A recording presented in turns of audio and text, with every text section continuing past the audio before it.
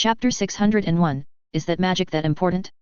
After Cedric spoke, the little wizard of Hufflepuff was unhappy and had no choice. Seeing that there was no excitement to watch, Fleur and Crumb turned around and left, but both seemed a little worried, because they found that Ivan's magic level was higher than they expected. "I'm sorry, it took you some time, Halls," Cedric said apologetically. "It's okay, I also benefited a lot from playing against you just now." Ivan shook his head. Cedric generously admitted that he was a little surprised by the defeat, so he casually said something polite. It was only after speaking that Ivan realized that his words were not right, and seemed to be a little mocking of the other party. After all, the battle is over in an instant, there is no benefit at all. In short, "I hope you can successfully win the championship on behalf of our Hogwarts," Cedric said with a wry smile, and then greeted the little wizards of Hufflepuff to leave together. At this time, the little wizards around Gryffindor gathered in excitement, and George patted Ivan on the shoulder again, looking very excited. "Ivan, you are so amazing, you defeated Cedric so easily. I want to see who dares to question our Gryffindor warrior now," George said admiringly. Ivan was also a little happy, but not because he defeated Cedric, but because he found that the number of his followers in the taskbar had changed from 4 to 14. This means that after the battle just now, his strength and tolerance have successfully convinced some people. Ivan had always had a headache before how to complete this task, but now he has found a way, as long as he performs as a multitude. The Tri-Wizard tournament in the near future will be a good platform, which means that you may be able to complete your 2 tasks at the same time. What happened here? What are you all doing around here? Just as Ivan was thinking about getting happier, Professor McGonagall, who received the news, rushed over. As soon as she entered the hall, she saw the mess around Hufflepuff's long table, and the Gryffindor children gathered together. "Wizards. Professor, it's like this. Just now, Cedric and Hufflepuff insisted on fighting Ivan in the auditorium." Seamus hurriedly explained. Of course, he was on Ivan's side, all kinds of fueling and jealousy wanted to push the responsibility to Cedric. Although this is indeed the case. Even so, you shouldn't agree to a duel with him, Halls. Especially if you can't fight in the auditorium and you have broken so many things. Hufflepuff and Gryffindor deduct points. Professor McGonagall said, very dissatisfied, and waved his magic wand to repair the broken candlestick and round basin. The little wizards in Gryffindor were a bit aggrieved, and it was Hufflepuff who was clearly instigating the matter. Why did they even deduct points? Ivan didn't care, he could see that Professor McGonagall was already merciful, and it was the most basic to change to the usual 20 deductions. After restoring the broken objects, Professor McGonagall stopped mentioning the duel, but looked at Ivan and spoke. "Halls, Principal Dumbledore asked me to tell you that Mr. Crouch and Mr. Bagman will give the warriors preliminary guidance in the next cubicle in the afternoon. Don't miss the time." "I will go, Professor," Ivan replied. McGonagall nodded, then looked away from Ivan and turned to the others. "Well, what are you still gathering here to do? Don't you have anything else to do today?" Under McGonagall's scolding, the little wizards who watched the excitement dispersed one after another, and Ivan was able to calm down. He turned his head and looked at the little witch who hadn't left yet, thinking of his plan to practice sensationalism. He bit the bullet and asked again. "Hermione, what I said before, don't know if you agree with it. Is that magic that important?" Hermione pursed her lips, her expression a little disturbed. "Yes. It's more important," Ivan said helplessly. If it weren't for this, he wouldn't ask Hermione for help. "What about the time? When do you need to practice that magic?" Hermione stammered. "How about the evening? Wait for me on the roof of the tower," Ivan said after thinking about it. Hermione hesitated for a while, but nodded in agreement. In the afternoon, after dinner, Ivan counted the time and arrived in a compartment not far from the auditorium according to Professor McGonagall's instructions. Pushing the door open, Ivan found that he was the latest one to come, and few wrong, Crumb and others had already arrived. Harry was also standing aside, but his expression was not so good. Ivan knew for a moment that he must have hit a wall with Ron, and this time he didn't win the match. But this was also in his expectation. If Ron was very caring after learning that they became the warriors, he would instead investigate whether Ron was controlled by someone. After a while, Bagman and Crouch opened the curtain and walked out of the back room. "Now that everyone has arrived, let's officially start." Bagman glanced at a few people and said. "The first game will be held on November 24th. You need to complete a certain task in front of all the students and referees. What I can reveal now is that this level tests your guts. I hope you can show enough courage when facing it." Bagman looked at the warriors in front of him with a little playfulness, talking endlessly about the various precautions of the game, but he did not disclose the specific content at all, and the curiosity of Harry and others hook it up. www.mdlenovel.com. It's up to you to say, Barty. Bagman continued speaking for 10 minutes, consciously speaking. He looked back at Crouch, Ah? Oh. Good. Crouch looked a little absent-minded, as if he had just awakened from a dream, nodded hastily, and stunned again. Where did you just say? Bagman. What the is going on with you? Barty? I've been absent-minded these days. Bagman frowned and asked very dissatisfied. It's not that you don't know, there are too many things to be busy recently, I haven't slept well these days. Otherwise, it's up to you. Crouch sighed and explained. Bagman nodded in understanding. Crouch not only has to deal with the Goblet of Fire affairs, but also has to take care of the troublesome affairs of the Cooperation Department. It is indeed very busy. Thinking of this, Bagman no longer had trouble for Crouch, and he accounted for the rest of the matter by himself. On the side, Yvonne secretly remembered Crouch's a little abnormality in his heart, and decided to start the investigation with Crouch after he had practiced the Pantheon. Chapter 602, Hermione's Memory. The guidance to the warriors lasted an afternoon, and they were not returned until the evening. On the way to the auditorium for dinner, Harry kept complaining that Ron would not listen to persuasion at all. After a fierce quarrel in the morning, their relationship has risen from an awkward friend to the point where it is now close to breaking up. Yvonne looked helpless, and he had no choice but to expect Ron to calm down for a few days and wake up to himself. After having dinner in a hurry, Yvonne found an excuse to push Harry away, and then took Hermione to the roof of the tower, preparing to practice magic. As he had imagined before, there was no one here, and it was very quiet. At this point in time, there is no need to worry that someone will come in and disturb you suddenly while casting the spell. Is there anything I need to do? Hermione looked a little nervous, her hands and feet cramped not knowing where to put them. No, don't. Just stay where you are, stay relaxed, try not to resist, my technique may not be too proficient. Yvonne said soothingly. Hearing Ivan's words, Hermione became even more flustered. She looked around anxiously, looking for a way out. She thought, if Yvonne had to do something to herself after a while, she would immediately run towards the door. But Ivan's position happened to be facing the door, and her own strength was far inferior to that of Yvonne. Hermione thought about it for a while and found that the possibility of her leaving was slim. In addition, you can only jump directly from the tower by surprise. However, it is very high here. I am afraid that it is tens of meters away from the ground. If she can't accurately grasp the time of releasing the slow fall technique, then she will definitely die. Thinking of this, Hermione became entangled. Will she run or not? Yvonne didn't even know the weird thoughts that popped up in the little witch's mind, but he explained it to himself. The spell I'm going to use on you later is called Pantheon. It can read your current thoughts or past memories. If you feel uncomfortable in the process of casting the spell, or if there is something you don't want me to see, resist it and I will stop immediately. Immediately he was about to cast magic, and Yvonne no longer kept it secretly, and explained the specific situation. Memory. Hermione's expression was a little weird. Only then did I realize that she just wanted to cross. Ivan's previous privacy statement meant this, and she was ashamed to find a place to sew in. What's the matter? Yvonne was a little surprised at Hermione's reaction. Nothing. The little witch shook her head hurriedly. Seeing that Yvonne didn't seem to notice what she was thinking, she couldn't help but secretly relieved in her heart. Only soon, Hermione thought of the curse Yvonne was about to cast, her face became a little hesitant, and she couldn't help but ask. What do you do with this memory-reading magic? Do you still remember the guess made yesterday? Like you thought, I felt that the mysterious man might have sneaked in and planned something by our side, just like Chino did. Yvonne was half-truth and half-truth. The words explained. So you want to learn to seize the mind and tell who is sent by the mysterious person. Hermione understood Ivan's purpose at once, and her original desire to reject Yvonne was much weaker. Yes, that's right. Yvonne said with a smile, then gently raised her wand, keeping her eyes facing Hermione. Are you ready? Hermione took a deep breath and nodded. She once saw some related explanations about the magic of Shenjong Nian in a book, and she felt that she would only need to think about some things from her childhood when she waited for a while. Then I'm coming. Yvonne whispered to Hermione while waving his wand. Legilimency, Legilimency. Ivan's erratic voice seemed to have some magical power. Hermione's brain became a little confused, her eyes kept facing each other with Yvonne, and memories came up like a tide. At the same time, Yvonne also felt that his thoughts were sucked into the body of the little witch, and scenes of fragmented memories appeared before his eyes. The first thing that catches the eye is a very cozy little room, with pink curtains and beds, and various plush dolls and toys around it. And what attracted Ivan's attention most was Hermione lying on the bed with a quilt, or Hermione as a child. She looked only about 8 or 9 years old, with a pair of brown eyes very agile, and she was listening to Mrs. Granger next to her reading a Muggle fairy tale book.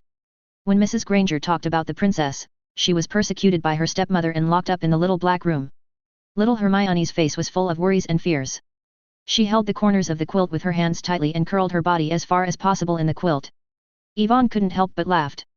From the point of view of an onlooker, Hermione looked so cute at this time. But as a bystander, Yvonne didn't act as if anything did not exist, and Mrs. Granger still told the story in the book softly. In the end, a kind old witch rescued the princess from the small black house by casting a spell. The princess who fled met the prince of the neighboring country, and the two lived a happy life. Mom, is there really magic in this world? Little Hermione asked curiously and enviously. Mrs. Granger smiled and teased the usual, coaxing Hermione to have magic in the world, but in fact everyone is a wizard. Little Hermione may have really believed it, so she also learned the wizard in the story enchanted spells indiscriminately, looking serious. Mrs. Granger covered her mouth and smiled. But when little Hermione finished reciting the spell, some stuffed dolls and small objects such as cups and teapots seemed to be guided by the place where she pointed her finger. They were suddenly thrown into the air and hit the ceiling uncontrollably. And scattered on the ground. One of the teapots almost hit Mrs. Granger's head. www.ndlenovel.com. Little Hermione was shocked directly. Mrs. Granger also stared wide-eyed and frightened, but she still hugged he for the first time. Min comforted her, and Mr. Granger quickly broke in from outside. Is it the magic burst of the little wizard? Yvonne muttered to himself, no wonder Hermione could remember it all the time, it was indeed impressive. This memory came to an abrupt end here, and the memories after that were all very short memory fragments, all things that made Hyeok very happy or very sad in life. Yvonne and Hermione review these memories together, sharing her joy and sadness. This feeling is very wonderful, like watching Hermione grow up slowly, experiencing the slightest joy and anger in her heart. Funeral music. Until the day when she was 11 in her memory, Hermione received the admission notice from Hogwarts. Yvonne raised his mind and was very interested. He knew that Hermione would meet him soon, so he was a little curious to see what he would be like from another angle. Chapter 603, Past Memories. Hermione was dazed, feeling as if she was having a dream, recalling many past events. From the panic of the magical explosion when I was a child, to the joy when I received the admission notice when I was 11. It turns out that there is magic in this world. Soon after, the professor at Hogwarts even came to the house deliberately, persuaded her parents to agree to her admission, and told them that they could lead to Diagon Alley in the magic world through the Broken Cauldron Bar. There is a market for wizards. Upon hearing the news, Hermione specifically begged her father to take herself to Diagon Alley in advance. While buying all the learning items on the list, she also bought a lot of extracurricular magic books in the Lihen bookstore. First, I hope to learn more about this magical world.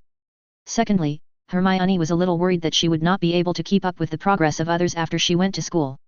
She thinks that those peers from the wizarding family must have learned a lot of magic early, and she can't accept that she will be the one with the worst magic level in the class by then. However, after she really entered Hogwarts, Hermione realized that she had thought too much before, and that the little wizards from wizard families were not much better than her.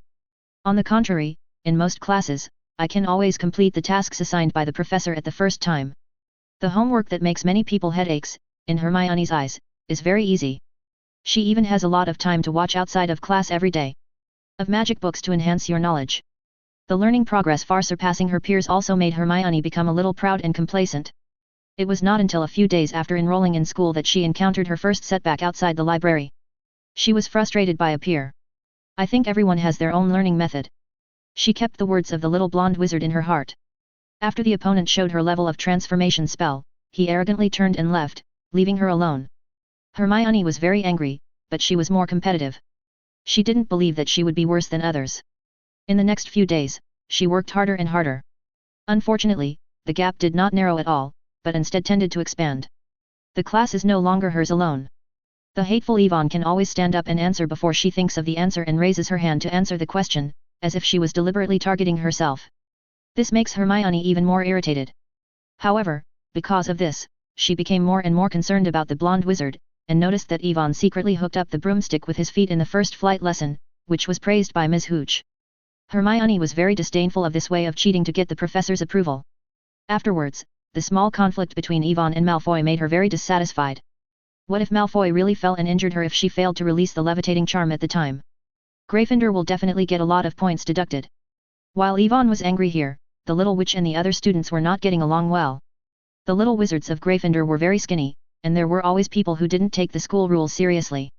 This is undoubtedly something Hermione cannot tolerate. If they are caught in violation of the rules, Gryffindor won't even want to win the Academy Cup this school year. It's a pity that everyone doesn't seem to like to listen to her preaching, and her persuasion always ends without disease. Even, Hermione vaguely felt that she was isolated, and the only ones who could barely count as friends were Harry, Ron, Yvonne, and the girls in the same bedroom. However, things backfired. Within a few days, she accidentally heard Ron's complaints behind her back, and then she realized that her last few friends were probably just what she wished to think. This made Hermione no longer stretched out, hiding in the girls' bathroom and crying for several hours, and even missed the Halloween party. After crying for an unknown period of time, Hermione heard a violent noise in the corridor outside, and it didn't stop for a long time. She wiped away her tears and went out, and at first glance she saw it standing on the other side of the corridor. Trolls? Before that, she had only seen this disgusting and huge monster in books, but now it appeared in front of her alive. Fear made her forget to run away, and she could only watch the monster step by step in a daze. Near. At that moment, Hermione thought she was going to die, but Yvonne didn't know where she came out, holding her stick that escaped the trolls.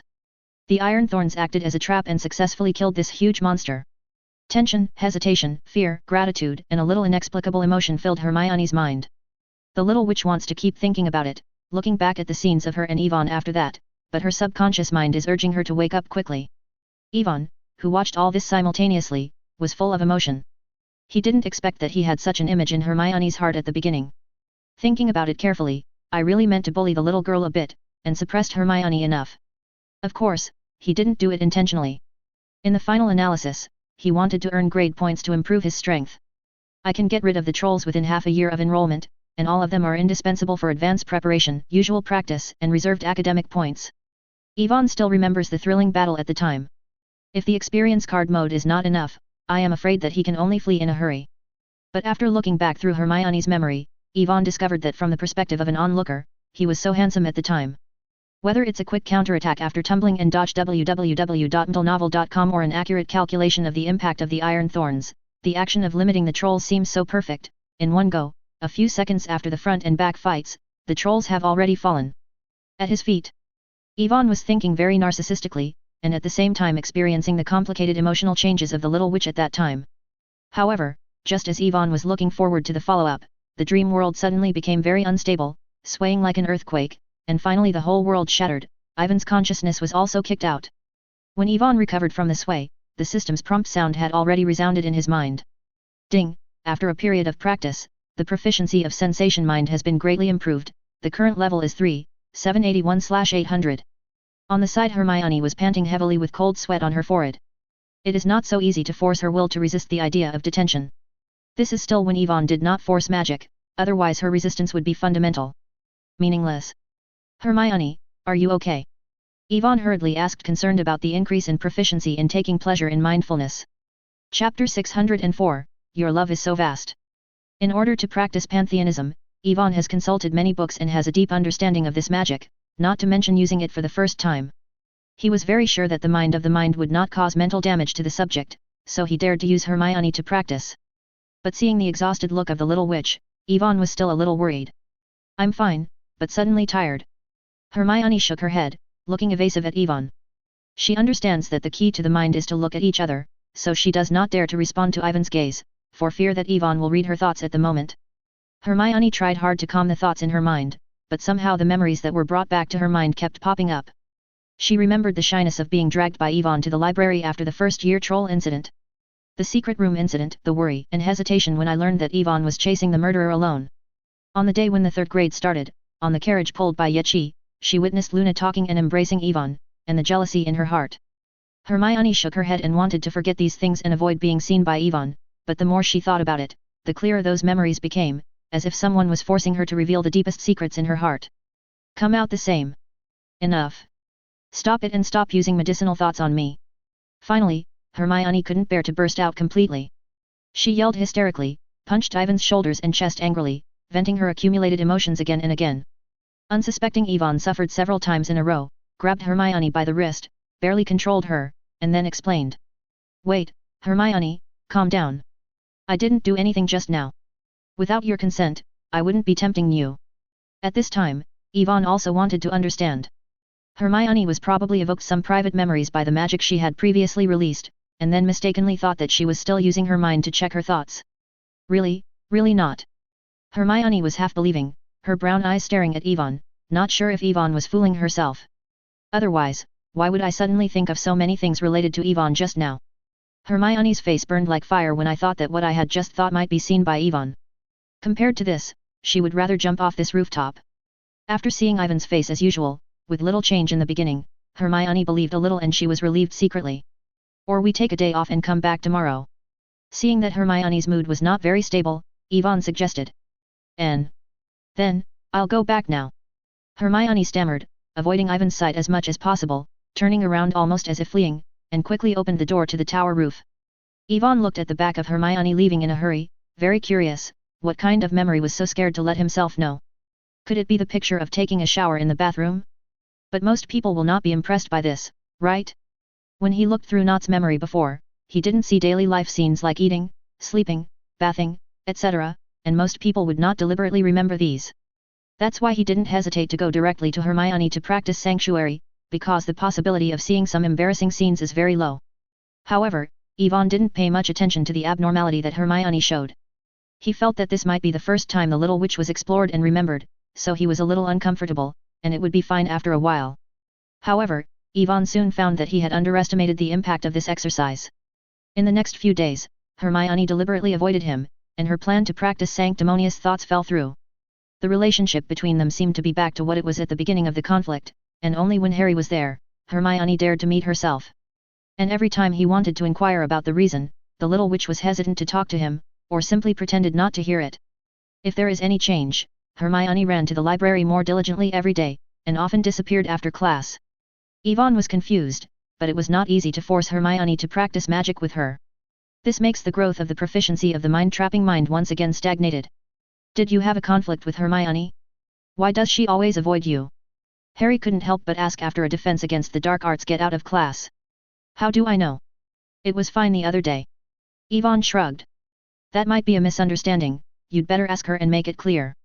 Harry suggested, and he didn't want to see conflicts between his remaining friends. I want to explain, but Hermione must be willing to listen. Yvonne said helplessly. Harry suddenly thought of Ron, and sighed. The two of them felt sorry for the same illness for a while. On the way to the auditorium for dinner, Yvonne and Harry were suddenly stopped by a 15 or 6-year-old Gryffindor girl. The other party was holding a satchel and looked very nervous. House. Excuse me, can you sign me? She handed her bag over and asked nervously, for fear that Yvonne would disagree. Of course, no problem. Yvonne smiled and took the bag, took out the quill he carried with him, and wrote his name in a conspicuous place. Perhaps I think that Yvonne is as easy to talk as the rumors, the Gryffindor girl is more courageous, begging Yvonne to write a few more words of encouragement or blessing. Yvonne readily agreed. www.mtlnovel.com. With a stroke of a big pen, he wrote a sentence on his bag: study hard and make progress every day. The Gryffindor girl pursed her mouth, her expression turned very resentful, and she even hoped that Yvonne would write something else. The dozen or so girls who had been watching from a distance, saw that she had successfully signed her, they gathered around one after another, handed over some of their belongings, and asked Yvonne to sign on them. Yvonne never refused to come. Since he became a warrior, someone has come to sign this kind of thing, and it has happened more than once. Taking into account the needs of the task, he tried his best to meet the requirements of each of them, and the signing hands were sour. But what puzzles Yvonne is that the progress of the task has not improved much, only a few followers have been added. It wasn't until Yvonne was signing an autograph for a Ravenclaw girl that he found some clues. The other party's backpack still had Crumb's signature on it. Seeing this, the corners of Ivan's mouth twitched slightly. Their love is really vast. Chapter 605, Can't You See It? She likes you. Harry on the side looked enviously at Yvonne surrounded by girls. Crumb and Fleur, who are both warriors, also have the same treatment, and are sought after by men and women in various colleges at Hogwarts. Only he was not treated much. Except for the students of Gryffindor, the people in other academies didn't recognize his identity as a warrior, and he was tired of the cynicism secretly. Just as Harry laughed at himself, he saw a familiar girl walking towards him. Ginny? Did you come to Yvonne for an autograph? Harry asked curiously, but then he felt something was wrong. If this is the case, Ginny should go around Yvonne.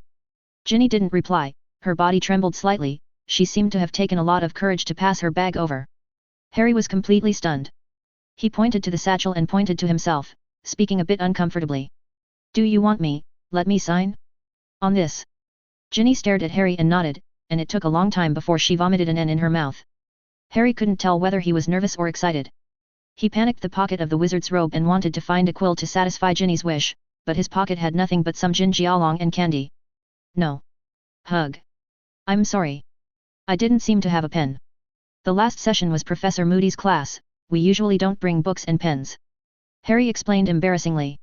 Ginny was dumbfounded, she didn't bring a pen, and even asking Harry to sign it was a temporary motive.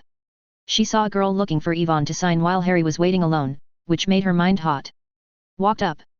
The young girl stared at each other awkwardly. No. Harry, here you.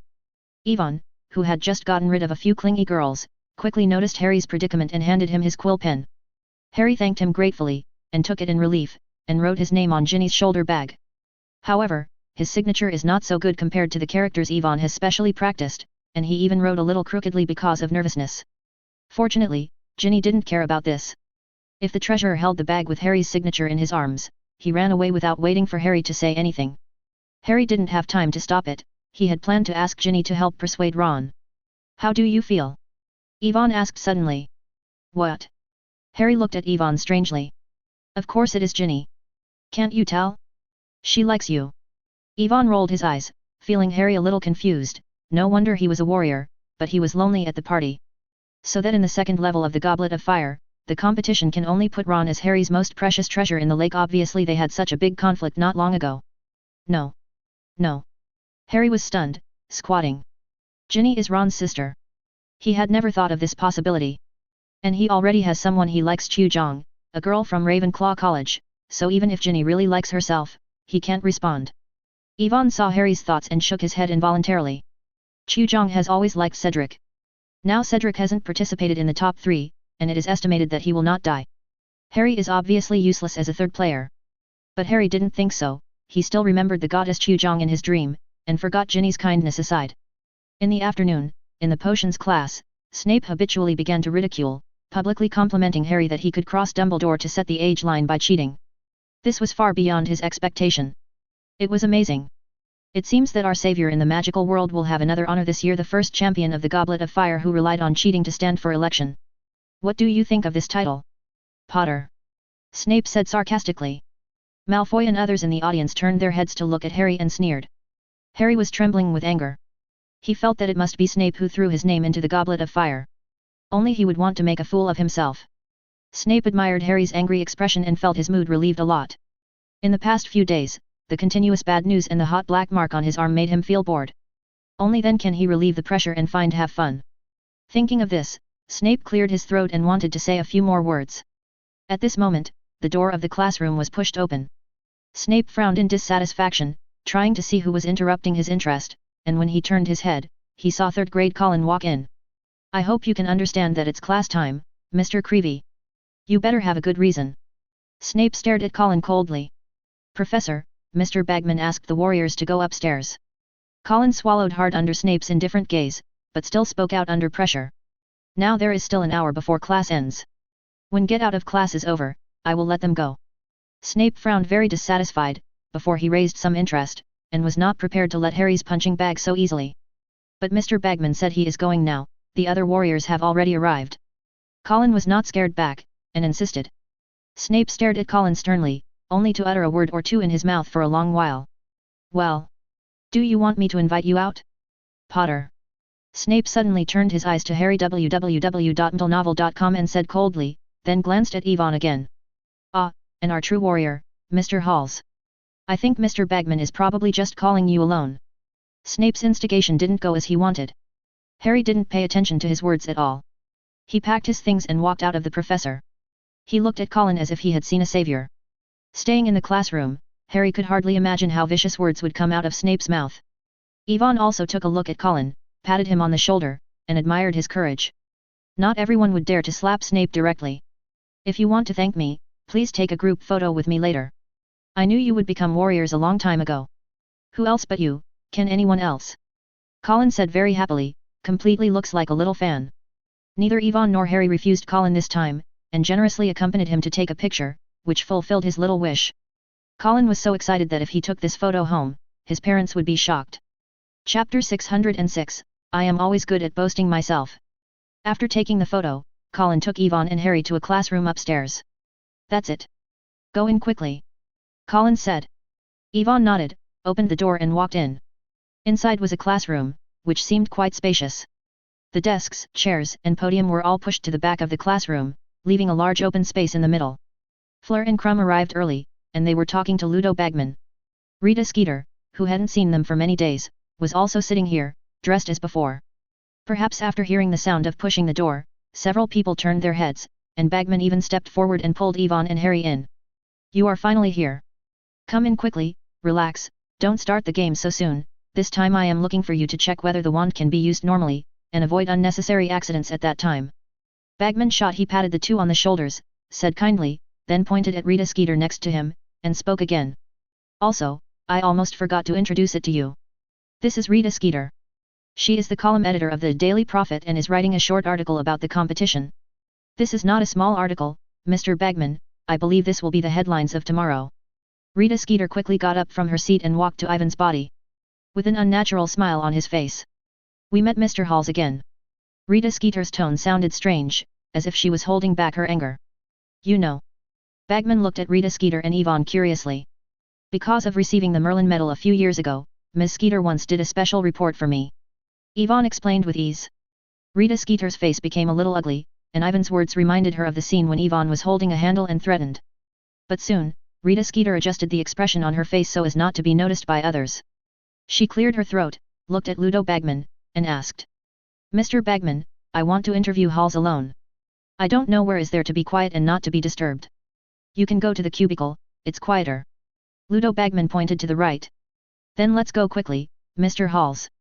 With a false smile on Rita Skeeter's face, she pulled Ivan's arm with her hand, and took him to go there. Yvonne frowned in dissatisfaction. He felt that such a pull was really offensive. After Rita Skeeter pulled Yvonne into the cubicle, she locked the door, and the smile on her face disappeared instantly, replaced by a strong look of anger.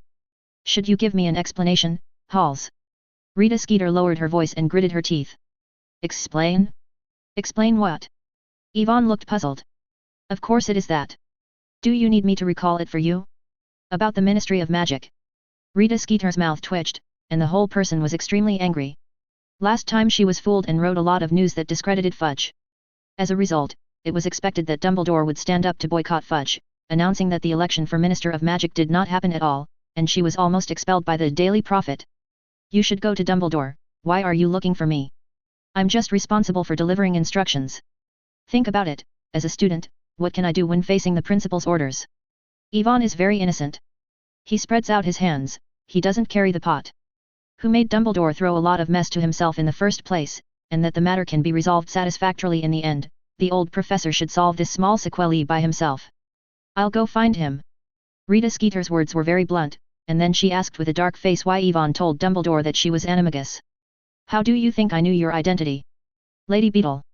Yvonne looked at Rita Skeeter playfully. It wasn't you who told him, but Dumbledore told you. Rita Skeeter was taken aback for a moment, and then quickly reacted, her face full of disbelief. But after thinking about it carefully, I felt that it was indeed possible, and even solved some of her doubts. Before that interview with the Merlin Medal, she and Yifan didn't know each other at all, and there was no conflict before, and the other party had no reason to investigate themselves. Dumbledore is different. She wrote several reports about the other party in the early years, and dug up some fierce materials. It is possible for the other party to hate herself. The most important thing is that the other party has the ability to investigate herself. But the doubts are not without them, such as why Dumbledore told a little demon about his identity as animagus. Rita Skeeter has always suspected that Yvonne was fooling herself from start to finish, but she didn't know where she heard some gossip, and there was no evidence in her hand to prove that she was animagus, so she kept beating on the side. Inquired. However, Ivan's answer was not leaking, which made Rita Skeeter very aggrieved. Yvonne said this deliberately, pushing the discovery of Rita Skeeter's identity to Dumbledore, of course, to help the old professor relieve some of the pressure. With Dumbledore's shrewdness, Yvonne was not worried about wearing a gang. If this old professor still can't handle the gossip editor, then he shouldn't be the principal. Okay, don't you want to give me an interview? Should we say something serious? Yvonne was a little annoyed by Rita Skeeter's question. www.mdlnovel.com directly interrupted the other person's inquiry words. Although Rita Skeeter was still a little uncomfortable, she still moved a chair, picked up a pen and prepared to ask questions. Wait, the format of this interview has to be changed. Yvonne suddenly thought of something and interrupted Rita Skeeter's actions. What? Rita Skeeter looked at him suspiciously. It's up to me to write it. Yvonne was very worried about the gossip editor, considering that Rita Skeeter added all sorts of enthusiasm during the last interview, and said emphatically. You are not allowed to change a word this time, do you understand? Rita Skeeter was so angry that she almost squeezed the quill in her hand. What was an interview? This is a blasphemy against her identity as a reporter, writer, and editor. Hals, I must remind you that it is not so easy to write a qualified manuscript. Rita Skeeter suppressed his anger, and said comfortingly. That's not necessarily. Ivan raised his eyebrows, boasting that he was always good at it. Chapter 607, Loki Halls. Ivan ignored Rita Skeeter's angry gaze, cleared his throat, and said to himself. Just write it like this. Hogwarts warrior Ivan Halls is a good character, enthusiastic and kind-hearted person. He was kindly called the hero of Gryffindor by his classmates and friends in school. The star of Hogwarts. He has been praised for countless deeds, such as defeating trolls when he first entered school, using his extraordinary wisdom to see through the disguise of several defense against the dark arts professors, and developing the wolf poison potion, etc., but he himself is very humble. Said that these past deeds have long been forgotten in the back of his head, it is really not worth mentioning. According to a student who cannot be named, every professor in the school praised him, and his enthusiasm for learning may be an important reason for his remarkable achievements. Ivan talked eloquently and described his excellent qualities and low-key personality as objectively as possible. If it weren't for the fact that this interview could increase his reputation, it might constitute a legendary incident, he wouldn't be too lazy to say so much. Rita Skeeter, who was listening next to her, was completely blindfolded. She looked at Ivan with a weird look. She had never seen someone like this, shameless. No, think about it carefully, Rita Skeeter still found a similar scene in his memory when he interviewed Lockhart, the other party was also talking about it like this. Although the Hogwarts warrior is unwilling to disclose more information, the few words he has learned are enough to see his excellent character, but he is relatively low-key. Well, that's almost it. Ivan smashed his mouth, thought for a while, and felt that there was nothing left, then turned his head to look at Rita Skeeter. When he noticed that the other party was stunned and there was no word written on the parchment, Ivan frowned and said dissatisfied. Have you not written it down yet? Rita Skeeter reluctantly wrote on the parchment. Ivan kept staring at her until Rita Sky finished writing.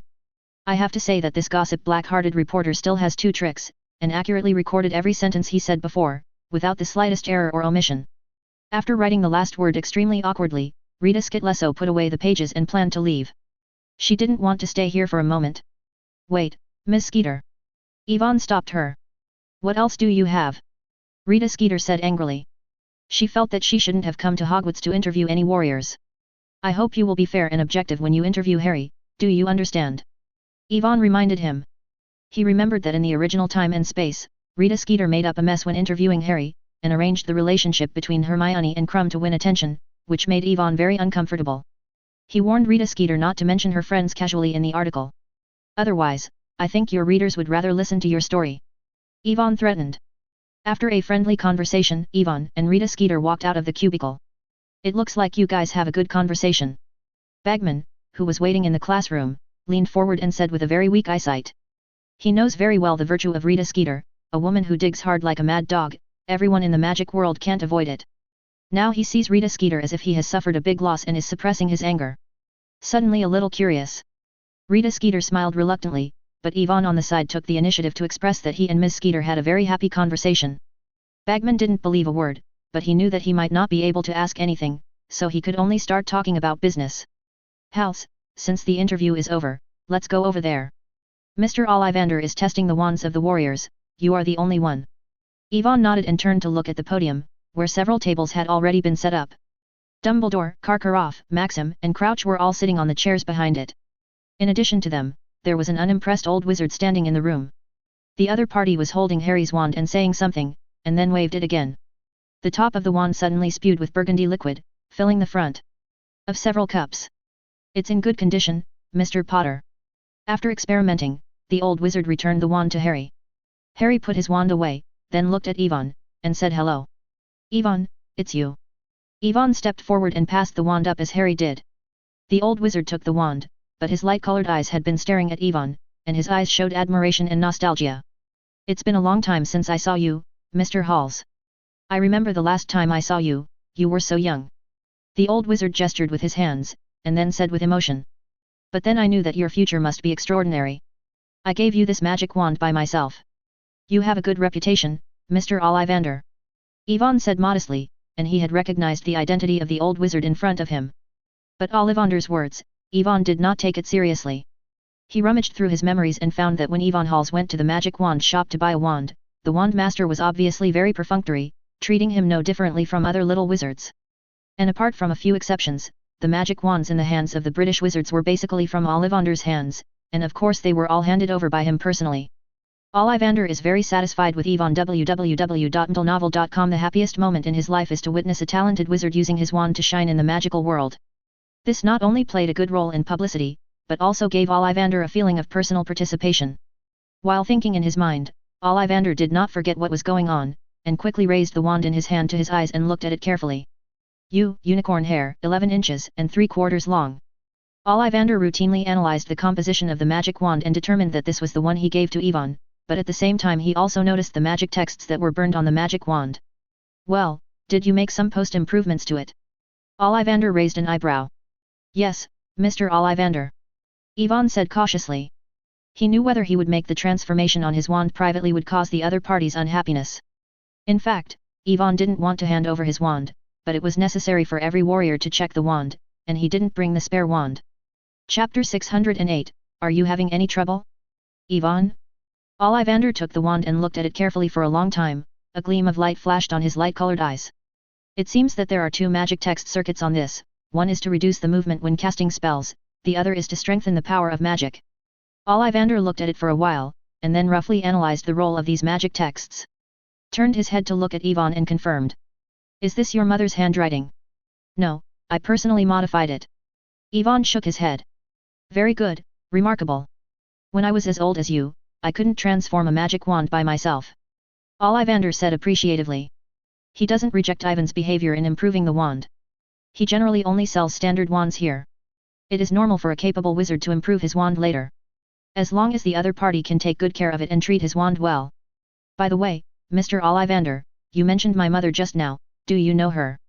Ivan asked curiously. There are only a few capable alchemists in England. Diagon Alley and Knockdown Alley are not far away. I have met her several times. Ollivander said with a smile, and then experimented with a few small magic tricks with Ivan's wand, and returned it after confirming that there was no problem. Ivan didn't ask much, and reached out his hand to take the wand. Karkaroff stood up hurriedly and asked. Wait, Mr. Ollivander, you just said that Mr. Hall's wand has been modified to increase the power of magic? I think this is extremely unfair to other warriors. We should prohibit him from using it in the game. This magic wand. I remember that the 3 Finals Cup did not stipulate that the warriors cannot use the improved wand? Principal Karkaroff. Ivan frowned and said in dissatisfaction. But the regulations mention that it is forbidden to use superstandard magic items. In my opinion, your magic wand should belong to this category. Karkaroff defended. A few days ago, Ivan easily defeated the graduate Cedric. Karkaroff has already heard from Krum. He knew Ivan's strength was extraordinary, and if Ivan were to hold this magic wand again, then Hogwarts' advantage would be too great. Maxim also agreed with Karkaroff, but before she could agree, Dumbledore retorted. Every warrior should give full play to his strengths, Karkaroff. Halls is proficient in alchemy, and it is not impossible to use it in the game. Dumbledore's voice was as loud as Hong Zhong. He looked at Karkaroff, and then at Krum. Could it be that we should ban Krum from flying in the game because Krum is a Quidditch player? Or forcing him to use only the oldest comet broomstick? As for Miss Furong, her temperament is not available to other warriors. I may need to suggest that her face be covered during the game, so as not to affect the judgment of the referee and the performance of other players. Karkaroff was choked by Dumbledore's words. As Durmstrang's warrior, Krum's biggest advantage is the super flying skills he has cultivated over the years. The specific events of the game have not been announced yet, and he is not sure if it will be useful at that time. Once banned, it is definitely a very big loss. Maxim's heart moved. Covering his face had no effect on Furong's strength. It would be worthwhile to limit the advantages of Ivan and Krum. Several gentlemen and ladies, please let me say something. Ollivander stood up at this time. He looked at Ivan, and helped to speak justice. Hall's wand was remodeled a few years ago. I didn't think it was a special preparation for this game. In addition, a handy wand is particularly important for the warrior's strength. If you change it temporarily, it's too unfair for Halls. Or, do you prefer to give every warrior a wand that doesn't fit your hand? Ollivander asked. Karkaroff and Maxim had no excuses for rebuttal, and they had no choice but to accept the fact that Ivan could use a powerful wand in the game. Otherwise, Dumbledore will definitely put many restrictions on the other warriors. If this causes the warriors to have any accidents in the game, it will be more than the loss. Ivan looked at a few people, very depressed. He wondered why Karkaroff and Maxim always wanted to limit themselves. According to the normal process, shouldn't he be underestimated because he is too young, all kinds of cynicism, and then be beaten one by himself? Well, now that the warriors' wands have been tested, what are we waiting for? Come and take pictures. Standing not far away, Bagman saw that the atmosphere on the court was a little stiff, and hurriedly rounded the field. Under Bagman's urging, Karkaroff and Maxim temporarily suppressed the unhappiness in their hearts, walked to Dumbledore's side, and took a few photos with the warriors in the front row. After taking the photo, Rita Skeeter intercepted Harry, Crumb, and Fleur who were about to leave. She hadn't found any material from Ivan, so she could only start from other warriors. Ivan gave Harry a self-seeking look at the dragged Harry, which could help warn that Rita Skeeter was already at the limit of what he could do. Leaving the classroom, Ivan walked alone in the aisle of the castle, thinking about the next action in his mind. Soon, the first game of the Goblet of Fire will officially begin. If nothing changes, this level should require the warriors to seize the dragon eggs that are tightly protected by the fire dragon. For other warriors, this is undoubtedly an extremely dangerous task, and a little carelessness may be injured or even killed. Ivan is not very worried. He has many ways to subdue the fire dragon. The key lies in how to play more excitingly, so that more people can spontaneously become their own clusters and complete the tasks of the system. What really made Ivan feel the headache was that the practice of mind consciousness had once again stalled. Without Hermione's help, he desperately needed to find a target for the next practice. Even if he didn't catch the inner ghost, he could tell Dumbledore about the replacement of the trophy with the door key in the third game www.mdlenovel.com to destroy Voldemort's resurrection plan. But doing so is likely to irritate the internal correspondence sent by Voldemort.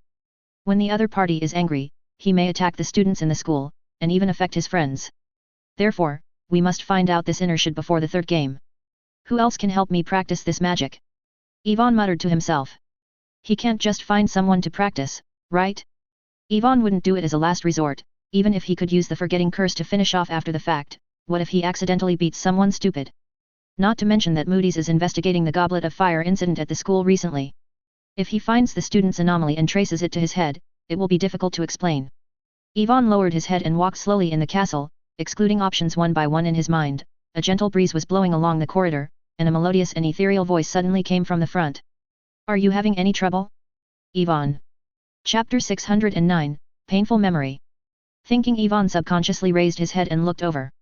A familiar figure stood by the window at the end of the corridor, slightly raised his hand. Several blue birds were falling on her forearms, and the chirps one after another were like a symphony. Luna? Why are you here? Ivan stepped forward and said in greeting. There is no class in the afternoon, so I just wandered around in the castle. Luna said casually, shaking her wrist slightly, and the blue birds spread their wings and disappeared into the sky. After doing this, Luna turned her head, looked at Ivan with bright eyes, and said happily. Congratulations on becoming a warrior. Thank you, I received your blessing that night. Ivan laughed. He remembered that Luna was the first person to applaud and congratulate him when Dumbledore announced the candidate for the warriors. Then, are our warriors at Hogwarts willing to walk with me? Luna saw that Ivan seemed to have something on his mind, so she proactively suggested. Ivan readily agreed, and he thought Luna might be a good candidate. The two of them wandered around the castle wantonly as a group, without a clear destination, and no one talked about the annoying things wherever they went, and each chatted about some interesting things that happened after school. Ivan hasn't been so relaxed for a long time, and all kinds of troubles one after another on weekdays make him feel a little breathless. But thinking of business affairs, he still took Luna to lean as far as possible to a remote place, lest the conversation be heard by others. Can you tell me now? Luna looked around, seeing that no one else could be seen around, she asked curiously. It's hard to imagine anything that can stump you. Luna added. Don't praise me like that, you don't know, there are too many troublesome facts that can stump me in the past few years. Ivan shrugged helplessly. But you can always solve them every time, can't you? Luna said with a chuckle. It's true, although sometimes the results are not perfect. Ivan has regained some confidence, but the recent chaos still gave him a bit of a headache. After thinking about it, he needed to practice sensation. Let me talk about the lack of a helper. Patient mind? Is it the magic that can read memory? Luna pondered for a while. Ivan once told her about this spell. Yes, so when you practice, you will see some of your past memories. I don't know if you mind. Ivan asked cautiously. He thought Hermione avoided him because of this, and Ivan was worried that Luna would refuse. Unexpectedly, the little witch agreed directly and swiftly. It was almost surprising to him. We are friends, aren't we? If this can help you. Luna said briskly, as if being read by the memory would not cause her any trouble. Also, when can we start? She asked again. Now, right here. Yvonne looked around, and they had already reached the 8th floor of the castle, where no one would usually come. Luna nodded and turned to face Yvonne, waiting for him to release the magic. Legilimency and Yvonne kept looking at each other, took out his magic wand and lightly tapped it on Luna's forehead, and said. The erratic spell connected the two people's thinking together, and scenes flashed in their minds. Yvonne was sure that this was the easiest time for him to cast spells. Luna hardly had the idea of resisting him, and he was able to see the scene where Luna was hidden deepest in his heart. It was an exceptionally desolate green area, and a lonely-looking house was erected not far from it. At first glance, it looked like a huge black cylinder, covered with branches and vines, and the billowing white mist steam was coming from the top of the cylinder, constantly gushing out. This is my house, Novgood's mansion. Suddenly, an ethereal voice came from behind, shocking Yvonne. He turned his head abruptly and found Luna standing behind him. Can you appear in your own memory? Yvonne asked suspiciously. Should I be here? Luna said strangely, thinking that Ivan's magic was like this. Yvonne was confused. It was the first time he had encountered this situation since he learned how to seize the mind. Let's go in. Luna didn't mean to delve into it. She took Ivan's hand, stepped up the steps, and walked towards the open door. Yvonne also temporarily put this question aside, and followed Luna into the mansion. Unlike the quaint and dilapidated appearance of the outside world, the mansion is very spacious and tidy, not at all as cluttered as it appeared in the original time and space. However, the overall decoration style is eccentric. Everything here is round, whether it is a table, chair, room, or kitchen. There are also various cut newspapers on the wall. There are a few family portraits. The following are reports of some rare and magical creatures. Yvonne looked around, then led Luna to a studio. That's me. Luna pointed to the small figure sitting on the round chair, her expression a little nostalgic. Yvonne followed Luna's direction and looked over. It was an 8 or 9-year-old blonde girl who was pestering a 30-year-old wizard at the moment, not as quiet as it is now. That is my father Xenophilius Lovegood. Luna pointed to the wizard again, explaining. Yvonne suddenly understood. In his youth, Xenophilius looked handsome, and he was not sloppy at all. It was only visible from the manuscripts on the table and the words in the conversation with Luna. At this time, he already liked researching those weird things. In addition to the father and daughter in the studio www.mtlnovel.com, there is also a witch who concentrates on research. Luna pursed her mouth and did not introduce it, but Yvonne guessed that it should be Luna's mother. From the looks of it, she was a very beautiful witch in her early 30s, no wonder she gave birth to a spiritual girl like Luna. She is my mother. Luna said quietly, confirming Ivan's guess. At this moment, the witch suddenly called Luna when she was a child, stood up and was about to go out. When passing by the two of them, Luna stretched out her hand as if she wanted to stop each other, but she passed directly through the witch. The ending is already doomed, everything here only exists in her memory. Yvonne looked at Luna apologetically, and he understood that the dementia he released had caused the other party to experience the most painful memory again. But before Yvonne apologized, Luna shook her head, stopped his words, and then spoke. Let's go outside too. Chapter 610, there are already 2 people in this memory. Luna took Yvonne out of the door while slowly telling him about this experience. Yvonne, who was listening, learned some of Luna's childhood. The Novgood family are all workaholics and research mads through and through. Xenophilius' main business is an editor-in-chief of the magazine The Singing Tune. In his leisure time, he likes to study some weird rumors, and he also studies insects in the magical world. The little witch's mother is keen on the study and improvement of spells. In addition to doing housework and teaching Luna, she usually spends the rest of her time on it. During that time, the newspaper business was not very good. For this reason, my father had a headache. He worries about finding hot news materials every day. But his readers always don't buy it very much. If this continues, the family will I'm struggling to make ends meet. It just so happens that my mother is developing a new type of blasting spell.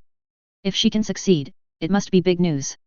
Luna's ethereal voice passed along the breeze to his ears, and Yvonne looked at the mother and daughter leaving the hut, and then at Xenophilius, who remained in the studio and wrote the manuscript. Then your father doesn't know about this? Yvonne asked curiously. She won't let me and Dad talk. Luna shook her head. This spell is very dangerous. There were some small mistakes during the previous experiment. Her mother was almost injured. For this reason, her parents rarely quarreled. 1. Xenophilius did not agree with his wife doing such dangerous research. However, Yvonne was puzzled. Why did Luna's mother bring her own daughter when she was doing the experiment, so she didn't worry about the curse spreading out of control? Is it possible to record some data as an assistant? But Luna's age is too young, right? The doubts in Ivan's heart were quickly answered. The witch took Luna when she was a child into the dense forest not too far from home, and after casting an iron armor curse on herself, she took out a package and handed it to her daughter, and told her to stand farther away. The sharp-eyed Ivan noticed some green potions in the package, and he knew at a glance that it was specifically used to treat burns with his potion awareness.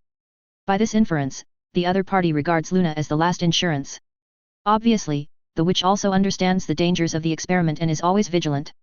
Generally speaking, the protection of the iron armor curse and the potion for special treatment are enough to cope with most emergencies, not to mention that Luna in her childhood is staring at the side. If there is an emergency, she can run back and notify Syed at any time. Nephilius comes over. Mother said, this is the last experiment, and her curse is about to be completed. Luna stared at the scene in a daze, sighing sadly. Ivan didn't know how to comfort him. As Ivan expected, when the last word was read, the blasting spell released by the witch was completely out of control. The magic that was supposed to be aimed at the enemy finally swallowed itself, and the burst of firelight brightened the dense forest, and the huge explosion sounded through the sky. The defense of the iron armor curse failed to play its due role in front of this force. It was easily torn apart. The witch's body was like a flying catkins. It was thrown up, and it was completely dead when it fell to the ground. The corpse was muddy and fuzzy, and Ivan estimated that this was because Luna's mind was shocked, so she forced the picture of her mother's death in her memory to be blurred. He could imagine the psychological shadow that would be left behind for a 9-year-old girl who witnessed the death of her mother in the explosion. Thinking of this, Ivan turned her head and looked over. Young Luna's face was full of horror and sluggishness. She staggered to the witch's body and stood there, shouting something lowly in her mouth. Stretched out his hands, but did not dare to touch. Poor Ivan was a little worried. A few seconds later, Xenophilius, who heard the explosion, appeared here, knelt down in front of the witch's body madly, crying out loud, shouting something loudly in his mouth. Ivan couldn't hear clearly, but Luna couldn't remember when she was young. I'm sorry. Ivan said with a sigh. If he chose to do it once, he would never ask Luna to practice the magic of dementia. It's not to blame you, I want to see her again. Luna pursed her lips and shook her head, even if it was only in memory. Dad also told me that as long as I am willing to believe, I will have the opportunity to see my mother again in the future, not only in memory or in a dream. He will not lie to me. Never. Luna's melodious voice reverberating in this dense forest. Ivan stopped talking. The resurrection of the dead is not impossible in the magic world, but it is very difficult to save a witch who died in the explosion 5 years ago, almost zero. Xenophilius is undoubtedly deceiving Luna, giving her a vain hope as a spiritual support, hoping that time can smooth the wound. Ivan could see that Luna probably really believed it, or that she could only believe so. The story in the memory continues. After Luna's mother died, there was no laughter in Lovegood's mansion. Xenophilius devoted himself to the study of those legends in order to forget the pain. He was not good at housekeeping and messed up the mansion every time, relying on magic for simple tidying every time. Although he still cares about Luna, he is busy with research and work and can't spend much time with his daughter. In the absence of playmates of the same age, the jungle has become Luna's childhood destination. Just like the elf in a Muggle story, a young witch with long pale blonde hair wanders alone in the dense forest. She knows every animal in the dense forest. www.mdlenovel.com can clearly call out their scientific names, and even named a deer and a few squirrels. Her greatest joy is to find those who have never seen them in the dense forest. Of creatures. Every time a new creature is found, it is like finding a treasure for the little witch. Oh, yes, Dad said that there are horned snorers here, but they are probably too scared of me, they have never showed up. Luna said regretfully. Ivan looked at Luna, even though the little witch's face was very peaceful, even with a little nostalgia, he still felt the deep loneliness from it. Will you feel lonely at that time? Ivan couldn't help but asked, and then he felt that his question was too stupid and a bit boring. Sometimes, not now. Luna nodded, shook her head again, and said with a chuckle. Ivan looked at her in confusion, unable to understand Luna's meaning. The little witch's expression looked a little dazed. She turned her head and stared at Ivan with bright eyes. There are already 2 people in this memory, aren't they? Chapter 611, The Legend of the Three Brothers. Listening to Luna's words, Ivan was stunned, and then a little bit dumbfounded. The little witch's thoughts were always so unreasonable. Does seeing this memory mean companionship? That word is too cheap. Ivan thought in his mind, but before he could say anything, he was attracted by a book. That was a scene in Luna's memory. It was in the studio in the Novgood's mansion. Xenophilius usually sat in the corner and wrote the manuscript, but there was a ripped book next to it. Fairy tale book. Ivan took 2 steps, scanned the content above, and confirmed that this is the story of poetry Wang Bidu. Have you heard of these stories too? Ivan. Luna saw Ivan staring at the fairy tale book, so she walked to him and asked softly. Forget it. Ivan's thoughts drifted a little, and he replied casually. For some reason, Luna became a little happy. When I was a child, I often heard my dad talk about them, the wizard and the jumping pot, the fountain of good luck, the witch's hairy heart, Bobatai, and the stump. Luna pointed out every story in the collection of poetry Beta's stories like a few treasures. Ivan was stunned, because he had never heard of any of these. Before that, he had always thought that there was only one story in the story of poetry Wangpidu. Oh, I almost forgot, and the legend of the three brothers. Luna thought for a while and added. Yes, I remember this most clearly. Ivan nodded hurriedly. This is the only story he knows. There are also stories about the Deathly Hallows. While the two were chatting, Xenophilius in his memory had already written the manuscript, and his eyes were also on the stories of poetry Wangpidu. After a pause, Xenophilius turned the yellowed pages of the book with his hands and turned the storybook to the page describing the three brothers. Then he took out a wad of parchment from the drawer and brushed it on it. What was written in a brush? From Ivan's perspective, the parchment was blank and there was nothing, as if Xenophilius was pretending to write. He turned his head to look at Luna curiously. The blonde little witch turned her head slightly and whispered in a low voice. After my mother left, Dad would read this collection of stories every day, but he never let me see what he wrote. Only then did Ivan understand why the parchment was blank. But even if he didn't see the specific content, he could guess that Xenophilius must be planning to find some clues to the three hallows of death from the few words given in the story. Ivan recalled the father's promise to his daughter. He originally thought it was just a white lie, but now it seems that it may not be that simple. The legendary resurrection stone that can regenerate the dead is Xenophilius's goal. No wonder Xenophilius in the original time and space knows so much about the Deathly Hallows, and believes in the legend of death and the three brothers even more. Now it seems that this is definitely not just because the background of the pureblood family has let him know some inside stories. The most important thing is that the wizard has pinned his resurrected wife on the resurrection stone. It's a pity. Ivan knows that the power of the resurrection stone is limited, and it is impossible to resurrect the dead. Xenophilius's plan is going to be frustrated. Ivan thought silently. Luna, who was standing next to her, suddenly shook her body and almost fell to the ground. What's the matter? Luna? Are you okay? Ivan stepped forward and helped her, asking worriedly.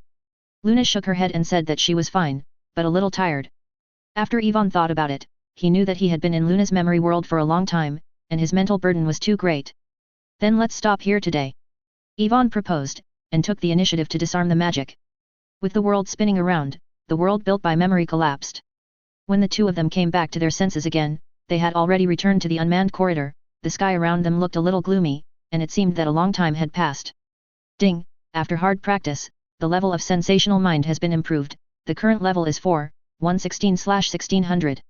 The sound of the reminder in his mind made the corners of Ivan's mouth slightly aroused. Just as he had imagined before, using a wizard to practice the mind-trapping mentality, the increase in proficiency was much faster than usual.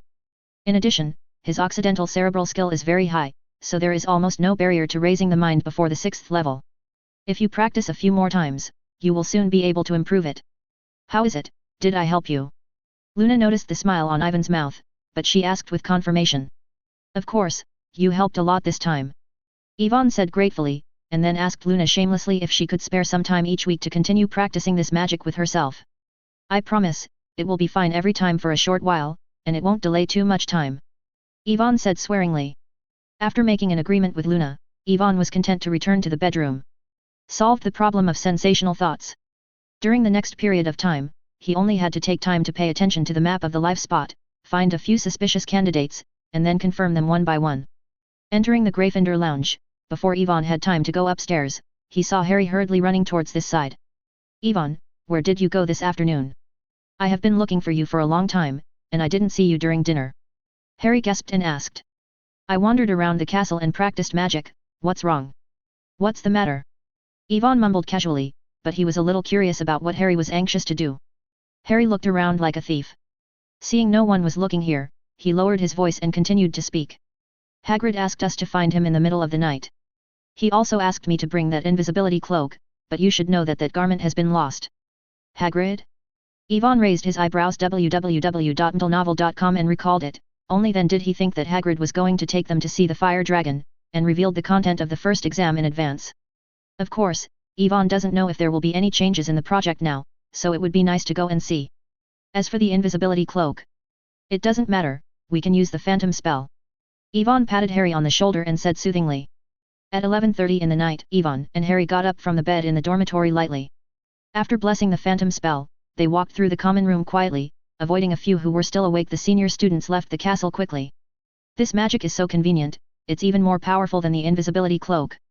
Stepping out of the door of the auditorium, Harry glanced back at the portraits that completely ignored his existence, and said with emotion. Unlike the invisibility cloak, which is inconvenient to carry, this spell only requires a wave of the wand. Chapter 612, Fire Dragon. No, this magic is not as powerful as your invisibility cloak, it can't make us completely invisible, so you'd better be careful when you need to hide, and don't make any movement. Yvonne explained.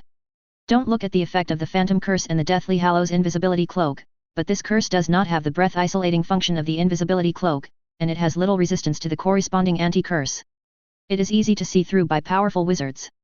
However, after these years of practice, his phantom spell level is very high. Yvonne thinks that as long as Harry does not take the initiative to reveal the flaws, Maxim should be impossible to find.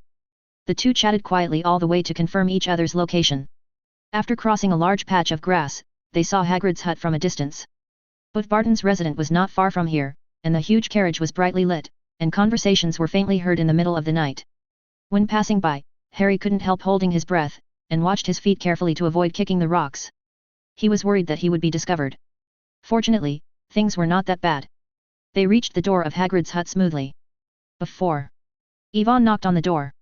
After a while, the heavy wooden door was pushed open vigorously. Hagrid's huge head poked out from behind the door, his eyes scanned the open space in front of him, and he asked in a low voice. Harry, Yvonne, is that you? Yes, it's us. Yvonne waved his magic wand to lift the curse that he and Harry had held, and his figure suddenly appeared. Harry on the side asked anxiously. Hagrid, what do you want us to do so late? Show you something. Hagrid whispered. Harry became more and more puzzled. He didn't understand what had to be seen at night, couldn't it be done during the day? Anyway, just follow me. Hagrid didn't mean to explain it now, he looked very mysterious, and with a hint of excitement, after speaking, he walked out of the house. Yvonne was able to see Hagrid's special dress tonight. He is rarely wearing a brand new fur coat, with a big red flower inserted in the buttonhole of his clothes. The beard that was originally thick and piled up like steel has also been slightly combed, and the whole person looks red and glowing. Same as the second spring. Oh my god, Hagrid, what are you going to do in this dress? Are you going on a date? Harry looked at Hagrid in surprise, thinking of the only possibility. But he couldn't imagine what Hagrid looked like when he was in love. He was so tall that most people looked like a short man in front of him. Of course not. Hagrid blushed, his whole body looked a little nervous, he said defensively. We are going to do business this time. Yvonne rolled his eyes, and Harry also had a distrustful expression on his face. Hagrid's face was as thick as a toasted rock crust cake, and he skipped the topic stiffly, and spoke to the two of them.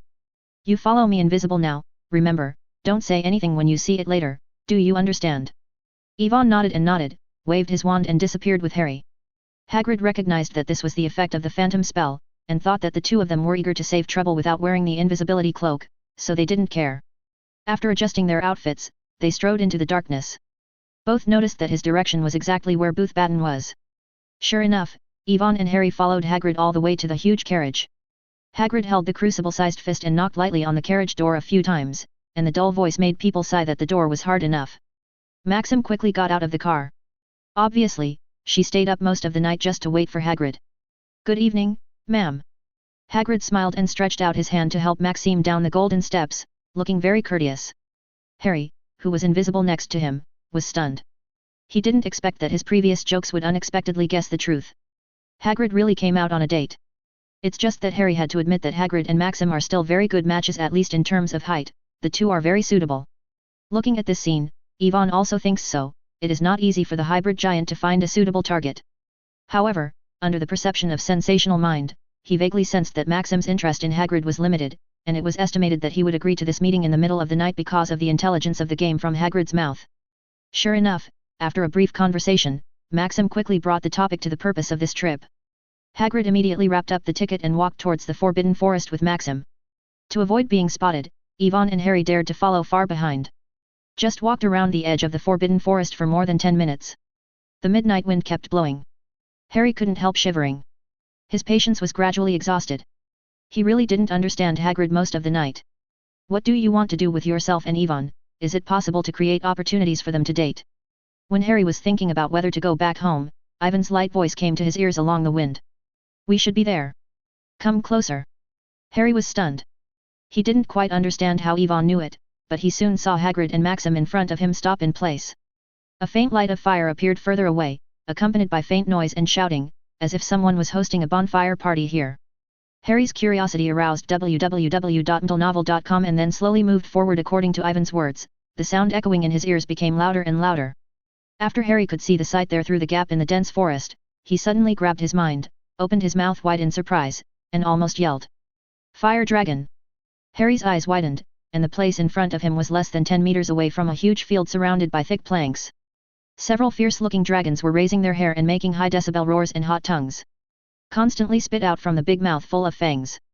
There are at least 30 wizards dealing with them near the venue, and every 10 people form a team to suppress a fire dragon. Half of the people are responsible for constructing a protective spell to prevent the dragon's breath from causing large-scale damage to the enclosure, while the rest are constantly waving their wands, and the rays of various spells constantly hit the dragon's scales. The fire dragons fought fiercely, but their bodies were bound by large chains, and they couldn't move at all. The flames they breathed would also be easily resisted by the wizards. They could only let out a desperate roar, and their bodies swayed. Fell to the ground. Chapter 613, The Dragon That Can Grill Fish. Watching this scene, Harry only felt his hairs stand up, and the billowing heat wave caused by the dragon's breath rushed over his face. Harry was impressed by the fire dragon's strength and grumpiness. How come there is a fire dragon in the Forbidden Forest? Why did Hagrid show us to see it? Before Harry could turn his head, he lowered his voice and said to Ivan who might be beside him. Obviously, isn't it? This is the first project we have to face. Ivan's voice came from the other side. You mean, we're going to fight the fire dragon in the game? Harry stammered. He swallowed hard while looking at the huge dragon with fangs in the distance that could swallow himself. Don't look at these fire dragons now looking very miserable, falling to the ground groggy, but Harry would not underestimate them for this. Allowing so many elite wizards to work together to deal with it is enough to prove the danger of the fire dragon. Don't worry, we shouldn't be asked to defeat or kill them during the game, because most warriors can't do this. Ivan spoke to comfort Harry, but before he could breathe a sigh of relief, he continued to add. But it's affirmation that the warrior has to deal with them head-on.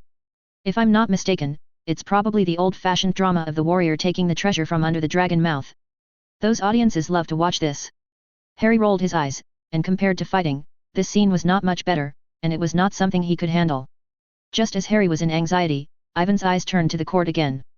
After a long fight, several fire dragons in the riot were successfully subdued, and the shaman in charge of the guards was sweating profusely to repair the damaged site. But Ivan noticed that there was a dragon that was very special and was not attacked by the wizards. He lay down on the ground and squinted and dozed lazily throughout the whole process, completely ignoring the noise of the outside world. There were only 2 or 3 wizards staring at him. Obviously he was very relieved of it. Norwegian Ridgeback. Ivan analyzed the identity of the other dragon from some of the characteristics of this dragon. This is also attributable to the fact that he has checked many books on fire dragons in the early years, and naturally has a certain understanding of the classification of dragons. But if he remembers correctly, in the first match of the Goblet of Fire in the original time and space, the opponents the warriors faced should be the Hungarian Hornet, the Chinese Fire Dragon, the Swedish Short-Nosed Dragon and the Welsh Green Dragon. Ivan carefully identified it and found that the Welsh Green Dragon had been replaced. Replaced with this Norwegian Ridgeback.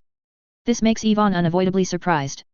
Although he has traveled here for several years and has caused some butterfly effects, can it still affect Romania? The number of warriors hasn't changed. It stands to reason that the dragons are the right ones. However, the combination of Romanian and Norwegian Ridgeback made Ivan vaguely familiar. Oh, it's Norbert. They actually brought it too. Hagrid in front of him suddenly shouted with excitement, his face full of excitement. Hagrid's shout made Ivan wake up. He remembered that he had raised a Norwegian Ridgeback that had just emerged from its shell when he was in the 1st grade. He had taken its blood and planned to fuse. Unexpectedly, I haven't seen it in a few years. It has grown so big, it can take on such an important task. Hagrid, like an old father who saw his child's achievements, stared at the man who was lying on the ground and napping. Norwegian Ridgeback said with emotion. What? Have you seen these dragons? Maxim looked at Hagrid calmly and asked. I've seen one of the dragons to be precise. Have you seen the Norwegian Ridgeback? It was hatched by me, and I am its mother. Hagrid said proudly, and gestured with his hands. When it first came out of the shell, it was probably only that small. But it grew very fast, it was as high as my shoulder in a few days. And Norbert is also very smart, and it took only 2 weeks to learn how to bake it himself. Fish. Yvonne, who was hiding in the dark, couldn't wait to rush up to plug Hagrid's mouth. Those who raised a dragon privately in the school would be imprisoned in Azkaban, and Hagrid stabbed it out so easily. Fortunately, Maxim didn't care about Hagrid once raising a dragon in the Forbidden Forest. Instead, he asked how dangerous this dragon was compared to other fire dragons. Maxim knew very well that since the British Ministry of Magic had spent so much effort to transport a group of fire dragons from Romania, it means that these fire dragons must be related to the first game and are something the warriors must face. Thinking of this, Maxim is very worried. It is extremely dangerous for professional dragon trainers to subdue a fire dragon, not to mention the newly grown-up Furong. It is not impossible to lose his life. So if you have to face them, choose the gentlest one. I haven't seen Norbert for a long time, and I don't know much about the current situation, but I think Norbert must be the safest among them. Hagrid hesitated for a moment, and hesitated. You're right, Hagrid. It's safe and smart, and it's not easy to lose control. That's why we came here. While Hagrid was talking with Maxim, Charlie walked over from the field with a group of dragon trainers, and he explained, with a look of helplessness on his face. It is the decision of the Ministry of Magic to use fire dragons as a competition event. Due to the danger of this magical creature, every dragon must go through various choices. It is best to not only reflect the danger of the game, but also keep things under their control at all times. But what makes Charlie a little strange is that the Ministry of Magic only needs to brood the female fire dragon, which undoubtedly increases the difficulty of their dragon selection. It took more than half a month for them to finally select these 4 fire dragons. Strictly speaking, Norbert does not meet the hard requirement of a female fire dragon that hatches eggs. It is still a young dragon.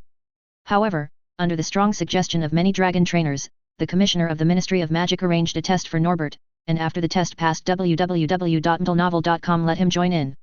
I believe Norbert will definitely not let you down. Hagrid slapped his chest proudly. Can I visit it? We haven't seen each other for a long time.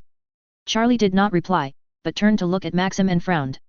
Why did you bring her here, Hagrid? According to the rules, the warriors shouldn't know what they are going to face. She will definitely tell the warriors of Booth Barton about the situation here, right? Ms. Maxim is only interested in fire dragons, so I took her to take a look. We should believe her, she will not reveal it. Hagrid defended. Maxim also nodded, saying that his mouth was very strict and he couldn't say a word. Chapter 614, Sound in the Dark. Charlie didn't believe Maxim's words at all, but there was nothing he could do.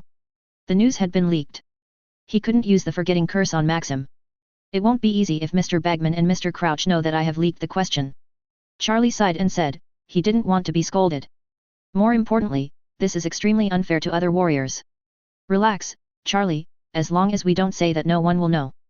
Hagrid said to comfort Charlie, then rubbed his hands in excitement, staring at the fire dragon here. What are you going to do with the warriors at that time? Fight the fire dragon? There are exactly 4 dragons here, and everyone can get one. Hagrid spoke briskly, with a hint of excitement in his words, as if what the warriors faced in the game was not a deadly dangerous fire dragon, but a lovely little pet. Impossible, unless they want to kill those warriors. Charlie shrugged. I think the Ministry of Magic probably expects the warriors to pass by the dragon. Even this is dangerous enough. If the situation is not good, we will step forward to rescue at any time, chant the extinguishing spell to the fire dragon, and stun it to ensure the safety of the warriors. Charlie's face was very serious, and the game was very serious for them. These dragon trainers are also a test. Then how should the warriors choose the dragon? Is it self-selected? Maxim did not have the instinct of being a at all. Charlie's words made her look a little worried and couldn't help but ask. You still don't ask, we don't know the specifics, but I think it's impossible for them to make a choice. It should be a lottery. Charlie shook his head, guessing. Draw? By luck. Maxim frowned, she went on. I still feel a little unreasonable. After all, there is a less dangerous dragon here. If a warrior gets it, wouldn't it be easy to clear the level? Although Maxim hopes Fleur can meet Norbert during the game and pass the level easily, if the lottery is drawn, the probability of a quarter is really too low. You are mistaken, Ms. Maxim, safety doesn't mean easy to deal with. Charlie retorted with a shrug. Noble is smarter than the average dragon and will not be easily confused. This means that the warriors can't fool it with some small tricks. Maxim nodded and nodded. She understood Charlie's meaning, and when she looked at Norbert she lost the eagerness she had before. It is unrealistic for the warriors to confront the fire dragon head-on. During the game, some means must be used to distract the fire dragon to clear the level, but there is no way to do this in Norbert. The opponent is too smart. Okay, don't talk about it, can we go see Norbert now? Charlie. Hagrid urged, he couldn't wait. Charlie hesitated, very embarrassed, but still reluctantly agreed under Hagrid's constant entanglement. According to Hagrid, he cannot stop a mother from seeing his baby dragon.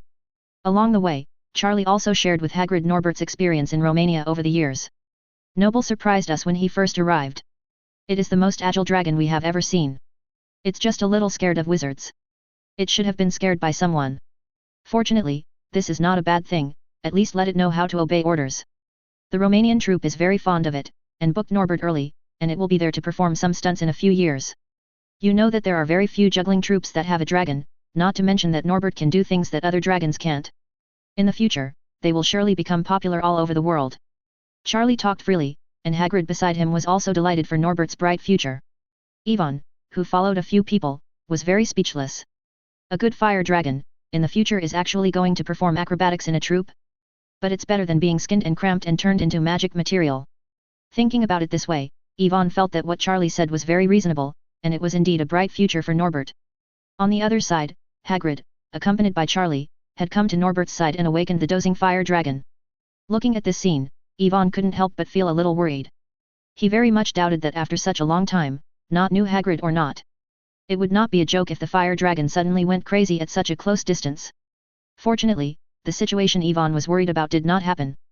After waking up, Norbert quickly recognized his dragon mother, this behemoth 50 feet tall, with the size of 2 palms. His tongue licked Hagrid's face and almost knocked Hagrid to the ground. Hagrid didn't care a little bit, and gave Norbert a heavy embrace. "Oh, I'm so glad you haven't forgotten me." Hagrid shed tears and was quite touched, but he didn't notice that Maxim's gaze turned stranger when he looked at him. Such a happy time didn't last long. Charlie started rushing people after 10 minutes. They and dragon trainers had been busy all night, and they were so tired that they were already too sleepy. Ivan and Harry also followed Hagrid and left the field, all the way back to the castle. At the door of the Gryffindor lounge, Ivan stopped, touched his empty stomach, and looked at Harry. "Go back by yourself, Harry. I didn't eat tonight, I was a little hungry, and I was going to the kitchen to find something to eat." Harry nodded absently, obviously still worried about the fire dragon. Ivan ignored him www.mdlnovel.com and after an explanation, he separated from Harry and walked towards the kitchen. It was almost 2 o'clock in the middle of the night, and there was no one in the castle. I didn't worry about someone bumping into it. Ivan didn't continue to maintain the phantom curse. Anyway, he didn't come to do bad things this time. But when I went downstairs and past the entrance hall, Ivan's footsteps stopped again, and he suddenly turned his head to look at the dark corridor on the right. There was a slight sound, like someone tapping the floor lightly with something. If it weren't for the silence around them, and they were relatively close, I'm afraid it would be impossible to hear them at all. Perhaps he noticed the existence of Ivan, the sound of knocking on the floor stopped, and the surroundings returned to the original calm, but it was obviously too late at this moment. At the moment I heard the sound, Ivan had already pulled out his wand and pointed it that direction. A brilliant white light flew out from the top of the wand and escaped into the darkness of the aisle. With the help of the reflection of the light of the spell, a hideous, scarred face flashed in the aisle. Chapter 615, Criteria for Judging Spies. "Come out." Ivan lowered his voice and yelled, holding his wand in his hand, his expression tense to the extreme. He guessed who the person in the aisle was, hesitated whether to do it directly, and appeared here in the middle of the night, out of all hacking, not to mention that the other party already had a lot of suspicion in his heart. "Put down the wand, it's me, Halls." A hoarse, low-pitched voice came from across the corridor, followed by the muffled sound of tapping the floor lightly before. It was the sound of a wooden leg and a cane hitting the ground together. After a while, Moody's scarred face came into Ivan's eyes again. "It's so late, what are you doing here?" "Professor Moody." Ivan didn't mean to put down his wand, but asked questioningly. "I still want to ask you." Moody said irritably, and then his expression suddenly condensed, and a magic eye looked straight in the other direction. Ivan thought that Moody was ready to do it, but unexpectedly the other party suddenly made a gesture of silence, and then motioned him to look at the window over there. This kind of inferior sound hitting West Ivan can naturally be seen, but Ivan still turned his head according to the other's instructions, and at that moment activated the protective ring he was wearing, and the magic ring on his wrist was even more powerful. Pending status. As long as the opponent dares to act, Ivan can use this to confirm Moody's suspicion and launch a counterattack reasonably and legally. However, the expected sneak attack did not appear. Instead, it was in the direction Moody pointed out. Through the window, one could see a figure sneaking across the lawn. "You were so loud just now that Karkaroff almost heard it." Moody sighed in relief. "Really?" Ivan said dubiously. He ran the mindfulness of the whole process but didn't gain much, because Moody never looked at him with his normal eye. So you are tracking Karkaroff? Ivan said tentatively. You can say that. But he is not the only person I have been investigating recently. Moody said casually, and then moved his wooden legs towards the exit of the hall. Let's hurry up. I hope Karkaroff hasn't gone far. Ivan hesitated for a moment and chose to follow Moody's, but he was still half of his position behind so that Moody's could be under his watch at all times. Moody seemed to be aware of this, but didn't say anything. The two of them hung so far behind the figure, and the cold and hungry Ivan kept complaining in his heart, and he was following people this night. Why do these people like to come out at night? Ivan was holding his breath in his heart, but still accompanied Moody to follow Karkaroff all the way. He was also very curious about where Karkaroff would go. The black shadow in front sneaked up behind a banyan tree, waiting for something. About a minute or so later, a tall witch came over from the other side, with an expression of impatientness on her face. Maxim? She didn't return to the carriage? Ivan recognized the identity of the other party at a glance. The entire witch at Hogwarts this height is Maxim alone. Calculating the time, the other party should have just separated from Hagrid. This point actually went here again with Cockalo. Meet with husband. Ivan felt that things were getting more and more complicated, and everything was intertwined like a mess of thread. He looked at Moody next to him suspiciously, and even suspected that everyone present was under control, and then he was ready to join forces to set up a killing round to besiege himself. Let's get closer so that we can hear what they are talking about. Moody didn't know what Ivan was thinking about. He closed his eyes slightly and imposed a phantom spell on himself, and then called Ivan to go up with him. Before. Ivan gathered his mind, and walked a few steps forward with him. As the distance got closer, the voice of Karkaroff and Maxim's conversation gradually came over. Now that things are obvious, we must unite. Do you think that if we don't do it, they won't target us? Think about it, the remaining 3 referees, one is the principal of Hogwarts, and the remaining 2 are staff from the British Ministry of Magic. Do you think they will deliberately favor the 2 little ghosts at Hogwarts? From the selection of the warriors, I can see that they are clearly in the same group. Karkaroff said angrily, his words very sharp. Maxime seemed a little hesitant, she hesitated for a while, then looked around again, and then spoke. Then what are you going to do? Do you trouble those warriors before the game? I wouldn't do this kind of thing. No, I didn't mean that. Karkaroff saw Maxim's misunderstanding and quickly explained. I mean we can find a reason to lower the score of the Hogwarts warriors, and then give our warriors a high score. This is not so good, right? Maxim was a little moved, but he was still a little bit hesitant. There are 2 warriors at Hogwarts, which is not fair. They fouled the rules first. Karkaroff said comfortingly. Maxim thought for a while, then nodded. The 2 then communicated in a low voice for a while, and then pretended to be okay, separated and returned to their respective residences in opposite directions. What a shameful act.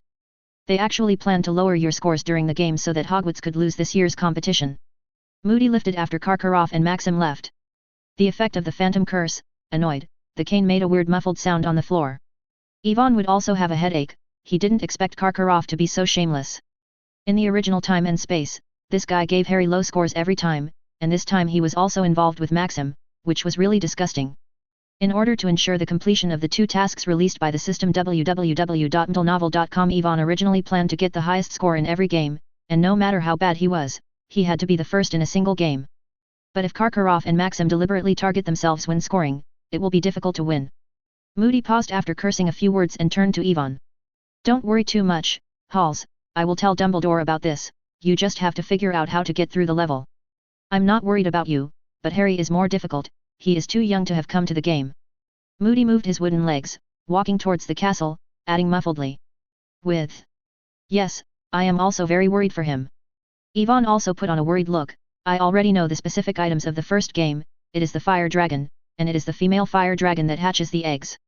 Ministry of Magic, the meaning of should be obvious. Let us grab the dragon egg. Is there any way you can help him through this level? Ivan looked at Moody expectingly and waited for his answer to confirm whether the opponent was Voldemort's internal response. One of the important indicators was the degree to which Harry was willing to win the championship. Chapter 616, 4 Suspects. You shouldn't ask me, Halls. As a warrior, Harry needs to solve this problem by himself. Don't expect me to cheat for you. Moody grinned and said playfully. Ivan glanced at Moody, and after thinking about it, he turned to ask. Then you said earlier that you were tracking down the person who threw Harry's name into the goblet of fire. Do you suspect anyone? 4 people are suspicious. Moody slapped his mouth, and while walking towards the Defense Against the Dark Arts class office, he answered Ivan's questions. The first one is the Karkaroff you just saw. You may not know it. He was a Death Eater before and did a lot of bad things. I personally sent him to Azkaban. According to his crimes, the second half of his life should be spent with the Dementors in Azkaban. But he reached an agreement with Crouch, who was still the executive department at the time, relying on the personnel who gave out the Death Eaters. The list has been exempted. Then why did he, a former Death Eater, become the principal of Durmstrang? Yvonne was very surprised by this question. Because he was already notorious in the British magical world, no one was waiting to see him, so this guy fled to Northern Europe. As for how he became a principal, I don't know. Maybe not many people there know him. Past events. Moody shook his head and explained. Yvonne pondered for a while and sorted out the information given by Moody in his mind. He thinks that Karkaroff is not very suspicious. After all, this guy is an out-and-out traitor, and Voldemort may not dare to believe him when he was weak.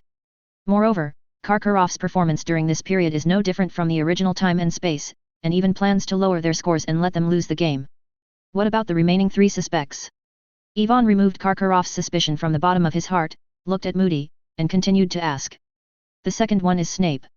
Moody's eyes squinted, and the sound of wooden legs echoed in the corridor, his words mixed in. Like Karkaroff, he was once a Death Eater, but Dumbledore saved him.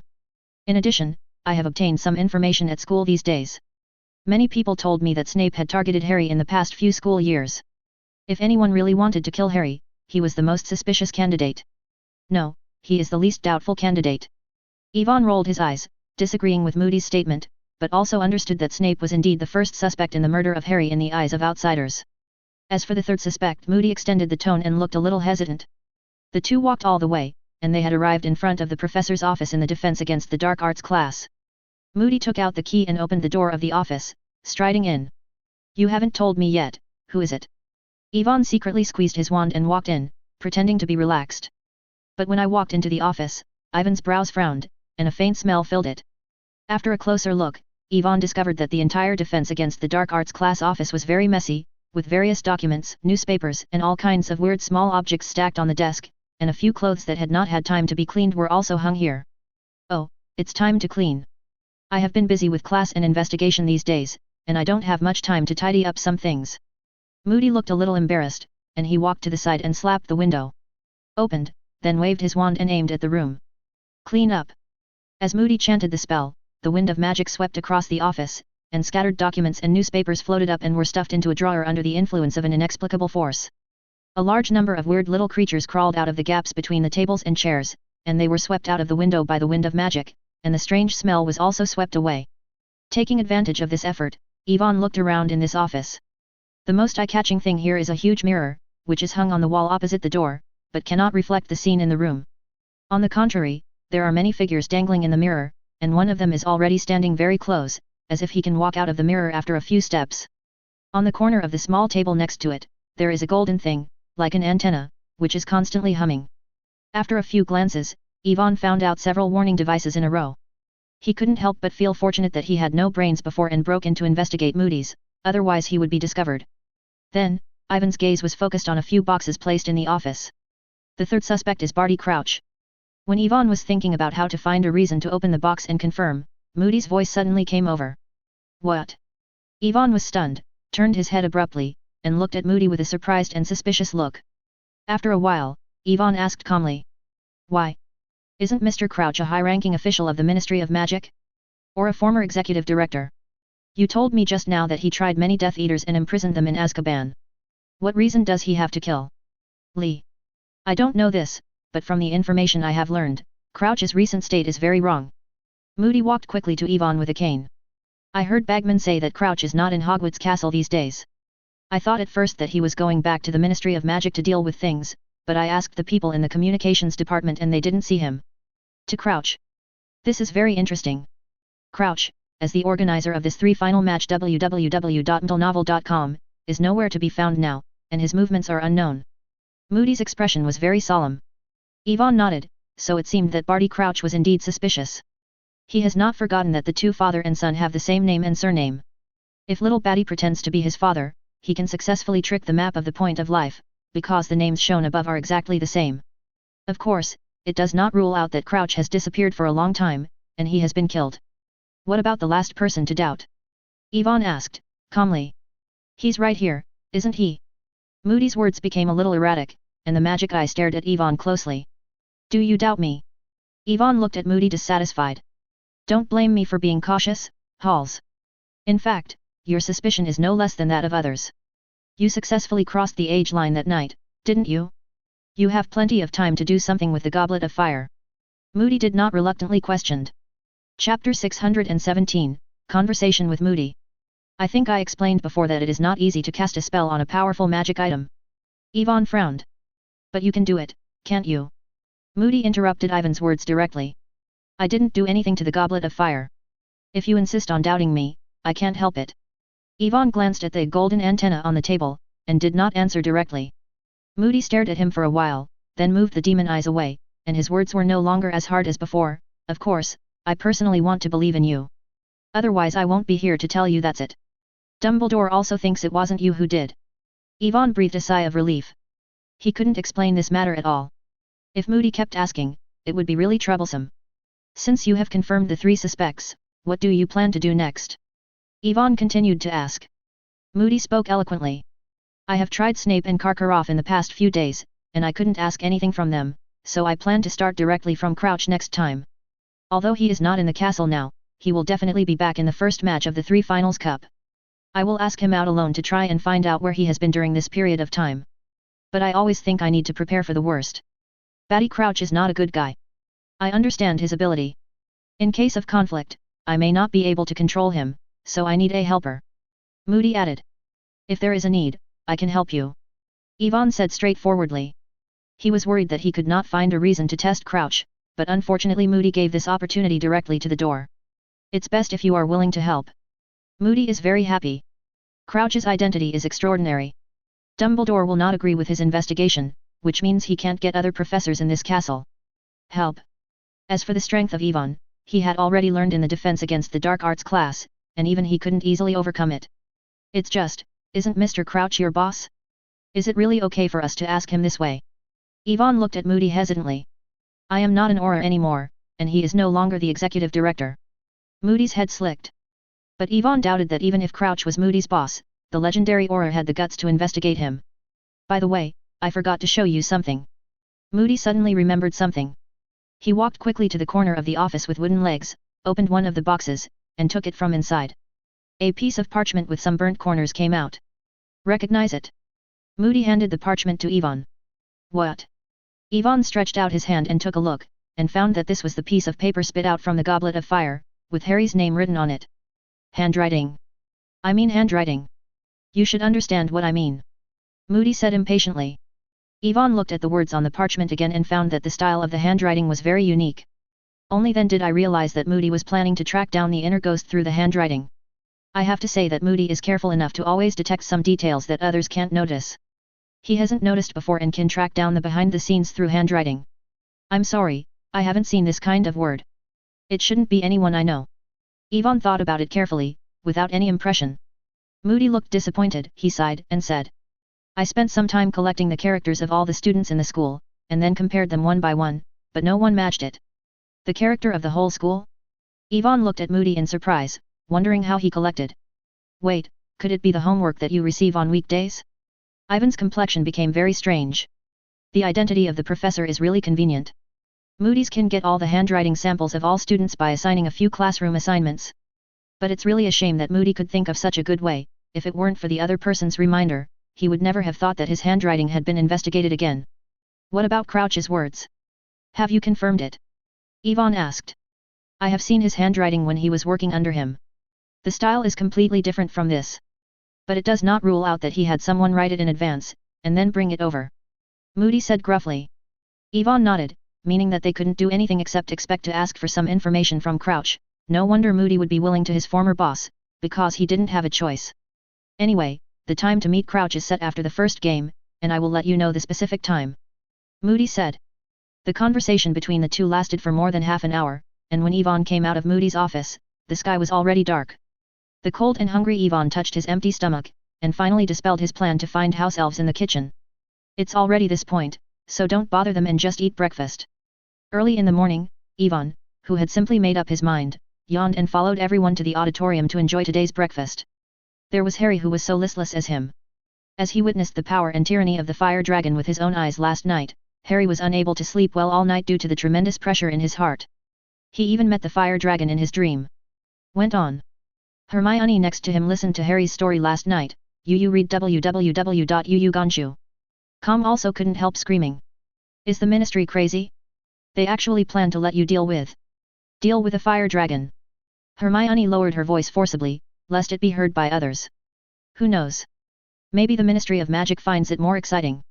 Yvonne gobbled up a large piece of butter muffin and stuffed it into his mouth, speaking vaguely. Excitement? That will kill you. Not many wizards have the ability to subdue a fire dragon alone. Hermione looked very angry. What can we do? We can't change the content of the game, or think about how to deal with them.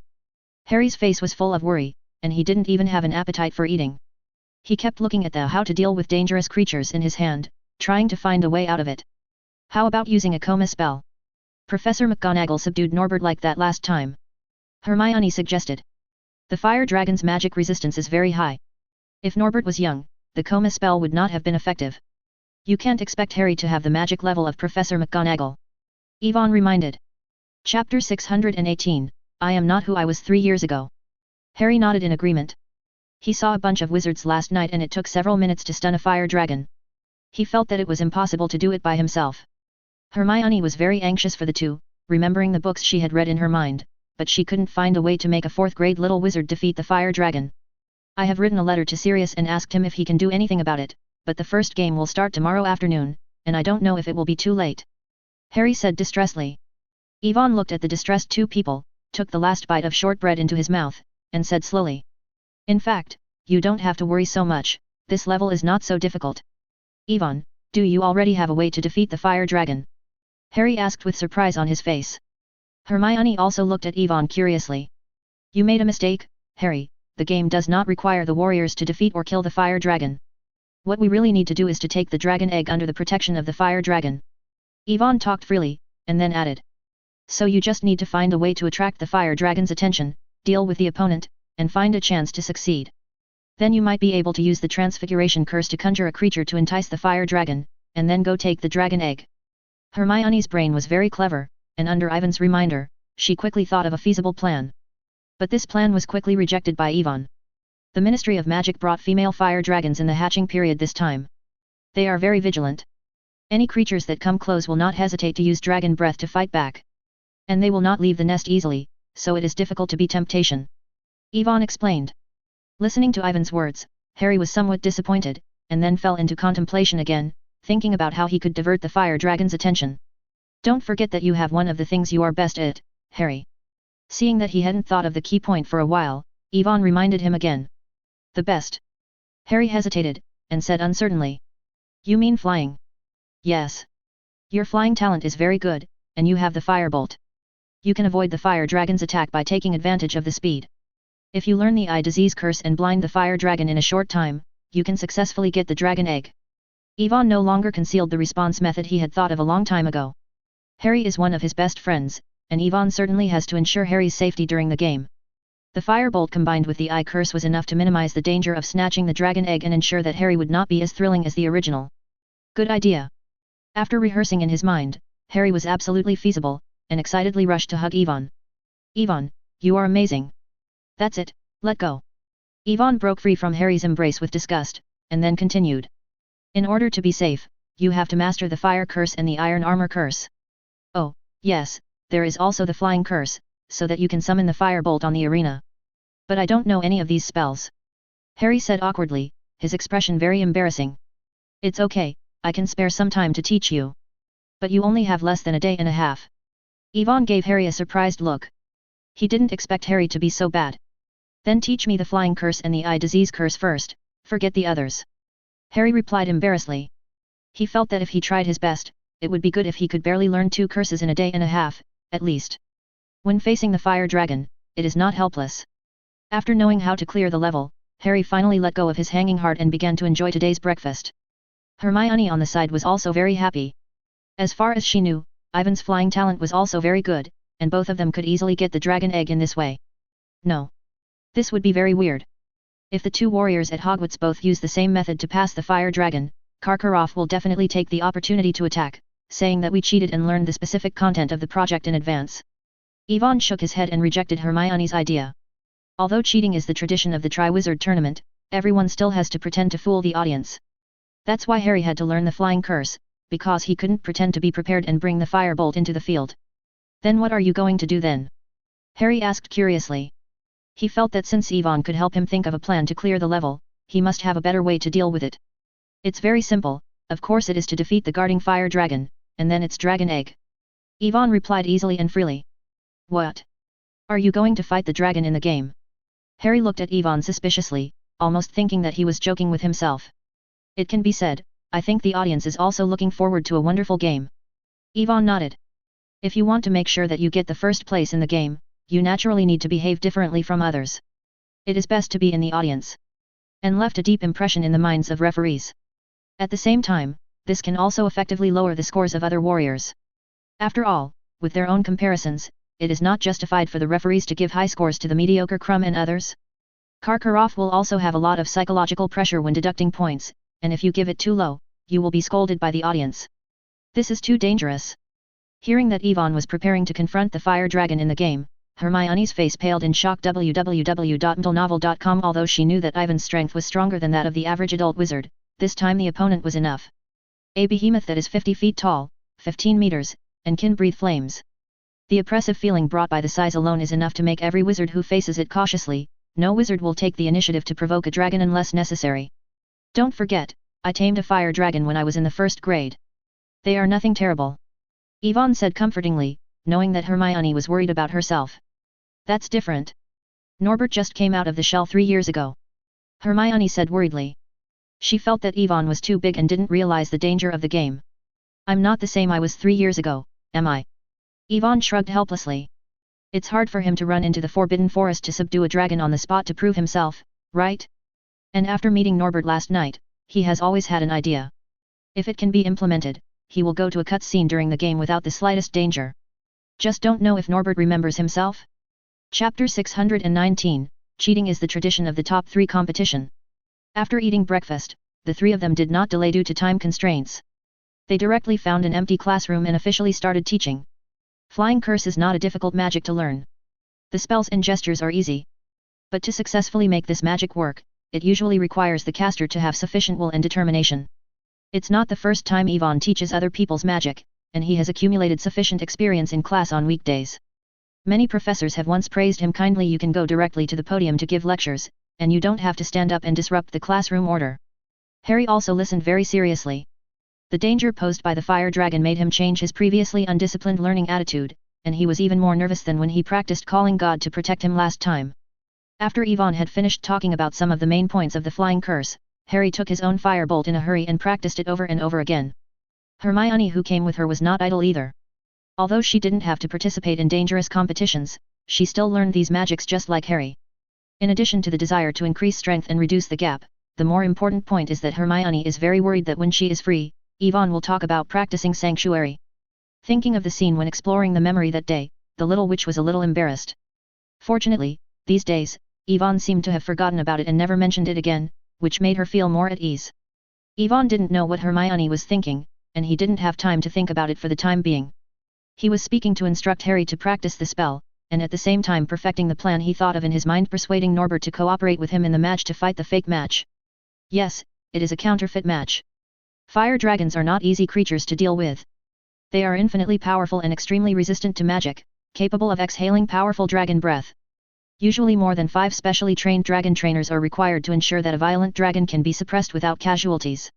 Ivan consciously wanted to do this in a short time, and he could only use the enhanced magic text to bless the Shadowless, Thunderbolt Explosion, and even the Killing Curse. But in that case, it will not only reveal that you are proficient in black magic, but it will also easily create a very picture, which will make people misunderstand yourself unnecessary. If the fire dragon trampled and stomped the dragon egg after being hit hard, it would be even more worth the loss. So in Ivan's opinion, it is better to find a suitable dragon to be an actor and fight a extremely wonderful exciting battle. Everyone can save snacks, and maybe they can show extremely exaggerated visual effects, causing a sensation in the audience.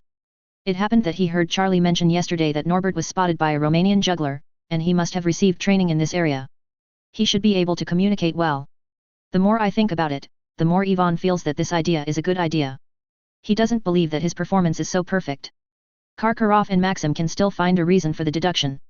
But soon Ivan frowned again, because there was a loophole in this plan, that is, how to ensure that Norbert can be selected during the game.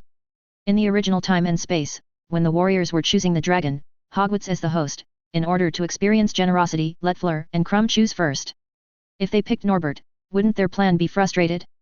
After thinking about it all morning, Ivan's frowning brows were not let go, but he did not think of how to solve this problem. The only good news is that after a whole morning of practice, Harry initially mastered the flying curse. Although he was not very proficient in using it, and occasionally the firebolt would not listen to his call, Harry was already very happy. He felt that after an hour of practicing, he could start learning the eye disease curse. Hermione's progress was faster than Harry, and it took 3 hours to freely summon every item in the house. Stop it, Harry, Hermione. Let's have a meal first, take a break, and then continue. Ivan looked at the time, it was lunch time, and they had been practicing for almost 4 hours. No matter how important learning is, it has to be a combination of work and rest. Casting a spell for a long time is very exhausting. Harry nodded, stopped tiredly, took his firebolt, and walked towards the auditorium with Ivan. Along the way, the little wizards I met took the initiative to greet the two of them, and Ivan even noticed that a large badge was worn on the front of their robes. It says Ivan Halls will win. Flashes from time to time, and the badges of a few people will change again and again, turning into the words support the warriors Harry Potter. Harry also noticed this, and his tired spirit was immediately lifted, and an indescribable excitement appeared in his heart. The fire dragon he is about to face doesn't seem so terrible anymore, he even can't wait to practice magic well, perform on the court, and prove that he is a qualified warrior. Hey, Ivan, Harry, this way. Several people stepped into the auditorium, and a voice suddenly came from the long table in Gryffindor. Ivan turned his head and saw that it was the brothers George and Fred who were making noise. His footsteps paused, and he walked over there. The game is going to be tomorrow. Are you ready? We even bought the celebration flags. George put his arm around Ivan's shoulder and pulled him to the seat next to him. The front badge was gleaming and looked a little dazzling. Fred looked at Ivan with some worry, then looked at Harry. It's okay www.mtlnovel.com, you guys wait and see. After learning the flying curse, Harry also had a little more confidence, and after thinking that he would be able to prove himself on the field soon, he vowed to say. Harry's answer was beyond what George and Fred expected. The two of them glanced at each other and had some suspicions in their hearts. They swallowed what they were about to say, and then ridiculed for a while, almost celebrating them in advance. By the way, George and Fred, I heard that you made a bet in the World Quidditch Cup before, and you lost your money in the end, is that right? Ivan suddenly interrupted several people. Chat. Who said we lost?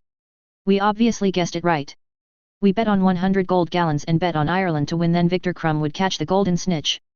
But Mr. Bagman forced our funds have been deducted, and he now owes us a large sum of money, a full 600 gallons. George corrected Ivan's words angrily. Fred on the side was also very angry when Ivan talked about it. Seeing the reaction of the two, Ivan's mouth slightly twitched. He had already thought about how to make sure that he picked Norbert during the game. Chapter 620, I didn't expect you to be this kind of person. Ludo Bagman is the director of the sports department of the Ministry of Magic, as well as the organizer and referee of the Triwizard Tournament. Now another organizer, Batty Crouch, is not at the castle for a long time, and all the affairs of the game are handled by the opponent. Among them is the way the warriors choose the fire dragon. If Ludo Bagman is willing to help him cheat, it will naturally be easy for him to choose Norbert in the draw. Especially this guy is now in debt, and Ivan feels confident that he can convince the director of the sports department. Thinking of this, Ivan was not delaying. After hurriedly ate lunch, he confirmed the location of Ludo Bagman with the live map, and successfully blocked him in a hidden corner.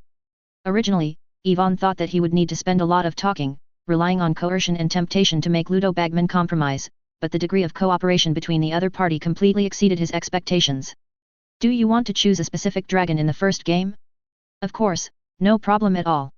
After listening to Ivan's request, Ludo Bagman didn't hesitate at all, and immediately agreed with it. Down. If you need it, I can also provide you with other help. Speaking of this, Ludo Bagman cautiously looked around and found that there was no one around, which made him feel more relieved. Mr. Bagman, I always think you are an impartial referee. Ivan looked at the sports director in front of him with a weird look, and almost doubted whether this was a game deliberately designed by the opponent. It was too smooth. Point. Well, yes, it is true under normal circumstances. Ludo Bagman's expression became a bit awkward, but I have recently encountered a little trouble. Small trouble? I heard George and Fred say that you opened a bet at the World Quidditch contest, and the bet broke down. You confiscated their principal and haven't returned it yet. You mean is this matter? Yvonne looked at Ludo Bagman playfully and asked. That's you misunderstanding, Halls. I didn't confiscated their funds, but temporarily took care of them. I will return it to them when I have more money in a few days. Ludo Bagman coughed lightly, said defensively. Yvonne didn't believe a word. He didn't dare to accept the help of the opponent at all before he confirmed why the opponent was so diligent. Otherwise, Bagman would make a temporary refusal to expose his cheating during the game and he would have difficulty defending himself. Under Ivan's repeated questioning, Ludo Bagman had to reveal some information. Yvonne then learned that when the World Quidditch Cup was held this year, Ludo Bagman had opened a bet and was ready to take advantage of this excellent opportunity to make a fortune. But who knows that the game suddenly burst into an upset. The Irish team defeated the Bulgarian team with a weak score. The super high odds and the betting by a few local tyrants made this not-so-rich sports director almost ruined. I owe a debt and haven't paid it back. In order to fill this hole in the short term, Ludo Bagman immediately decided to take another big gamble. So I borrowed money everywhere, mortgaged houses, and put all these funds on the gambling game of the Triwizard Tournament. Bet that Yvonne will eventually win the Goblet of Fire and win the first place in all 3 games. After all, Yvonne is a popular candidate to win the championship, and only in this way can he have high enough odds for him to pay off all the debts he owes. Of course, since he dares to play so big, Ludo Bagman is also somewhat dependent. He himself is the organizer of the Triwizard Tournament and can use his position to give Yvonne some help. But at first, Ludo Bagman was ready to help secretly. According to the information he collected painstakingly, Yvonne is a righteous and graceful little wizard. There is no room for sand in his eyes, and he will definitely sneer at such cheating. Therefore, Ludo Bagman has not dared to show any intention to help, that is, he is worried that Yvonne will be ostracized. Unexpectedly, after some contact, he was surprised that the rumors were wrong. I didn't expect you to be this kind of person. Thinking of this, Ludo Bagman's eyes on Yvonne became even more weird. I didn't expect you to be this kind of person. After learning some inside stories, Yvonne was also very speechless. The real power director of the Ministry of Magic is actually a gambler with no lower limit, and the funds owed by the gambling game are attempted to make up for it with another gamble, even at the expense of his entire net worth. But this also allowed Yvonne to dispel his previous doubts, at least in the matter of winning the Triwizard Tournament, their goals are the same. While secretly spitting out in his heart, Yvonne still put on a look of appreciation on the surface, and said. I have to say, you have a good eye this time, Mr. Bagman. Congratulations on your bet. My vision has always been good. Bagman said with a smile, but he went through all the reports about Yvonne before finally making a decision. Then Bagman stretched out his hand again and spoke again. Then wish us a happy cooperation. Happy cooperation. Yvonne also smiled and stretched out his hand, holding Bagman's hand together. The biggest problem was solved. Yvonne finally let go of the heart that I had been holding, and then took the time to sneak into the Forbidden Forest with the phantom spell at the time of the nap. Look at his eyes tomorrow. But there was some noise in the middle of the accident, which attracted many dragon trainers. Yvonne didn't have time to confirm whether Norbert understood what he meant, so he hurriedly left the Forbidden Forest. In the afternoon, Yvonne kept the promise and found an empty classroom with Harry and Hermione to continue practicing magic. The cast of the eye disease curse was much more difficult than the flying curse, and one afternoon was not enough. Harry practiced until late at night before reluctantly releasing the spell. It was already late at night, and the magic power in the exhausted Harry had long been exhausted, so he had to cancel his plan to continue training and return to the lounge with Yvonne. The two slowly opened the door of the dormitory, preparing to go to bed lightly, but unexpectedly saw a figure sitting with their backs to them by the window in a daze. Relying on the light from the moonlight, Yvonne quickly noticed that the other party was wearing an old swirl pajamas. Ron. Yvonne confirmed the identity of the figure, but then wondered why Ron was still sitting there at this point. Are you waiting for us here? Yvonne frowned and continued to ask. Harry almost laughed. He didn't understand why Yvonne made such a nonsensical guess. Of course, it's not completely impossible. After all, tomorrow is the game, and the opponent may come here to mock them. Under the gaze of the two, Ron slowly turned around. The expression on his face looked very tangled. He opened his mouth to say something, but the words seemed to be stuck in his mouth, and he couldn't vomit. Come out. Harry ignored him at all, making the bed and getting ready to go to bed. Are you ready for tomorrow's game? Ron, who was silent for a while www.intelnovel.com suddenly asked nonchalantly. Harry stopped going to bed and looked at Ron in surprise. Ron's face flushed immediately. He realized that what he had just said was submissive, and immediately added a strange tone of yin and yang. I'm still waiting for tomorrow to see how you can defeat a dragon. Then you will see it. The cold and sleepy Harry had been in a bad mood after practicing the spell all day, and now he heard Ron's yin and yang strange tone, and he got up on the bed with anger. His pillow was thrown heavily on Ron's face. Then Harry didn't need the pillow, and pulled the curtain down, and he was stuffed into the quilt. As for Yvonne on the other side, he was already in bed when they were arguing. He was too lazy to pay attention to the quarrel between them. After a busy day, Yvonne just wanted to take a good rest. Tomorrow has to play the first game. Chapter 621, Game 1. The next morning, the castle was filled with excitement and tension.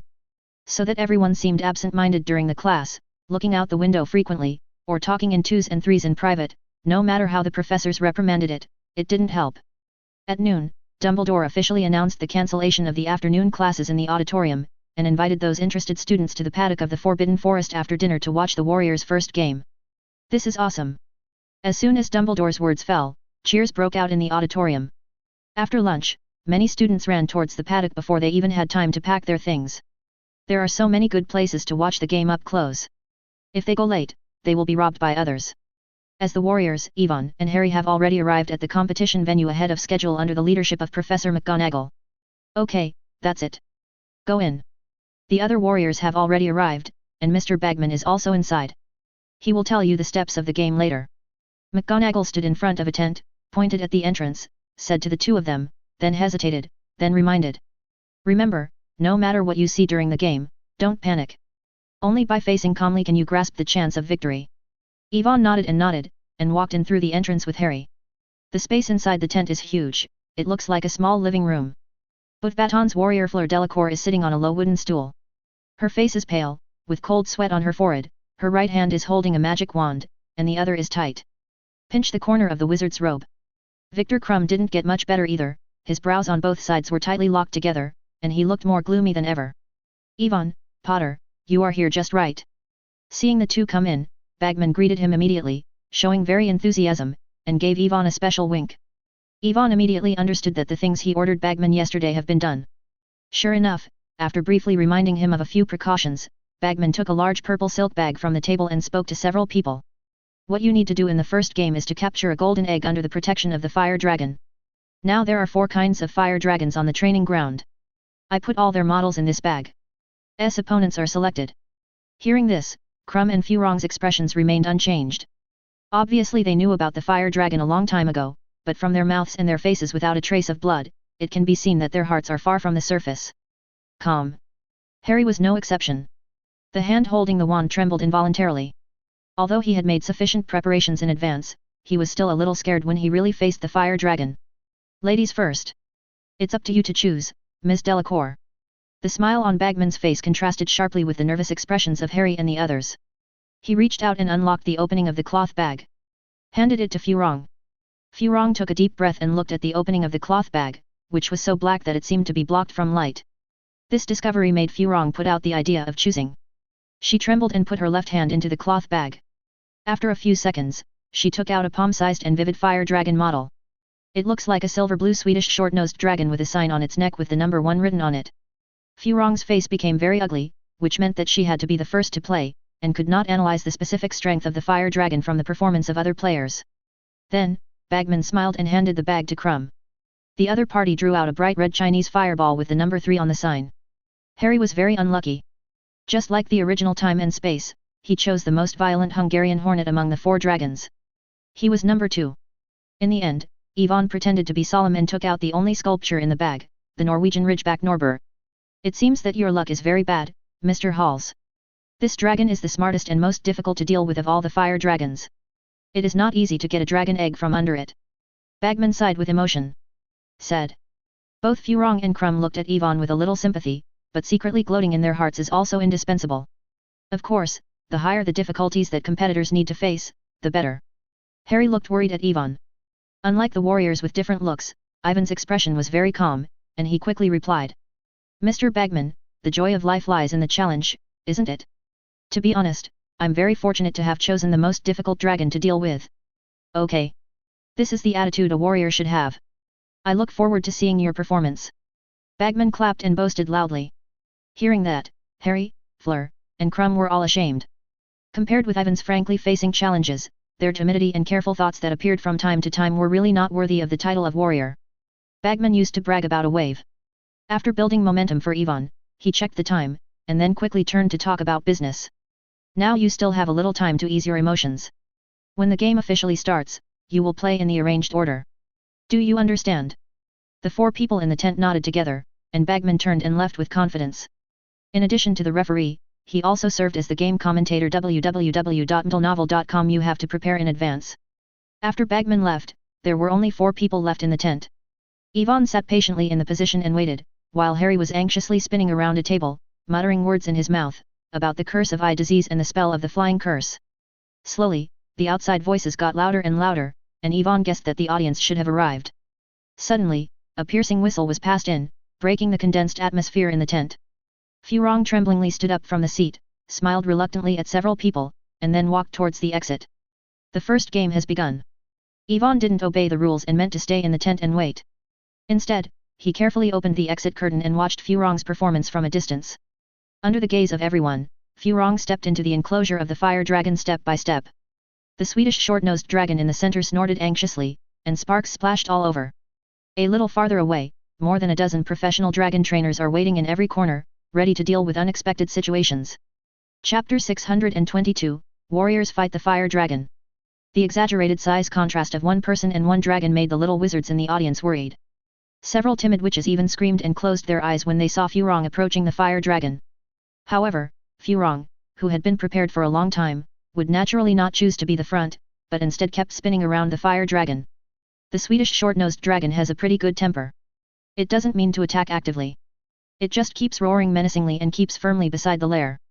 Due to the long distance and the auditorium in the middle, Yvonne couldn't see very clearly. He only vaguely saw Furong holding his wand and muttering something in his mouth, and continued to circle under his feet. After a while, the fire dragon's body began to change. Got to wander around. Yvonne guessed that this should be some kind of special hypnotic magic. However, the fire dragon's magic resistance was outstanding. After Furong had tossed for half an hour, the Swedish short-nosed dragon couldn't hold back his sleepiness and fell to the ground groggy. Furong breathed a sigh of relief, and walked forward cautiously. When passing by the fire dragon, the hearts of the audience were raised for fear that the fire dragon would suddenly wake up. Furong was also frightened. She didn't even dare to step too wide, and her eyes were constantly paying attention to her feet, avoiding stepping on the stones to make noises and awakening the sleeping dragon. In such a short journey of over 10 meters, Furong just walked for more than a minute. At the moment when she bent down and grabbed the golden egg, Furong's tight emotions relaxed. She knew that she had succeeded. However, before Furong was happy, the exclamation of the audience pulled her back to reality. The suddenly enlarged shadow on the ground quickly blocked the sun. When she noticed this, Furong's heart there have been warning signs. Without turning around, she knew that the Swedish short-nosed dragon was awake behind her. Between the lightning and flint, under the pressure of facing death, Furong made an extremely correct choice. She did not turn her head, and flew forward sharply, avoiding the falling giant claws in a thrilling manner, and splashing gravel hit her body. Make a series of openings. The deafening dragon roar made her deaf in both ears and her brain was dizzy, so she could only get up from the ground with strong support. As a female dragon that hatched her eggs, she witnessed her child being taken away with her own eyes, and her tyrannical anger spurted out even though it turned into a scorching dragon's breath, and the target was directed at the lotus who had not yet eased up. Fortunately, the dragon trainers who were waiting around rushed up at this time, and a dozen protective spells successfully blocked the anger of the Swedish short-nosed dragon, and then a large number of crimson light beams hit the face of the fire dragon. He stunned it again soon. Although Furong was only slightly injured, facing death twice in a row brought her a lot of psychological shadow, and her body was still trembling when she left.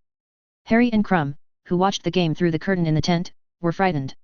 The fire dragon was much more dangerous than they expected. Yvonne silently evaluated the combat power of this top-notch magical creature: huge size, hot dragon's breath, super magic resistance. If it is 1-to-1, Yvonne believes that even a professionally trained wizard can only flee in a hurry when facing a fire dragon. This can be compared to a primitive man holding a spear facing an angry mammoth. As long as it is rubbed and touched, it is a dead end, and it can only be hunted by the advantage of the number of people.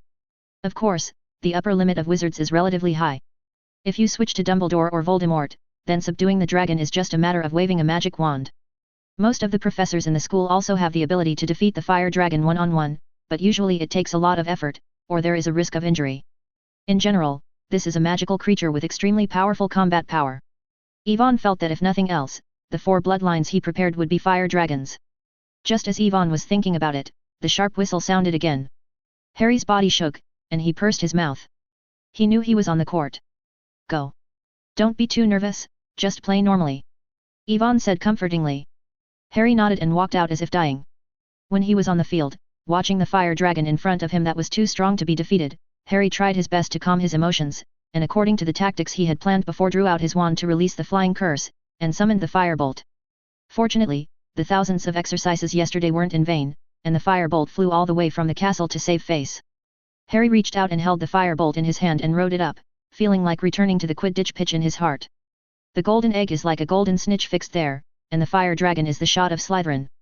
Hand with goalkeeper. Thinking of this, Harry developed some confidence, biting his head and rushing directly at the Hungarian hornet amidst the exclamation of the audience. Such a provocative behavior naturally made the already ferocious Hungarian hornet furious. The dragon's breath continued to spit out and exploded in mid-air. The flames covered the sky and the sun, but Harry was looking for a gap. Move left and right, constantly shuttle back and forth under the dragon claw. One after another, dark brown light beams blazed from Harry's wand, but they weren't very effective when hitting the dragon's face. Harry suddenly understood that the effect of his eye disease curse was too bad, and that he had to hit the dragon's eyes to have enough effect, so he started to deal with the Hungarian hornet. This fierce chasing battle made the little wizard's onlookers screaming. At the critical moment of Harry's escape from the dragon's mouth, there was a screaming scream around him. Krum, who was watching in the tent, saw Harry cast his eye curse, his entire face turned green. Using the eye curse to deal with the fire dragon was a method he and Karkaroff thought of after a long discussion. Flying is what he is best at, and now both of these methods are used by Harry. It's over, what should I do? Krum only felt cold in his hands and feet, and his brain was muddy. Yvonne looked at Krum's sudden change of expression, and couldn't help feeling a little sympathetic. Krum now either learned Harry's appearance and was accused of plagiarism, or he could only find another way temporarily. But whoever asked Karkaroff to target himself so much, he had no choice but to add obstacles to Durmstrang's warriors. After such a delay www.mtlnovel.com Harry has successfully hit the dragon's eye. The Hungarian hornet lost his sight and completely messed up the rules, only attacking everything in the body without a brain, and let out a roar of anger. Harry took this opportunity to rush directly under the Hungarian hornet, escaped 2 tramples, and snatched the golden egg with the speed of the firebolt, winning the cheers of the audience. After Harry left the field, the dragon trainers rushed in to clean up the mess. Along with the sound of Bagman's whistle. Chapter 623, Let us invite the last warrior to come on stage. Krum walked out of the tent unconsciously, a battle between heaven and humans in his mind, hesitating whether to use the eye disease curse to confuse the dragon according to the original plan. After all, this method has just been used by Harry. And he didn't bring the firebolt, and he couldn't rely on the flying broom to deal with the fire dragon like Harry, and lacked enough viewing. By the time the two are compared, he will only get a bottom score. This is something that Krum couldn't accept anyway. So on the way to the arena, Krum constantly searched for the dark magic he had in his brain, and finally gritted his teeth and decided to try other methods to fight the fire dragon. After making the decision, Krum held his wand and stepped into the paddock. The Chinese fireball dragon was standing in the center of the field, guarding the dragon egg, and did not intend to attack. This made Krum breathe a sigh of relief. He immediately held up his wand, and began to chant obscure spells continuously, and dots of black light began to appear on the top of the wand. The fireball dragon directly opposite also felt threatened, but due to the need to protect the dragon egg, it still hesitated not to step forward, and instead issued a roar to expel the pesky wizard. The two sides held a stalemate for more than 10 seconds, and Krum finished all the obscure spells, and a large amount of black fog emerged, condensed into a large ball and flew out of the magic wand, hitting the fireball dragon. Body. Accompanied by a violent blasting sound, the fireball dragon roared in pain, and the black mist was like the strongest acid mist, corroding the dragon's scales quickly.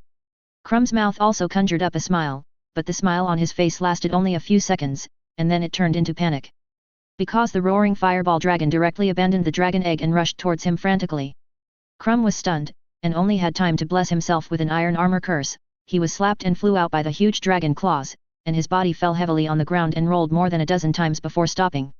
The sudden change scared the little wizards in the auditorium so much that they screamed endlessly, and some even suspected that Krum had been slapped to death by the fire dragon. The dragon trainers guarding around were also taken aback, and they immediately wanted to rush to the rescue. But it's too late.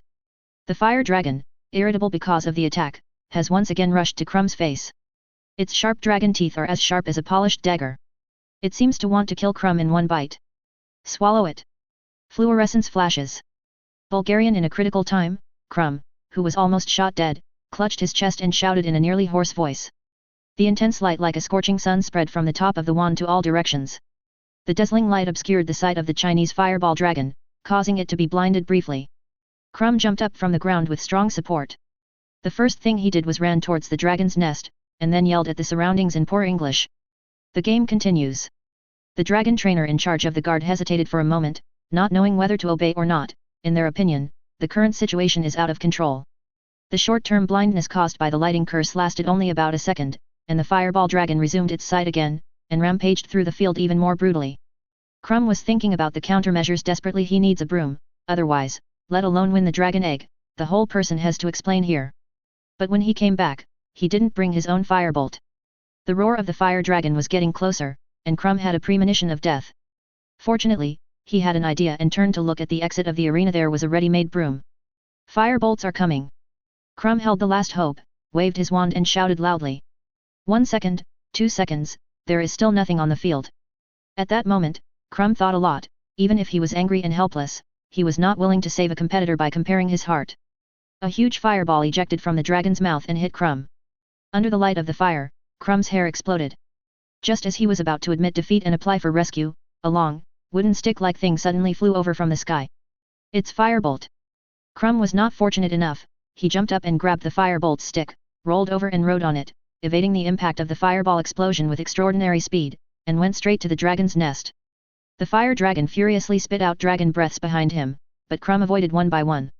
He turned his body upside down and picked up the golden egg and raised it high, indicating that he had finished the game. The dragon trainers hurriedly stepped forward and cast spells to calm the female dragon's anger, and the little wizards around also breathed a sigh of relief. What a shameful behavior! Durmstrang's player Crumb actually reproduced Mr. Porter's way of dealing with the fire dragon. This is cheating, he must have peeped at the game. Bagman as the commentator without giving Crumb any face, the sharp words echoed through a loudspeaker throughout the paddock. A large number of little wizards also agree with Bagman's statement, and they have spoken out accusing Crumb of shamelessness. Only Crumb's loyal fans are still defending him. After all, there is no clear stipulation in the game, and the warriors cannot use a similar method to pass. Crumb didn't have the face to stay on the court after winning the dragon egg, and soon stepped down in disgrace. Okay, let's invite the last warrior to come on stage. Bagman cleared his throat and said loudly www.mtlnovel.com. The audience on the court looked towards the entrance of the paddock. One dressed the little blonde wizard in Lavenders' school robe was walking in from the entrance. Unlike the other warriors, there is no nervous or worried look on his face, but a calm attitude. The moment Yvonne stepped into the paddock, cheers erupted from the surrounding audience. Countless little wizards shouted his name, and the flags held high were floating in mid-air, with the words Gryffindor Heroes or Hogwarts Stars written in big golden letters on them. Yvonne politely looked around and nodded at the crowd. At the same time, he noticed that his friends were cheering for him on the stage, and Luna waved at him. On the stage, Bagman's words continued. He pointed to the center of the paddock and solemnly introduced Ivan's opponent this time. The opponent of the fourth warrior is a Norwegian Ridgeback. I can tell you clearly that this is the smartest and most threatening dragon among the four-headed dragons. Let us look forward to Hall's performance. Chapter 624, Violation. This dragon violates the rules. Just as Bagman spoke, Norbert, who had just arrived at the scene, also stretched out his wings. The long and hideous back was covered with sharp spikes, which looked like a raised blade under the sunlight. Perhaps it was uneasy being surrounded by so many wizards. This Norwegian Ridgeback opened its mouth full of fangs and let out a shocking roar. With a flick of its huge tail, it unconsciously smashed a huge rock next to it. Shattered. Norbert's demonstrative actions and strong offensiveness made the little wizards on the sidelines a cold sweat for Yvonne. Especially the thrilling scene of the three warriors who escaped from Long Cow is still vivid. Everyone is curious about what method Yvonne will use to obtain the golden egg under the fire dragon. What they didn't expect was that Yvonne didn't make any preparations, so he walked towards the dragon nest in such a big stride. It was like going to accept the award instead of dealing with a fire dragon. Even observers like them can feel the contemptuous attitude, let alone Norbert who is directly opposite. Enraged, the fire dragon looked very violent, and the yellow-orange eyes stared at Yvonne stubbornly. As the distance between one person and one dragon gets closer and closer, the blonde little wizard seems to become serious, and he lifts his wand slightly. Ugh no, 10,000 bullets are fired. The gravel debris on the ground seemed to have been guided, floating one after another, and transformed into sharp stone spears under the action of the transformation curse. However, Ivan's attack was more than that. He waved his magic wand again, this time as a magnifying spell. Nearly one-third of the stone spear quickly expanded to the size of a human head and flew towards the fire dragon at an extraordinary speed. Our last warrior has finally done it. Is he preparing to confront the fire dragon head-on? This is impossible. I think Crumb has already demonstrated to us the consequences. No wizard can fight an adult fire dragon alone, no one. As the commentator, Bagman shouted heartbreakingly, mobilizing the nervousness of the students on the field. Only Karkaroff was very dissatisfied with Bagman's words, and immediately defended Crumb, but it was a pity that the people present did not pay attention to him at all, and both eyes fixed on the center of the hunting ground. But they soon saw that it was not easy to deal with a dragon. Norbert's huge dragon tail swept away, and a large number of stone spears were shot into powder. But the number of stone spears is too much. Even the thick dragon scales can't completely block these damages. It's like a heavy wound. After a few steps, the huge body twisted crazily, sending out a wave. Rode painful screams. Later, perhaps because he wanted to protect the dragon egg too much, Noble did something that no one had expected. The forelimbs grabbed the golden egg directly, flapped his wings and flew. The students around the paddock were stunned, and the dragon trainers next to them looked dumbfounded. This was the only dragon they had ever seen running away with eggs. Violation.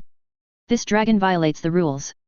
Bagman on the stage also stared with big eyes, and he yelled loudly, his mood tense to the extreme. Yvonne didn't tell him what he would do in the arena, and even Yvonne directly attacked the fire dragon, which he didn't expect. Thinking about this, Bagman couldn't help but regret putting all his bets on Yvonne, because this kid was so bold. He thought that Yvonne chose Norbert deliberately because he discovered the opponent's weakness, and there is no trick to pass the test, but he didn't expect this kid to be head-on. But Bagman soon discovered that this Norwegian Ridgeback had a very strong vengeance and had no intention of running away. After wandering in the sky for a while, he quickly dived, and the hot dragon's breath spread from there. The dragon's mouth spit out, and the sea of fire engulfed in the heat wave was overwhelmed. Hurry up! Hermione, who was sitting in the Gryffindor stand, was extremely nervous, pulling on the railing tightly with both hands, shouting loudly. However, Yvonne didn't mean to evade. A blazing flame slowly ignited from the top of the wand. As Ivan's direction floated out, the speed became faster and faster, and his size gradually increased, and finally swelled to the point. It was 3 meters wide and collided with the breath of the fire dragon in mid-air. A huge roar resounded throughout the audience. The little wizards tightly covered their ears and made harsh screams, but their eyes were staring at the paddock tightly, not daring to deviate half a minute, for fear of missing some wonderful scenes. Thick black smoke rose up, a large amount of rubble fell continuously from the air, and the shock wave brought by the explosion lifted the Norwegian Ridgeback, which was not far away, several meters away. Yvonne used the ring of magic extravagantly to bounce all the falling rubble to one side, and then raised his hand again with a purple beam of light hitting the unstable body of Norbert. Although the dragon scales were not broken, the Norwegian Ridgeback still seemed to have been affected. It swayed and hit a stone pillar on the side, and fell to the ground. Karkaroff and others on the judges' stage were all at a loss, and they really couldn't understand the situation. However, with the powerful spell just now as a comparison, they subconsciously believed that it must also be a very powerful magic. Can you see what spell Halls is using? Crouch turned his head to look at several learned principals, and asked curiously. Dumbledore's face couldn't help but twitched, but he still put on a solemn gesture and said slowly. This should be some kind of curse aimed at specialized spirits to be able to produce such an effect. Karkaroff and Maxim nodded hurriedly when they heard the words www.mtlnovel.com. They said that they had seen similar magic in some partial books. The audience on the field was also unclear. They only saw Yvonne cast a spell to knock the huge flying dragon down from the sky, and the cheers that shattered the sky suddenly resounded through the audience. However, the battle did not end because of the dragon's fall. The ferocious Norwegian Ridgeback quickly eased from the mental influence, hunched down and assumed an offensive posture. One person and one dragon confronted each other in a small space, and neither of them had the slightest meaning of moving for dozens of seconds. If you change the scene, the confrontation of such a size gap will only seem particularly ridiculous, but it is different now. Everyone agrees that this is a close battle. No. Many sharp-eyed little wizards have keenly discovered that in the fight now, Yvonne still looks so calm and relaxed, even his clothes are neat and tidy, but the Norwegian Ridgeback looks ashamed and stubborn. Dare to do something. However, only Yvonne knows the real situation, and that is that Norbert seems to have forgotten what to do next. Chapter 625, What are you doing? Noble? According to Ivan's plan, the previous aerial battle should have been longer and more exciting. Instead of waving his wand, Norbert fell from the sky and fell to the ground. Because this is too fake. While Yvonne was thinking to himself, Norbert on the opposite side was trying very hard to remember what he should do next. Although the blasting magic that Yvonne cast just now didn't hurt it head-on, the shock of the subsequent aftermath still made his mind a little confused. The two sides stood there for a full minute, and Yvonne, who was very speechless, could only lower his voice and reminded him. Tail. Draw it over with your tail. Under Ivan's repeated reminders, Norbert finally moved. It stretched its body and uttered a roar. The long tail of the dragon slammed its opponent quickly, pulling out after images in mid-air, which was ear-piercing. The sonic boom can be heard clearly even by the audience on the court. The sudden outbreak of battle once again affected everyone's heartstrings. Everyone's eyes widened, and their emotions were strained to the extreme. Everyone was very curious about how Ivan would deal with an almost unavoidable attack while holding on to the railing. As the dragon's tail swept like a long whip, Ivan's body disappeared in place, and when it reappeared, it had moved a few meters away. Although the magic of phantom shift is very risky to use in battle, teleport can still ensure 100% success if the opponent's movements are known in advance. The boulder is flying. Under everyone's gaze, Ivan's counterattack was equally fast. He swung his wand and a boulder more than 2 meters high flew over from his side, bumping the huge Norwegian ridgeback into a stagger. What a wonderful apparition! Oh, and the flying curse. Hals always used the curse beyond our expectations. He has successfully suppressed the fire dragon. I believe the battle will soon be possible. Win or lose. As a commentator, Bagman was excited to convey Ivan's performance in words, ensuring that the few little wizards who were in a bad position and blocked could also understand what was happening in the paddock. However, I need to remind you that it is extremely irrational to fight a dragon in a small pile of rocks. I never recommend any wizard to imitate. Again, I never recommend any wizard to imitate. Bagman continued to shout loudly, his voice was dumb, and he was thinking about taking a sip of water to be shocked, but then he saw that the situation on the paddock became thrilling again. The Norwegian ridgeback, which had been suppressed by the curse, erupted completely, and the hot dragon's breath erupted from its wide-open mouth. Due to the distance, it instantly engulfed Ivan in. Oh, no, our warrior completely angered the dragon. It's the dragon's breath, get away. Bagman yelled aloud, but it was too late for him to speak. The little wizards on the field also screamed when they witnessed Ivan being engulfed in the fire.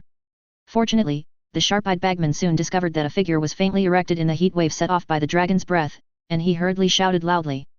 Wait, great, Hals is fine.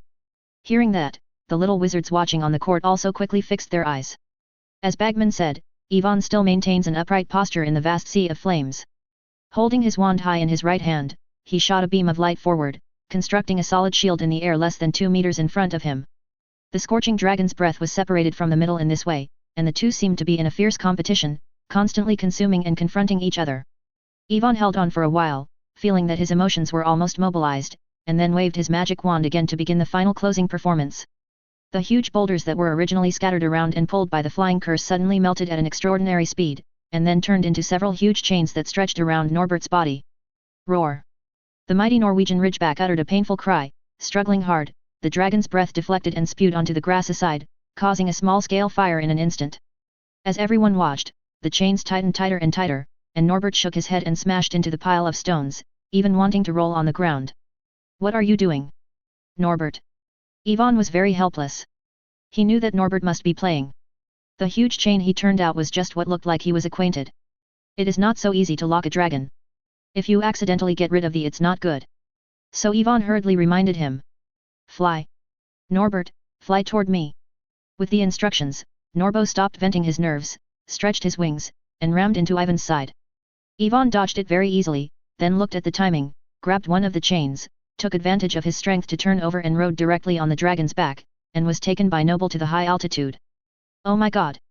It's incredible! Have you all seen it? Our warrior actually rode on a dragon's back. Bagman shouted hoarsely. Everyone looked eagerly, the Norwegian ridgeback was still tied with a huge chain. It struggled to go around the paddock several times, and the breath of the dragon dyed the entire sky red. The billowing heat wave swept the audience, and whenever Norbert passed by, the little wizards below were scared enough, screaming and sitting on the ground with their heads in their hands, for fear that the flames would burn themselves. The others are staring at the blonde wizard on the dragon's back. No matter how Norbert rolls in midair to do stunts, Ivan still holds one end of the chain firmly, unaffected by any influence. After flying for 3 laps, the mighty Norwegian ridgeback became more and more ineffective, and was finally forced to fall from the sky. www.novel.com. The broad dragon wings stretched out to the greatest extent, and Noble was like a big the numbers hang glider fell down beside the dragon's nest in the center of the paddock in a relatively decent posture. The huge body seemed to be tightly bound by 5 chains, unable to move at all, and the dragon's claws that had been holding on to the golden egg were finally released. The golden ball swayed slowly on the relatively flat field, and finally fell into the dragon's nest. Ivan jumped down from the dragon's back, picked up the golden dragon egg in the eyes of everyone in awe or admiration, and raised it high. At this moment, thunderous applause broke out in the surrounding audience, and countless little wizards screamed feverishly, expressing their emotions. Awesome, Hals, our hero. You are a true warrior. I love you. Dragon Knight Hals. Chapter 626, The joy of life lies in the challenge. Ivan looked around and listened to the cheers and shouts of the crowd, with a smile at the corners of his mouth. He held up the gold cup and gestured to the crowd, then patted the dust on his robe, and walked towards the exit. On the podium, Bagman stared at Ivan's leaving back, and for a moment he even forgot to understand. He was so stunned that he inexplicably recalled what Ivan said in the tent. The joy of life lies in the challenge. I am very fortunate to be able to choose the most difficult dragon to deal with. The confident words of the blonde wizard seemed to echo in Bagman's ears. At that time, he thought it was just someone's shameless self-brag, and now it seems that the other party is looking for himself to cheat. Maybe he really just wants to challenge the most powerful dragon. No. I'm afraid this is not the only thing. Bagman turned his gaze to the seemingly weak Norwegian ridgeback lying in the middle of the paddock, but he did not dare to look down on it, because the fierce battle just now had fully demonstrated the opponent's cunning and mighty. Bagman even suspected that even if he played in person, he might not be able to get the dragon egg under the protection of Norbert, because this dragon is really too smart. In the same way, if other warriors face this monster, I am afraid it will only be worse. If there is any unexpected accident, the dragon trainers may not be able to restore the situation in time. Therefore, in addition to being keen on challenging the limit, Bagman believes that Ivan must also be worried that his best friend Harry will choose this Norwegian ridgeback, losing the game in embarrassment and even losing his life, so he knew in advance that he would pick it away. This is the hardest fire dragon to deal with. Bagman made up his mind for a while, and found that things suddenly became clear. He secretly regretted that he had thought such an upright little wizard so gloomy before, that the other party's past achievements would never be deceiving. While thinking about it, Bagman also picked up the quill and wrote the score on the wooden sign. Waiting for the meeting may be the time to score. Ivan on the other side had already walked out of the paddock, and when he left, he had not forgotten to remove the giant chain that trapped Norbert, so as not to be seen by others. After turning a trail, Ivan came to the resting place of the warriors. You're really good, Ivan. Harry walked up very excitedly, making a fist with his right hand and hammering Ivan's shoulder. The intensity of the battle just now was far beyond his imagination. Just looking at it from a distance, Harry felt that the blood in his body was about to ignite. Ha, don't praise me like that, I also watched your game, it was great. Ivan smiled and patted him on the shoulder, and said. Furong on the side looked at Ivan with interest, her bright eyes gleaming with a different kind of luster. The only black face on the court was Crumb. When Ivan got the golden egg, he knew that he would definitely be the bottom. After exchanging a few words with Harry, Ivan was also exhausted. He fought a dragon for almost half an hour, from the ground to the sky, even if it was just acting, it was very tired. Just before he sat down and had a good rest, there was a rush of footsteps outside the tent. After a few seconds, the curtain of the tent was pulled open. Ivan turned his head and looked over before he found out that he had come in. The person is Hermione. Ivan. The little witch looked around after breaking in, and soon saw Ivan's figure, hurried over, and ran into him directly. Ivan took a few steps back after being hit, and subconsciously embraced Hermione, who hit him in his arms with both hands. Around the slender waist, the two hugged each other so tightly, Ivan could even feel Hermione's sudden acceleration of heartbeat and the slight trembling of her body. However, such an intimate act did not last long. Hermione, who was dizzy for a while, quickly realized that there were more than two people in the lounge. Although she was still a little bit dissatisfied, she was not so thick-skinned that she could ignore other people's gazes, so after holding her for more than half a minute, Hermione gently broke free and quietly looked around. Sure enough, Harry and Fleur were both looking at themselves with a playful look, with smiles that everyone knew at the corners of their mouths. Crumb's expression was very ugly. She guessed that it might be because of the injury. Reason. The gazes of several people made Hermione look a little cramped, her brown eyes didn't know where to look for a while, and finally she continued to stare at Ivan and cast her anger on him so that she wouldn't be too embarrassed. You were so adventurous just now. Ivan. When the Norwegian ridgeback breathed fire, you should avoid it in time. What if your magic was not defended and you got burned? And the dragon charge? When you come, you shouldn't risk riding on its back. At first, Hermione just wanted to alleviate the awkward atmosphere, but the more she talked, her expression became angry, and there was still a little frightened panic on her face. Of course Ivan noticed this, and he couldn't help feeling a little apology in his heart. He didn't mention it to anyone about the fight with Norbert for the sake of safety. Now that I think about it, there is indeed a lack of consideration, which will make those who care about themselves worried. But now that the game is over, Ivan is not good at explaining, so he pretends to be relaxed and speaks. Okay. Hermione. Didn't I tell you a long time ago? It's not difficult for me to subdue a fire dragon. Look www.ndlnovel.com. I am not hurt at all. The little witch looked up and down Ivan suspiciously for a while. As Ivan said, his robes didn't even scratch at all, let alone a trace of blood. Obviously, Ivan was able to do well in the battle, and he had not encountered real danger, otherwise it would be impossible for him to even wear his clothes so neatly. Seeing this, Hermione took back all the complaining words in her heart, and couldn't help but recall Ivan's calm and relaxed posture when facing the fire dragon in the surrounding scene. Her cheeks suddenly became red and brown eyes. Staring straight at Ivan, after a while, he whispered. "Well, I saw it, it's amazing." Even though Ivan had listened to too many cheers on the court, Hermione's compliments were always exceptionally different. He was still very useful, and the corners of his mouth also raised a smile.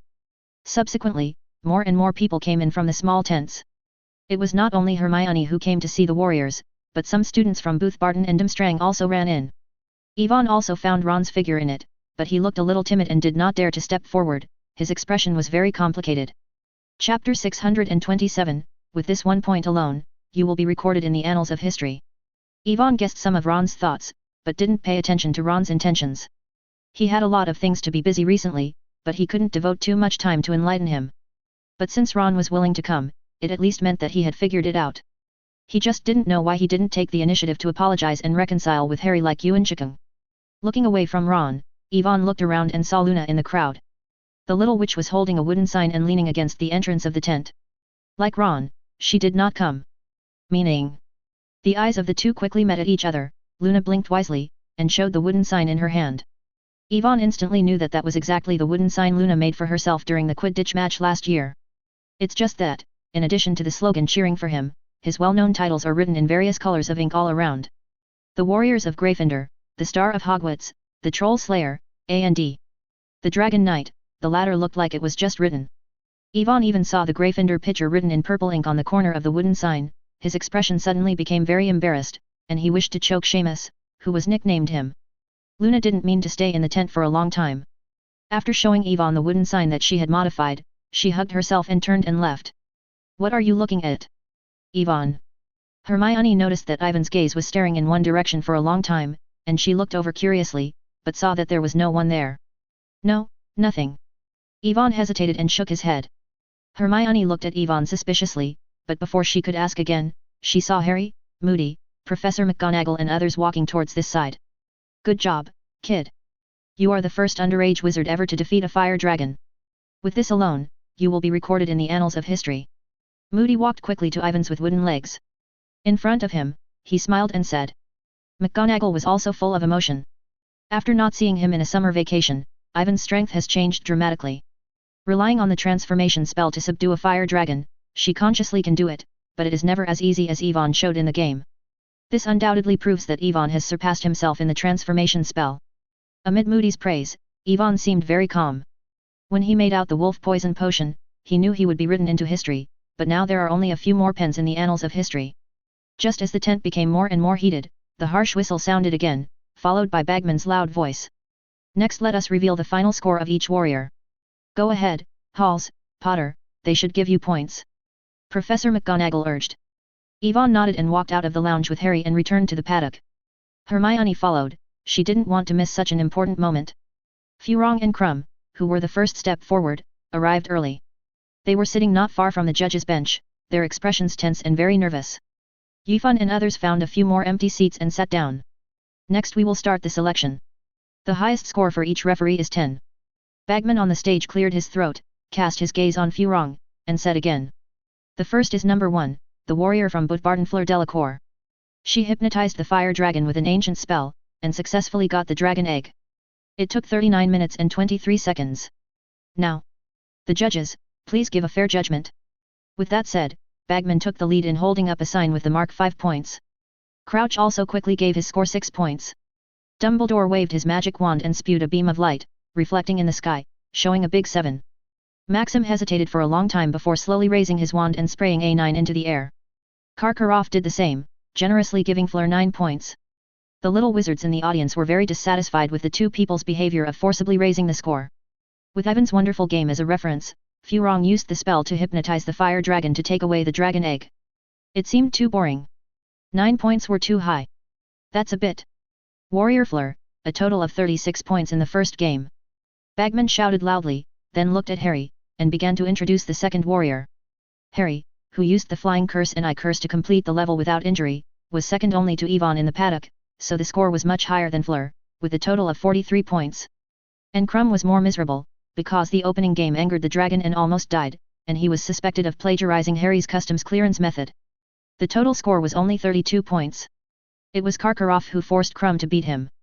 Full score, otherwise it will only be lower. Finally is our fourth warrior, Yvonne Halls. Bagman's words contained a hint of excitement. He looked at Yvonne in the distance, but he didn't rush to get the judges to score.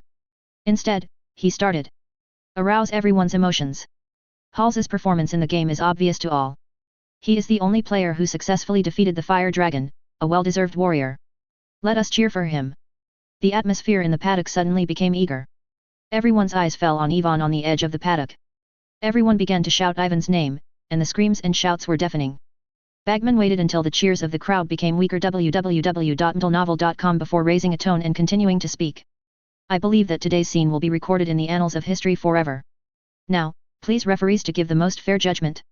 If you don't mind, I will come first. I personally gave a very good performance for Halls.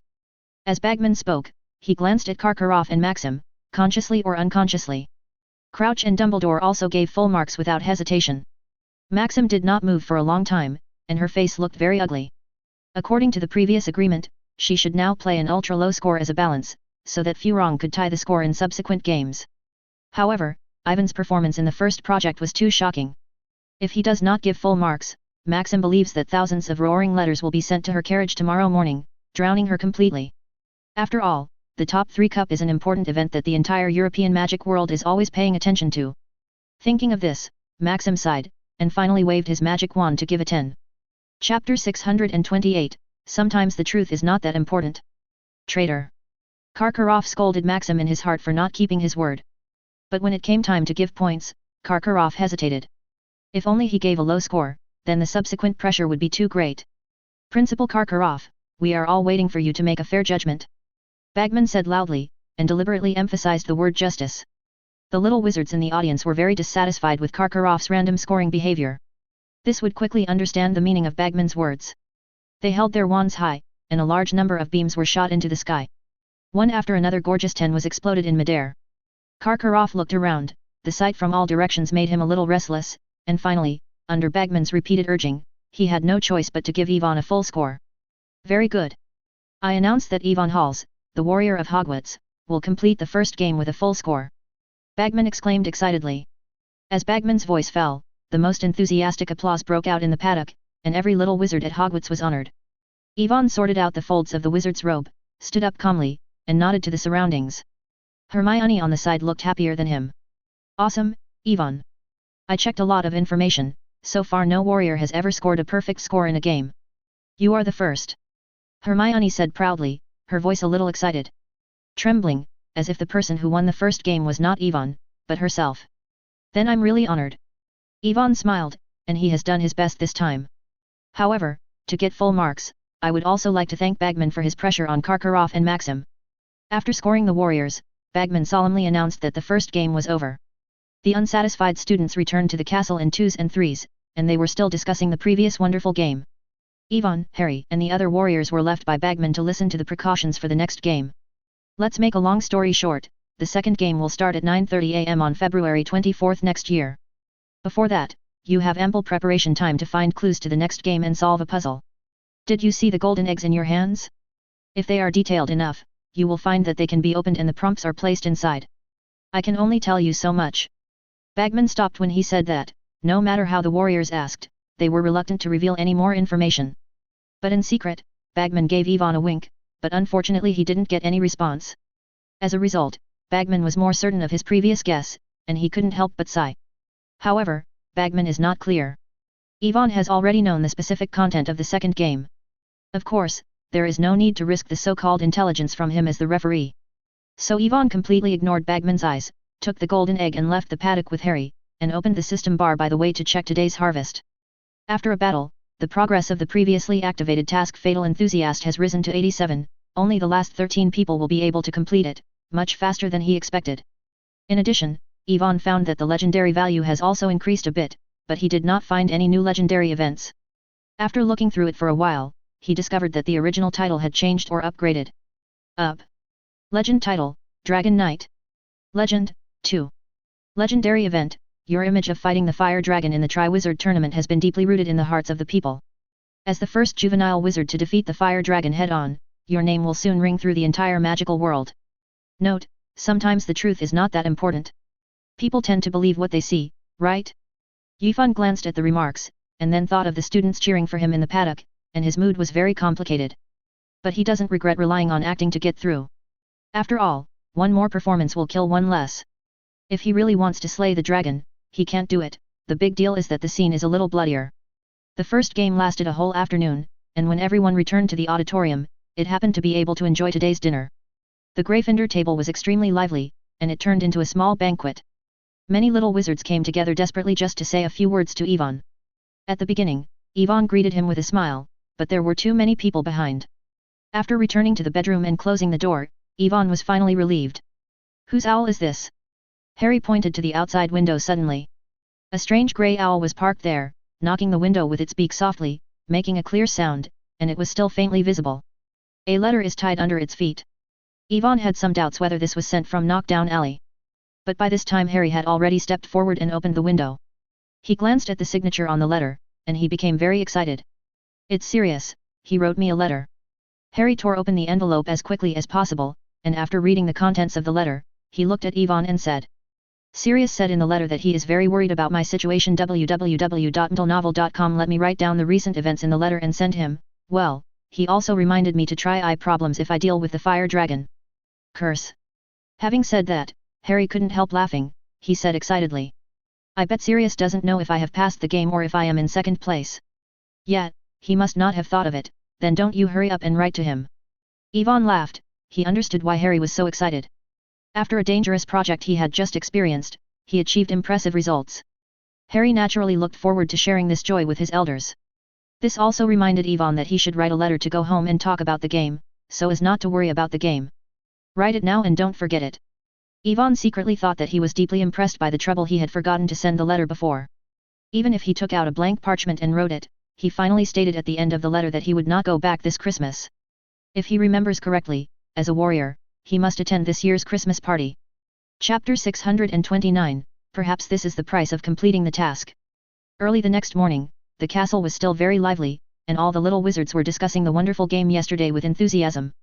This caused Ivan to hear someone discussing his glorious deeds no matter where he went. Harry, who is also a warrior, had a 180-degree turn in his school's wind reviews. No one cares about him cheating in the competition anymore. Everyone has let go of their prejudices, and even the students from other colleges will greet him when they meet him.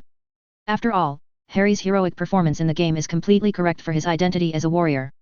But the good mood did not stay with Harry for long, because in the afternoon, Professor McGonagall solemnly announced the Christmas ball in the class after the Transfiguration class was over.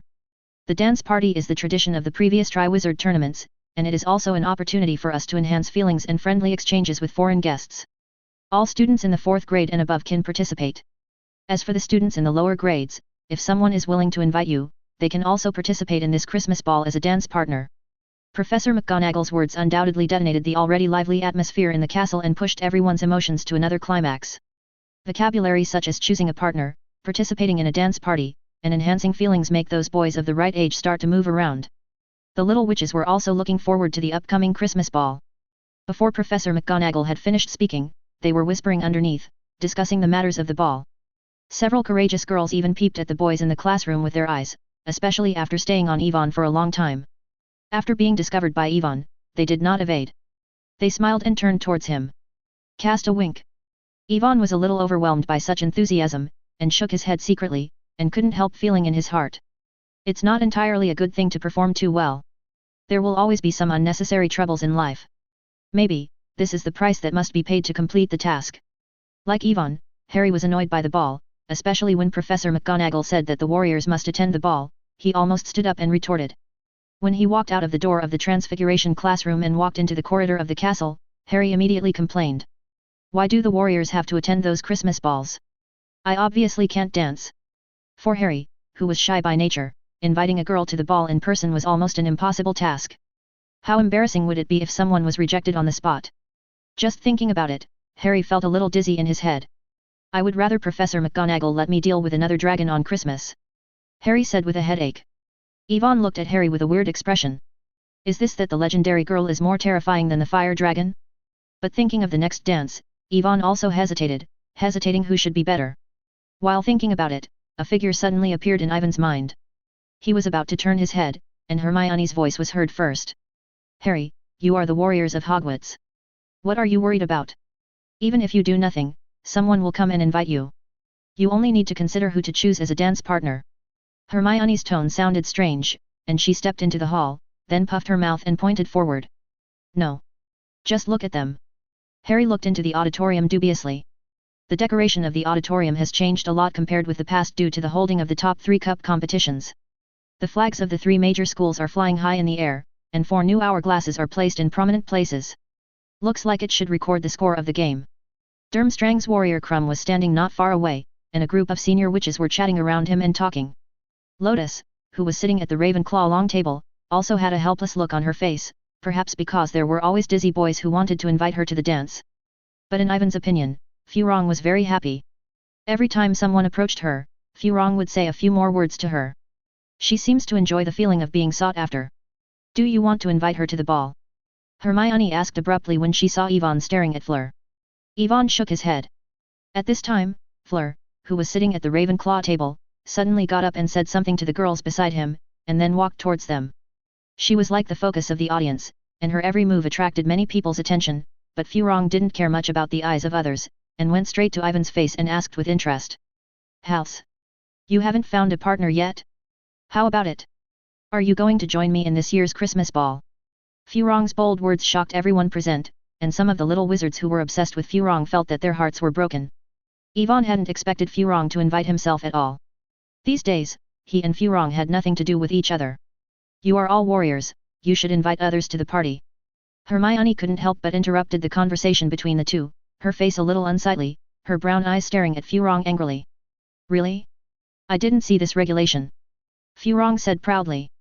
Although in the tent in the lounge yesterday, she noticed that Hermione and Yvonne are very close, but since the two have not become partners, she still has a chance. Fleur believes that no one can refuse her charm. However, Ivan's words exceeded Furong's expectations, and he bluntly refused. Sorry, Furong, I already have someone I want to invite, so I can't agree to your request. The smile on Furong's face suddenly froze. www.mtlnovel.com. Looking at Yvonne in surprise, her alluring charm lost its effect in front of a wizard for the first time. I think you should leave, Miss Furong. Hermione was a little pleased at seeing Furong's embarrassment, but still sneered tit for tat. Really? That's really a pity. Furong glanced at Yvonne regretfully, and quickly adjusted her mentality and turned away without reluctance. Just after Furong had left, George, Fred, and others who had been on the sidelines immediately leaned forward, looking at Yvonne as if they were watching a monster. Oh my god, I can't believe it, you actually rejected her. George patted Yvonne on the shoulder and said in an incredible tone. Aren't we dreaming? Fred also exaggerated, shouting. It's no big deal. Not everyone has to like her. Hermione looked at the two angrily. Chapter 630, You are really little money-making geniuses. George smiled awkwardly, not refuting Hermione's words. Fred asked curiously. Yvonne, who are you going to invite to the prom? That Luna from Ravenclaw? Or? Having said this, Fred looked at Hermione involuntarily, knowing he had made a mistake, and did not continue speaking. Hermione was holding the book in her arms, feeling nervous, trying hard to pretend to be careless, but her brown eyes still looked at Yvonne from time to time. She wanted to know who Yvonne would choose to be her dance partner, and whether that person would be herself. Thinking of this, Hermione's heartbeat suddenly speeded up, but she soon realized that she could only study hard and didn't know how to dress up, not as attractive as Fleur, but at best she was a little clever. Just as the little witch was suffering from gains and losses, Ivan's voice rang in her ears. Hermione, would you like to be my dancing partner and participate in this year's Christmas party? Me? Hermione's eyes widened. Although she had thought about it and was looking forward to Ivan's words, but when this idea came true, she became a little flustered. It took a while before she tried to calm down and couldn't help speaking. Asked. Why? You are a warrior and you have just defeated a fire dragon.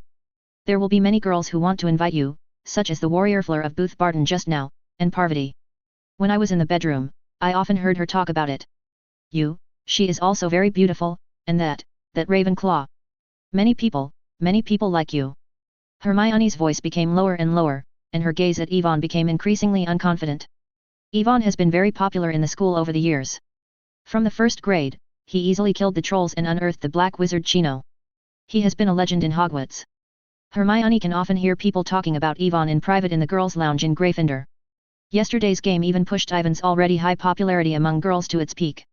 It is no exaggeration to say that most of the little witches in the school are looking forward to getting Ivan's invitation. They generally think this is a face-saving thing, and they don't even mind going further. Yeah, they may be good, but I just want to invite you to be my dance partner, can't you? Yvonne interrupted the little witch's words and said with a smile. Hermione's heartbeat slowed by a beat, a kind of joy from the heart filled her brain, making her brain a little dizzy, almost wanting to say yes to it directly. But the jokes of the people around her made her very embarrassed, and her words changed abruptly. You always want me to think about it. Hermione said hesitantly. Yvonne scratched his head helplessly, really don't know what to consider. But anyway, Hermione didn't refuse directly, which made him secretly relieved, and he did it for the first time, inviting a girl to a ball. Seeing that there was no good show to watch, George and Fred turned to Harry with uninteresting interest, and asked gossiping. What about you? Harry, who are you going to invite as a dance partner? I don't know. Harry's expression was embarrassed.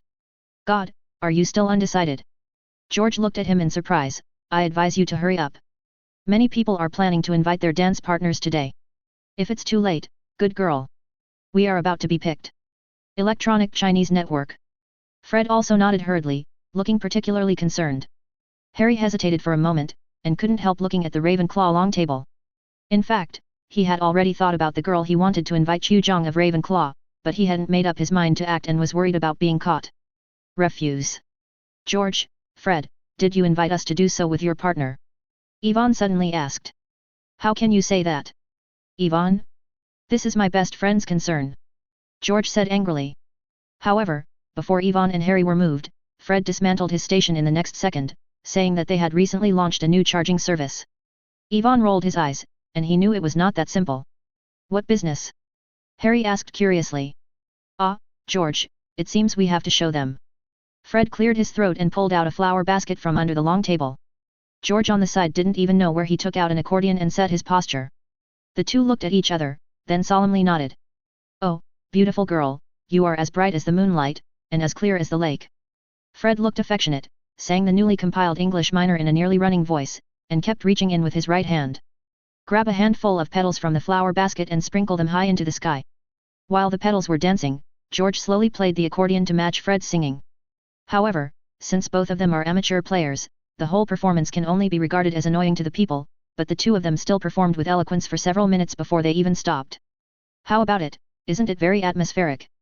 As long as a gold Jialong can hire us, we can guarantee that you can invite the girl you like.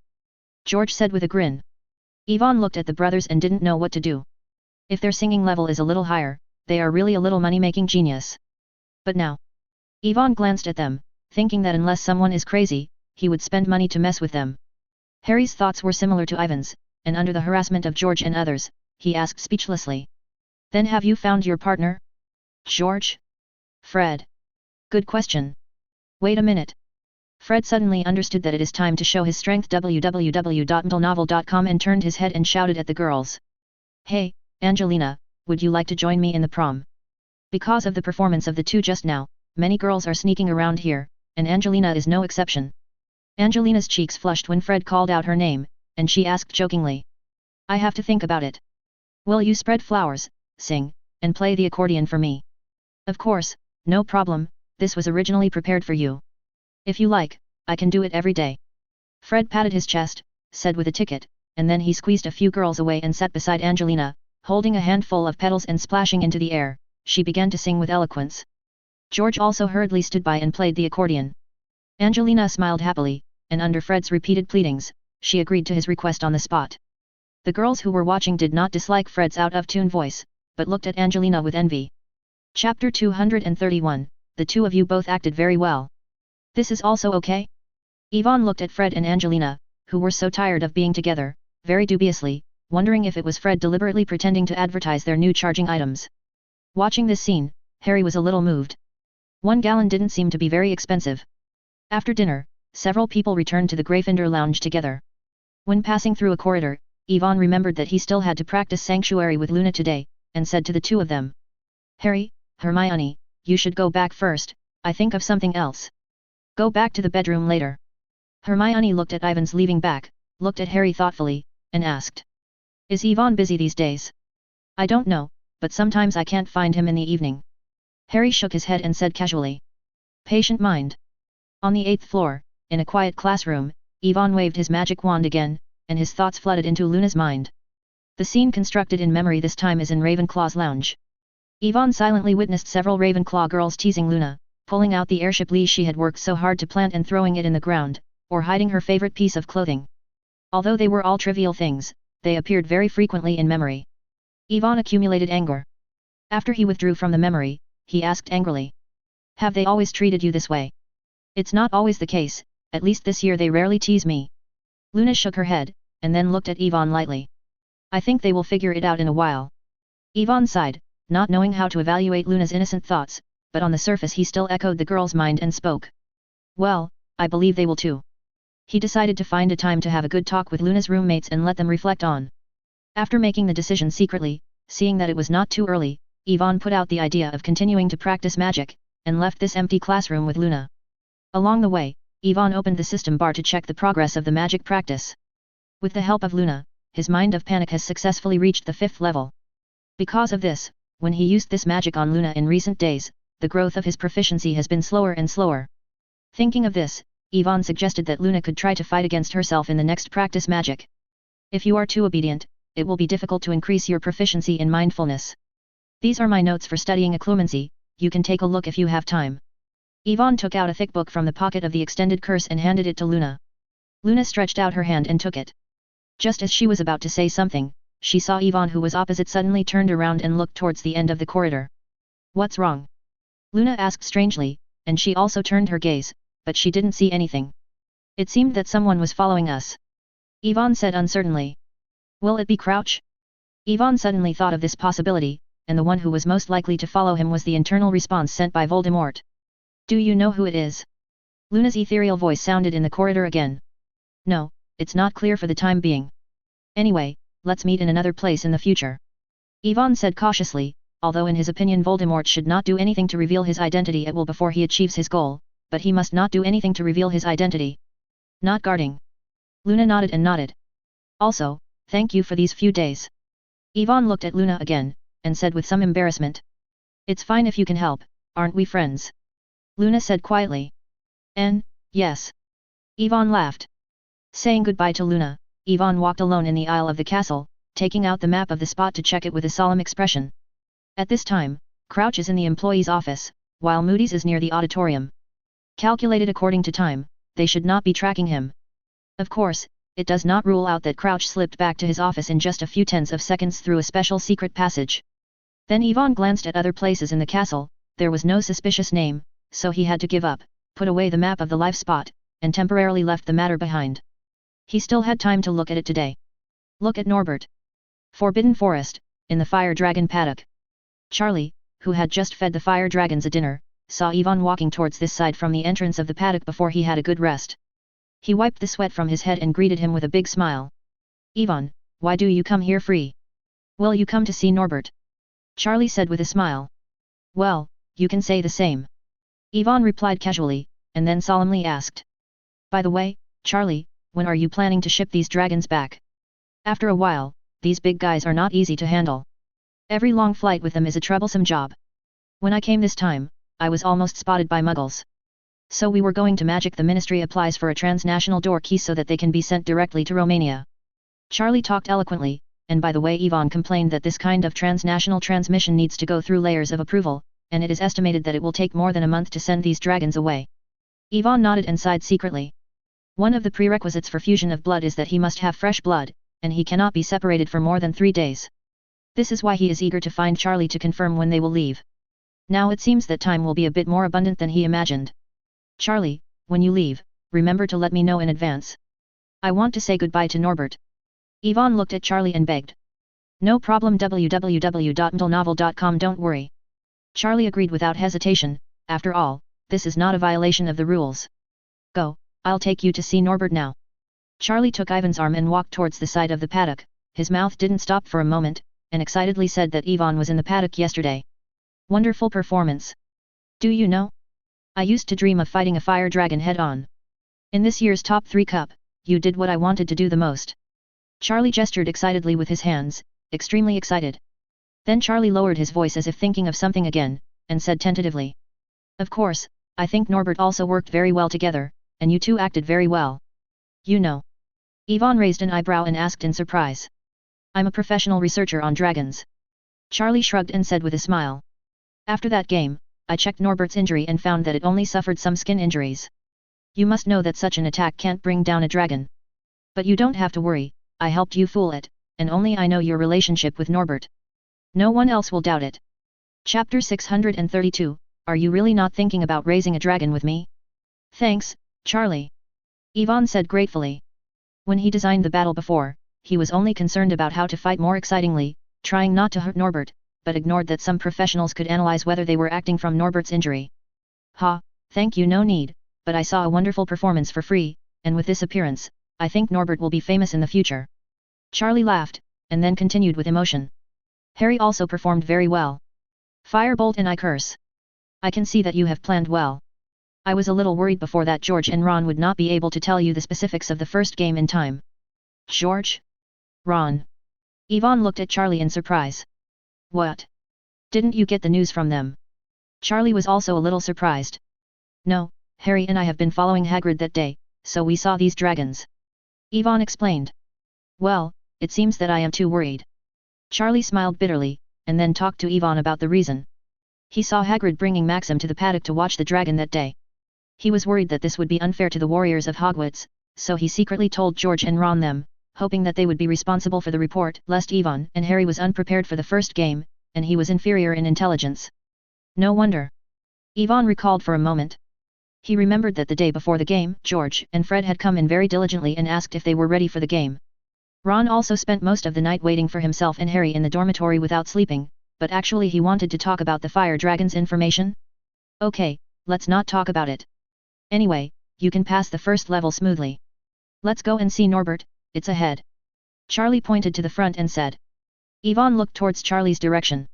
Although there was still some distance away, he still saw Norbert's huge body at a glance. It has to be said that fire dragons are really deterrents. Adult dragons are often more than 15 meters in length. Some female fire dragons can even grow to 20 meters. The mouth is full of sharp fangs and the back is hideous.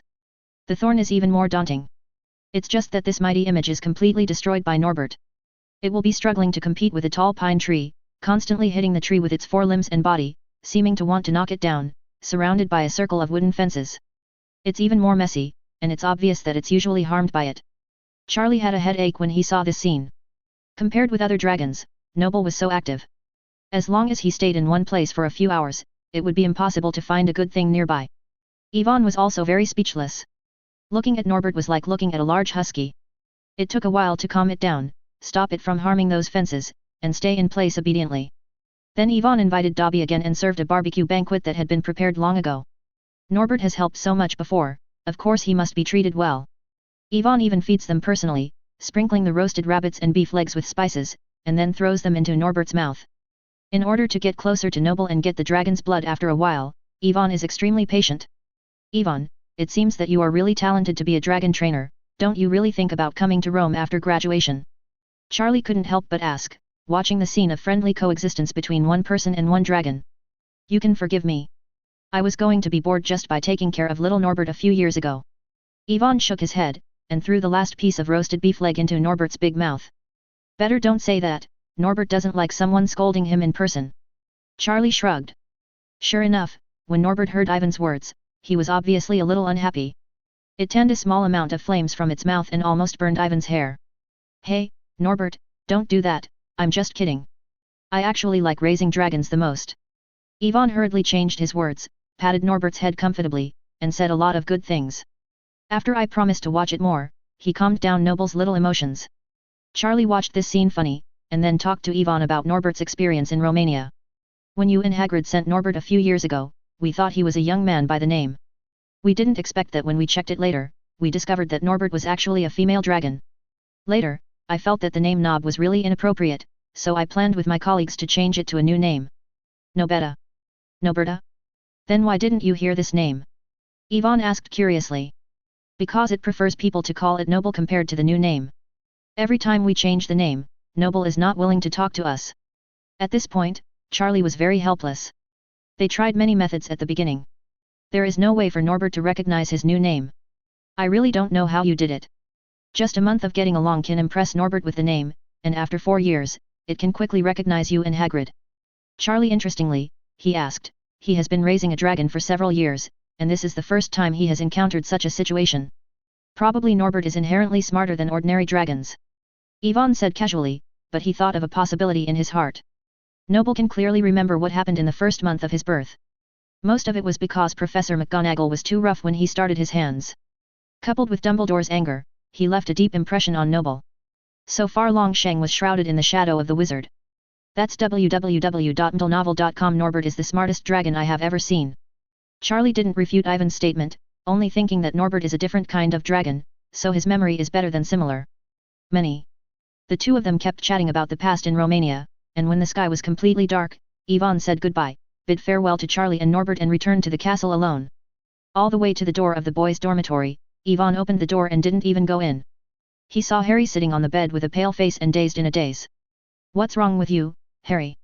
Yvonne asked suspiciously. Harry looked up at Yvonne, and said slumpily after a long time. "I just invited Chu Zhang." The result failed. Yvonne could guess the result after seeing Harry's appearance. "I went too late." Zhang Chu had already agreed to Cedric's invitation this afternoon. Harry said in a sullen voice, "I don't know at all. It took George and Fred." Chapter 633, Anyway, you don't need friends like me. Oh my god, how could I do such a stupid thing? Harry's body trembled, remembering the embarrassing scene in his mind. It would be okay if no one else saw it, but there happened to be some Ravenclaw girls passing by in the corridor at that time. Harry felt that this incident would soon be spread out, and he would have no face to see anyone in the future. Yvonne patted Harry on the shoulder mercifully. Although Harry didn't clearly describe the situation at the scene, he could imagine what the scene was like. It must have been embarrassing at the time. "Since Chu Zhang has rejected you, do you think about whom to invite next? It will be the prom in a few days." Yifan reminded him. "I haven't decided yet. I can't ask one by one in the hallway tomorrow? I don't know who else hasn't been invited." Harry muttered. He felt that if he experienced such an embarrassing thing again, he would surely do it. Rushed to the paddock to find the fire dragon to commit suicide. "Someone will definitely not refuse you, Harry. If no one else invites her yet." Yvonne said after thinking about it. "Who?" Harry asked hurriedly as if grabbing a straw. "What do you think of Ginny?" Yvonne asked with a smile. "Ginny?" Harry hesitated for a moment, his face turned flushed, and he said vaguely. But she is Ron's sister." "What's the matter? Ron is Ron, and Ginny is Ginny. What does your conflict with Ron have to do with Ginny? I remember that you and Ginny had a good chat last time." Yvonne did not understand Harry's brain circuit too much. "You know, I didn't mean that," Harry said helplessly. "He and George are friends. Mr. Weasley and Mrs. Weasley are also very good to him. The burrow is like the second home to him. Ginny is like his sister. Too close, no good start, awkward. Then you think about it slowly." Yvonne rolled his eyes, and he thought Harry was too hypocritical. "Ginny is very beautiful among the girls in the 3rd grade, and she is his little girl again. What's so awkward about it?" Yvonne didn't bother to pay attention to Harry, who was hesitating, making the bed ready to go to bed, but before going to bed, thinking of what Charlie had said to him, he spoke again. "By the way, Harry, I just heard Charlie mention that he told Ron about the fire dragon the day before the game." Harry's thoughts were interrupted by Ivan's words, and he turned his head. At first he didn't understand what Yvonne was talking about, but soon he thought of Ron's strange situation that night. Harry hurriedly wanted to find Yvonne to confirm his thoughts, but it was a pity that Yvonne had already closed his eyes and lay on the bed with a quilt, and he didn't know if he really fell asleep. Harry couldn't bother Yvonne. There was only one person sitting by the bed waiting for Ron to return. Just waited until 11 o'clock in the evening, when Harry couldn't help but want to sleep, the door of the bedroom was gently pulled open. The person who came in was Ron. He probably didn't expect that Harry would be waiting for him in the dormitory, so he stood at the door so bluntly, hesitated, and didn't step in for a long time. The atmosphere in the bedroom became very weird, and Harry tried to break the atmosphere with words repeatedly, but the words that came to his mouth could not be smoothly spoken. Ron probably thought that Harry would not speak to himself, so he closed the door and walked into the bedroom, walked silently to his bed, and when he took off his shoes, a sound suddenly reached his ears. "Did you want to tell us that the first game of the game is related to the fire dragon that night?" Harry's words were very blunt, as if they were forced out of his mouth. He even felt that speaking these words was even more difficult than the words he said when he invited Chu Zhang to the ball before. Ron's movement of taking off his shoes stopped, he looked at Harry with a very awkward expression, and finally replied in a low voice. N. Harry didn't hear well, but he believed his guess, so he asked angrily. Then you still think I threw my name into that broken cup? I don't know. Ron turned his head and dared not look at Harry's face, whispering. Maybe someone wants your life. When he learned from Charlie that the first game was to deal with the fire dragon, he became sober. Dumbledore said at the banquet that the Triwizard Tournament is only suitable for outstanding graduates who can participate in their own ability. The Triwizard Tournament was undoubtedly suicide, and Harry couldn't make fun of his life. So after struggling for a long time that night, Ron decided to remind him because he was worried that the two would be injured or even killed in the first game. But the result was beyond Ron's expectation. Yvonne and Harry seemed to have known about the fire dragon a long time ago and didn't need his prompt at all. In the game, both of them also cleared easily. Harry got the golden egg on the broom without injury, and Yvonne subdued the dragon on the spot. At that time, the enthusiastic cheers in the paddock made Ron uncomfortable. When he remembered to congratulate the two in the Warriors' Lounge, he found that there were already many people around them. It's like I'm superfluous. Maybe? So you are still doubting me? Harry didn't know Ron's thoughts, and was so angry that he couldn't accept such ambiguous words. Yes, yet. That's what I think, can't it? Anyway, you don't need friends like me. Ron couldn't help breaking out, and he shouted loudly. After speaking, Ron didn't take off his shoes, so he turned over and lay down on the bed, pulling the quilt and covering his head. December, midwinter. The sky gradually turned cooler, but the atmosphere in the castle became more restless. The air was filled with the sour smell called love. From time to time, you could see a pair of witches and witches walking together in the castle. www.novel.com. The rest of the people are also actively discussing the Christmas dance party. The new toll business created by George and Fred did not sink into it after losing the first battle. On the contrary, they received more orders and were well received. Harry thought about it for a whole day, and finally made up his mind to invite Ginny, and the other party was very pleased to agree directly. During lunch, Harry shared the good news with Yvonne. It seems that it's not that difficult to invite a girl to the dance. Harry said with emotion, solving the choice of the dance partner is like taking off the burden of his whole body. Of course, as long as you take the initiative, you won't be alone. Yvonne said with a smile.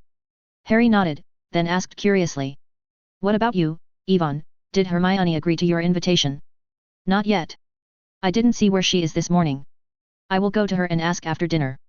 Yvonne didn't worry at all, and replied easily. He thought Hermione would definitely agree to the invitation. Chapter 634, Your words are so hurtful, Halls. After eating lunch, Yvonne pulled out the live map and took a look, and walked to where Hermione was. When passing by a corridor, the two happened to meet each other. Yvonne stepped forward quickly, but Hermione looked a little absent-minded. She just walked forward with her head down and didn't seem to see him. Hermione. Yvonne greeted, the latter did not respond, he had no choice but to stop in front of the little witch. Ah! Yvonne, what's the matter? Hermione raised her head, as if she had just discovered him, her eyes were a little red. Yvonne saw that something was wrong with Hermione, but couldn't tell what was wrong, so he bit the bullet and asked. Did you think about the prom? Hermione. Listening to Ivan's words, Hermione's face became very cold, her brown eyes stared at Yvonne in annoyance, and then hummed softly after a while. Didn't you already invite others? What are you asking me to do? Yvonne was at a loss. When did he invite others? Before he could understand, Hermione slammed his shoulder hard, held the book in her arms, and ran away angrily. Yvonne hurriedly turned around to look at Hermione's leaving figure, but the little witch was no longer there, replaced by the sound of puff wooden legs on the ground. A few seconds later I saw Moody's growth from there. The corridor came over. Halls, I found you, I don't have time to explain to you, hurry up and walk with me. Moody quickened his pace the moment I saw Yvonne, and said solemnly, holding his arm. Did you not see that I have something to deal with? Professor Moody? Can you wait for me a few minutes if you can, it will not be too late for us to act later. Yvonne rolled his eyes and said with a sigh. He had to do it. Understand why Hermione felt that he invited others, and if there was any misunderstanding in it. No, we can't delay, Halls, there are not many opportunities like this. Moody shook his head and said eagerly. The expression on his face was very dignified. His magic eye swept around and saw the surroundings. There was no one, so he lowered his body, lowered his voice and continued. Crouch will go to discuss with Bagman this afternoon about the next game. He happens to be out of his office. This is a rare opportunity. We only have half an hour of safe time at most. Yvonne hesitated, but did not move. Did you invite Miss Granger to the prom just now? Moody asked slightly irritably. If he could, he didn't want to waste time doing emotional coaching for a little boy at such an important moment, but now it seems that he has no choice. Yvonne didn't want to answer this question very much. Moody on the side did not hesitate to expose it. Obviously easy to see, you failed. You can't say that. Yvonne shook his head firmly. It's not a big deal to be rejected by a girl. Even if you are a warrior at Hogwarts, you won't be so famous for everyone to like you. Moody said quickly. You may be able to change a goal, there are too many girls waiting for your invitation, they will be ecstatic about it. Ivan's brows frowned, and Moody changed his tone of voice, seeing that he didn't like listening to it. But I don't think things are that bad. Everyone at school can tell Miss Granger treats you. Moody rarely looked at Yvonne with normal eyes. He didn't go on talking, but turned. And suggested. I think you should learn to be tough, Halls. Sometimes a hug is more real than any words. Those witches are always insecure and desperately want to know. Are you going to provide me with some emotional guidance? Professor Moody. Yvonne interrupted Moody's words, and then looked at him with a very strange look, but if I am not mistaken, you should have been single to this day, right? A lonely old bachelor provides emotional advice to a teenager who is experiencing emotional entanglements. How weird it is. Make no mistake, being single doesn't mean that I have never been liked, Halls. I was an admirer of countless admirers when I was an auror at the Ministry of Magic. I just put all my energy into it. How to catch those dark wizards? Moody retorted, with a bit of pride in his words. Really? Are you sure? Yvonne looked at his face that seemed to have been shaved with a knife, and doubted Moody's statement. Moody saw Ivan's thoughts, and the hideous face twitched. I suddenly understand why Miss Granger rejected you. Halls. He said. Yvonne looked at him in surprise. It must be because you spoke too hurt. Moody groaned. Yvonne was speechless, he was silent for a moment, and finally said with a sigh. Well, according to your plan, we are going to search Crouch's office now. That's right. It's too late to go now. Deal with this matter, you will have enough time to comfort your little girlfriend. Moody raised his eyebrows and couldn't wait to pull Ivan's wrist upstairs. Go. Yvonne didn't resist either, so Moody took him to Crouch's office. He already wanted to understand why Hermione said that, and Yvonne hadn't forgotten that someone was following him in the evening 2 days ago. Now I want to follow Hermione. She saw the farewell scene of herself and Luna in the Ravenclaw Tower, perhaps more? It doesn't matter how much you see, what's important is that Hermione may have misunderstood. www.ndlenovel.com. Thinking of this, Ivan's heart is very upset, even though he has figured out the reason, he also understands that as long as he explains clearly, he can make Hermione calm down. But, this was the second time Hermione was so angry this semester. Yvonne wondered if there would be a third or fourth time after he explained it. He admitted that it was his fault the first time, and repeatedly broke his promise and forgot to write to Hermione, though he didn't think it was a very serious mistake. This time it was different. Hermione was unwilling to accompany him to practice dementia. He understood Hermione's difficulties and recognized her memory protection behavior, so he chose Luna as the object of practice. Yvonne didn't expect to be bumped into by Hermione, nor did Hermione's trust in him be so weak. Even if she rushed over and questioned herself at the time, it was much better than wanting to be crazy. Yvonne became more depressed the more I thought about it, which was why he was willing to find clues with Moody instead of going to Hermione to explain immediately. He thinks everyone needs time to calm down. Think about it, not only Hermione, but also himself. Chapter 635, Crouch came back early. Just as Yvonne was thinking in his mind, Moody's pace suddenly stopped, causing him to almost hit the wall. Yvonne raised his head angrily to ask, only to find that Barty Crouch's office was in front of him, and they had arrived. Hold the wand, Halls. Moody was putting his hand on the doorknob, and he whispered. Yvonne nodded, he was ready before Moody's reminded him. Alohomora, Aloho cave opens. Moody waved his wand, and with a crisp sound, the door lock automatically unlocked. Moody opened the door cautiously, his expression nervous as if someone would pounce at any time.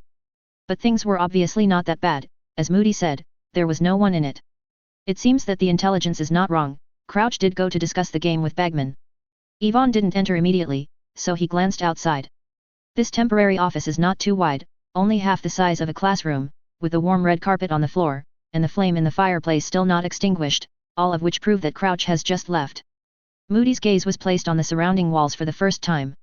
When he saw that there were no portraits on it, he breathed a sigh of relief, and then walked in with a cane. But before that, Moody hadn't forgotten to impose a silent spell on his wooden legs, which made his stepping sound a little quieter. Yvonne followed in, and walked to the work table in the center for the first time. Some documents were scattered on the table, and quill pens and ink bottles were pushed to the corner of the table. In addition, there was a daily prophet in a prominent place. Ivan directly stretched out his hand instead of taking it, but adjusted his position and stood to the front so that he could read the specific content of the newspaper. But when he saw the cover of the newspaper, he was stunned. This was not the latest issue of the Daily Prophet. He was pretty sure he had read it.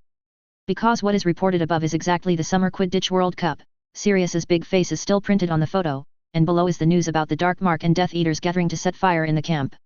On the other side, Moody was carefully flipping the documents, frowning from time to time, and there was no sound for a long time. The actions of the two also disturbed the little creatures here. A fox flew out from the crack in the corner, accompanied by a few snuff box-like creatures. All of this naturally couldn't escape Moody's constantly turning magic eyes. He stepped on the solace of his shoes as soon as he raised his feet, and then grabbed one of the undead little ones with his hands. Hey, it looks like it is seriously under-maintained, otherwise they wouldn't dare to be so rampant. Moody looked around and noticed dust accumulating on the chairs leaning on the corner. Don't forget, Crouch has often been out of school in the past few months, you told me. Ivan reminded. Yes, but he has been back for several days this time. Crouch has not touched the document that needs to be signed on the table either. Moody continued solemnly. Moreover, he definitely doesn't want others to come in at will. So those house elves can't help him tidy up. Listening to Moody's words, Ivan was lost in thought, and he increasingly believed that Barty Crouch was a disguise for Little Crouch. After all, Little Crouch is not the real director of the Department of Communication and Cooperation, so naturally he can't handle these documents. If he is not at Hogwarts, he may be visiting Voldemort. What kind of people do you think will have no time to take care of their office? Even if they just move their fingers to release a cleaning spell? Moody asked suddenly. Busy person? Like you? Or someone in a particularly bad mood? Ivan looked at the Daily Prophet, distracted, and replied casually. It's all possible. Moody nodded, and then noticed that Ivan seemed to be thinking about something else, and said with dissatisfaction. Well, don't think about Miss Granger, Halls, we need work now. Ivan glared at Moody's, and explained lazily, but pointed to the file Moody was holding. If you go through his things like this, Mr. Crouch won't find out when he comes back. Do you think he still has that thought? Moody glanced at Ivan and turned the file in his hand to show him. It was a document from a few months ago. It was a bill. As the director, Crouch should have signed his name at the end and wrote yes or no, but there was no word at the end, and it was even past the deadline indicated on the bill. Ivan understood what Moody meant, which meant that Crouch had probably never looked at this document, or he might have thrown it aside after reading it. What if he just wants us to think that way? Yifan still retorted, he wouldn't underestimate the anti-reconnaissance capabilities of a former executive director. If the other party is fake, it is more worthy of vigilance. An undercover who sneaks into the castle alone will be more cautious than anyone. You are careful enough. Moody smiled, his eyes full of admiration when he looked at Ivan. Then we will wait, and don't forget, remember the location of these things. If we don't find any important information this time, we have to put them back. Moody was also going to continue speaking, the expression on his face suddenly changed, and the weird blue eyes turned straight to the door, their mouths closed and closed, as if they were saying, he came back early. Ivan's face changed, and he suddenly became a little nervous. He was 99% sure that Crouch must have a problem, but they have not found enough evidence to correct each other, such as a bottle containing a compound decoction, or other things that are sufficient to prove the identity of the other party. He suddenly regretted that he was wary of Moody and didn't reveal the map of the life spot, which made them unable to accurately grasp the specific whereabouts of Crouch, and they were blocked in the room. It's obviously not the time to regret it now. www.mtlnovel.com. Ivan only used the method that he thought of in a moment. He backhanded his wand and tapped his body, and the whole person seemed to be shrouded in a thin film and disappeared. In the same place. Moody on the other side almost simultaneously used the phantom spell, and this small room seemed to be empty again. Ivan also noticed that the documents on the table had been sorted out, as if an invisible hand was playing with them, and Humiizi, who had died underground, was also stepped on by Moody's. The next second, the sound of turning the door lock came. Ivan's mind was tense to the extreme. Don't look at them now in a state of invisibility, but the effect of the phantom curse is not as powerful as that of the Deathly Hallows invisibility cloak, and some smart wizards can easily see through it. Not to mention that they are standing at the table now. If the other person wants to come over and sit down, they will definitely bump into each other. Chapter 636, It seems you are finally crazy, Alastair. Ivan gripped the wand tightly, and if he was spotted, he would do it immediately. The sound of turning the door lock has stopped. The next moment, the door of the office was pushed open, and it was Barty Crouch who walked in. The room was very quiet, the needle drop could be heard, and only the slight sound of closing the door reverberated. In the distance, a roaring fireplace continuously transmits heat, dispelling the severe cold of December. Ivan, who was in a state of invisibility, turned his head slightly to stare at Crouch, who had closed the door and walked in. Compared to the previous meeting, he was in a worse state. His eye sockets were deeply sunken and his expression depressed. Can't sleep well. Seeing this, Ivan turned his gaze and scanned Crouch for a while, trying to find the kettle containing the compound soup, but he found nothing. After hesitating, Barty Crouch has already stepped forward towards this side, apparently intending to sit down and take a rest. Ivan held his breath and took a few steps back cautiously, so as not to directly collide with Crouch. He secretly rejoiced that this room was carpeted, otherwise Crouch would be able to hear him clearly when he was so close. Footsteps. Even so, when Barty Crouch walked by, Ivan was still nervous to the extreme, for fear that the other party would see through his disguise, or find something wrong in some details. Although they sorted out the things that had been moved before, because the time was too urgent, there was no time to restore them 100%. In addition, the conspicuous depressions of the blankets on the ground may also expose their positions. But everything Ivan worried about did not happen. Crouch seemed a little absent-minded, and had no intention of observing these details. The whole person leaned back on the chair, and his tight expression slowly relaxed. The solemn, rigid face was no longer calm, full of pain, annoyance, and decadence. For 20 minutes, Crouch remained motionless, slumped in a chair, staring straight at the Daily Prophet. Ivan stared at Crouch's every move. He tried to analyze the other party's state of mind from Crouch's expression and actions. In the end, he vaguely thought of a possibility, but he was not sure. At this moment, a group of blue flames burst out of the fireplace, and Ivan hurriedly turned his head to look over. A grey-white owl was flying out of the flames. Crouch, who saw the same scene, looked excited. He suddenly stood up from his position, took off the letter tied at the feet of the owl, and looked at it with a trembling. After reading the content of the letter, Crouch's face changed for a while, and his excitement gradually disappeared, and his depression was a little scary, like a volcano about to erupt. After a long silence, Crouch grasped the knuckles of the letter harder and harder, and finally the expression on his face became hideous. He stomped down on the mahogany table in front of him and shouted angrily. Waste! Accompanied by a muffled noise, the documents and newspapers on the table were scattered on the ground, and the ink bottle originally placed on the corner of the table rolled all the way to the ground. What a waste of work! Ivan rolled his eyes. They hadn't bothered to sort it out before they knew it would be so. But now is not the time to think about this. Ivan is even more curious about what was written in the letter that made Crouch so angry. He stretched his neck diligently to read the content of the letter, but Crouch was some distance away, and unless he was willing to risk walking to Crouch, he could see nothing. After some venting, Barty Crouch slowly calmed down. He waved his wand to restore the overturned table and the documents scattered on the ground, grabbed a handful of fluo powder, and walked towards the fireplace. Ivan frowned, seeing that Barty Crouch was about to leave here, and hesitated to do it now. That letter may be very important evidence, and if Crouch is allowed to leave, there will be no such good opportunity next time. While Ivan was still hesitating, a crimson light beam flew across the air, and Moody's voice sounded simultaneously in the office. Expelliarmus, accept your weapon.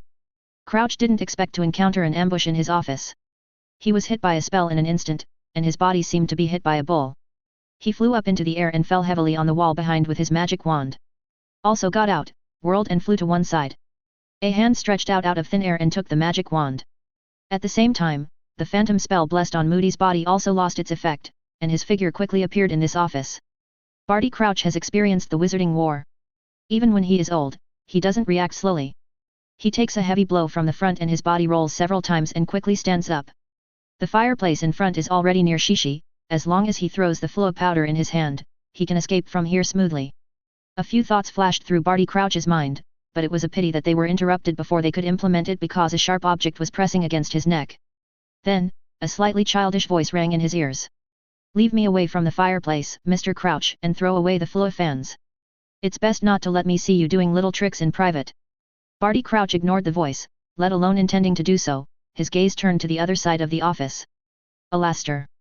Barty Crouch looked at Moody's word-by-word www.mdlnovel.com. His face was full of incredulous expressions. But he knew better what Moody's presence here meant, and his anger immediately filled his heart. It seems that you are finally crazy, Alastair.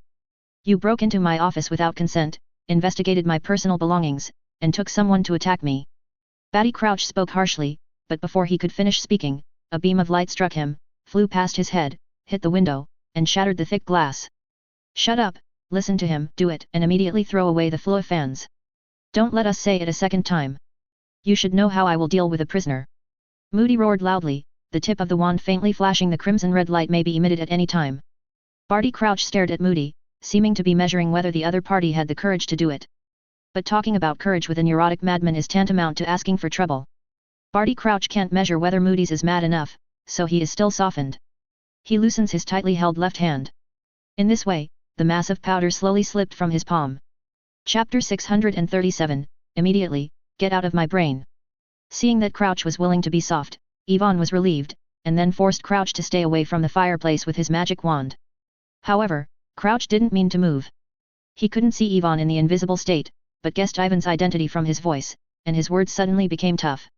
Halls, I don't know why you would be willing to follow Alastair into my office, but I hope you can understand that assaulting a senior employee of the Ministry of Magic is not a small crime, enough to make you in Azkaban.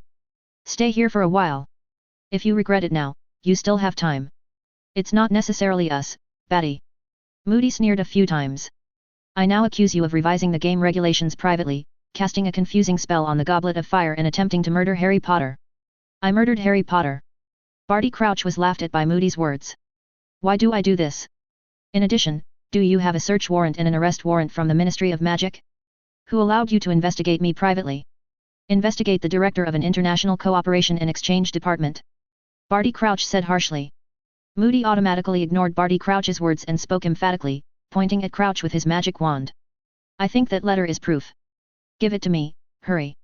Barty Crouch didn't say a word, but looked at Moody indifferently. The latter became more and more impatient, and he took a few steps forward and prepared to grab it himself. At this moment, Barty Crouch suddenly said. I can show you the letter, there is nothing shameful in it. While talking, Barty Crouch passed the envelope he was holding in his hand, and continued annoyed. I hope you don't regret it.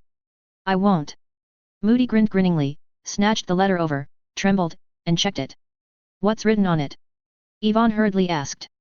He also wanted to check it out, but he was worried that Crouch would make some moths while they were distracted. Moody didn't answer Ivan's words directly, but looked at Crouch suspiciously and asked. What have you been looking for these months? Or, looking for someone? This is my personal matter, I have no obligation to answer you. Crouch had no instinct to imprison him at all, and his attitude was very tough. He stared at Moody's. Should you finish reading it? That letter couldn't be more ordinary. That's not necessarily true, I advise you to be honest, Barty. Moody grabbed Crouch's robe and said viciously.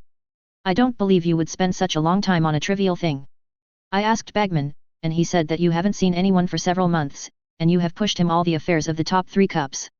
My friends in the Cooperation and Exchange Department have never seen you go back to the Ministry of Magic.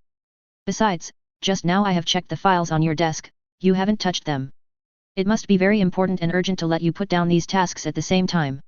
I guess you have to do it very secretly, right?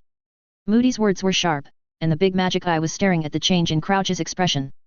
Yvonne on the side was also staring at Crouch, but to his disappointment, no matter what Moody said, Crouch's expression was extraordinarily calm, without the slightest change. But think about it, Yvonne feels normal again. Crouch is the former executive director, who has risen all the way from the Auror, and the usual methods of inquiry are meaningless to him. Have you enough trouble? Alastair? These are my personal affairs, and have nothing to do with Potter. Barty Crouch broke Moody's hand, looked at the two, and said sharply. I want to see Dumbledore and ask how he manages his faculty and students.